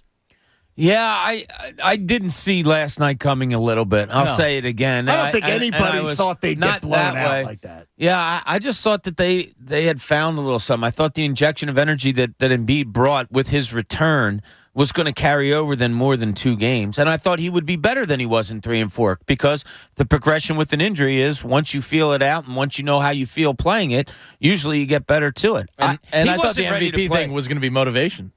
Yeah, he just wasn't ready to play last night. I don't think he was in a bad mood. Last year, after Jokic got named the MVP, he came out and put up 40 points. Yeah, I heard. No, I thought it was going to be motivation. Right. I thought Barkley was wrong. That was ridiculous. I thought his points were right, but it wasn't because of the MVP. His points were right, but it wasn't the MVP. His it was the reasoning. injuries. He got hit in the face after already having a fractured elbow. Wait a minute. That game, when he got hit in the face, that game was already off the rails. Yeah, it was falling apart. apart. It's not like getting hit in the face did not cause that game to lose. That game was already gone by then. But they're saying, like Shaq was saying, your boy, oh man, he's averaging less than his season total. Well, yeah, he's got a torn ligament in his thumb and a fractured orbital bone. He's not going to be the same MVP player he was all season. Okay, now listening to that, though, then there's no way you can blame him then for losing in the postseason. Who, Embiid? Yeah. He does deserve some blame. He was a mope yesterday. Okay, well, you see, the mope thing is unacceptable. Yeah, no, it's a that is totally. But the thing is, people are leading with the other stuff. That was evident in game 3 and 4, and before game 5, he said he was healthier and feeling better. We can point out both, no? Yeah, you can. But the thing is the number one thing. He showed up as a mope for work. Yeah, and the whole team fed off it. Him being a mope. Yeah, and that can't happen. Are you going to be a mope today? Or are you going to be a ray of sunshine? I think I'll be okay, because I think they win game 6. But then game 7, it's on, baby. It's going to be wild. It is going to be wild. All right, good job. Thank you for having me. We have an opener. Thanks for coming here. Would you like that? They are like $50 at DSW. Much cheaper than if you bought it online. Hey, we have a lot coming your way today on The Fanatic. Don't miss a minute of it. Andrew will be the opener today. It's an interesting thought process. The opener. I'd like an extra hour sleep. Maybe we do the opener, we just... All right. Jamie, you just do the 6 a.m. hour. Bob, you take 7. By 8, all bright-eyed and bushy. I'll let Jamie have the extra. I'll take 6. He can take 7. We got a lot coming your way. Be sure to be with us. Hey, so much to come your way. Stay with The Fanatic all day long. Stream us, listen on the web, and be listening on your radios. Cuz Radio comes your way next with the Tunis as a starter here on The Fanatic. And I want to tell you that the American Association for Cancer Research absolutely needs your support. Go to 97.5 The Fanatic /AACR, AACR.org/fanatic, because cancer research saves lives. The Birds schedule is being released tomorrow. We're getting psyched for it. We're trying to figure out what's our away game trip going to be this. If you haven't seen the trips with Philly Sports Trips, you're missing out. We're going to be there again. Is it going to be Chicago or Arizona? We've said Arizona's our target, but it depends on where the game falls. Either way, we're guaranteed to have a blast. Again, traveling with hundreds of Birds fans, great parties. You'll love Philly Sports Trips. Go to phillysportstrips.com. As soon as we know this schedule, we're going to know where we're going. And they're the official away game trip provider for the Sons of Ben, for soccer, too. Baseball, hockey, basketball, even to Scotland for the British Open. You're going to love Philly Sports Trips. They'll take care of everything. Hotel, air, transfers, great parties, and just the best vibe. Go to phillysportstrips.com and tell them Kincade sent you. The John Kincade Show. Wow, getting drunk in the morning on 97.5 The Fanatic, Philadelphia. Hey, Sixer fans, it's Matt Cord, and I'd like to introduce you to Hauser, the official real estate partner of our Philadelphia 76ers. They believe real estate is broken, and they're on the fast break to disrupt the industry. Hauser is a next-generation type of real estate company built around you, the customer, using improved technology and a team of full-service salaried real estate agents who aren't about their commission, and they know your neighborhood inside and out. And that's not all. Their no-commission listings have saved customers hundreds of thousands of dollars. Plus, they can guarantee an offer on your home immediately. Looking to buy instead, but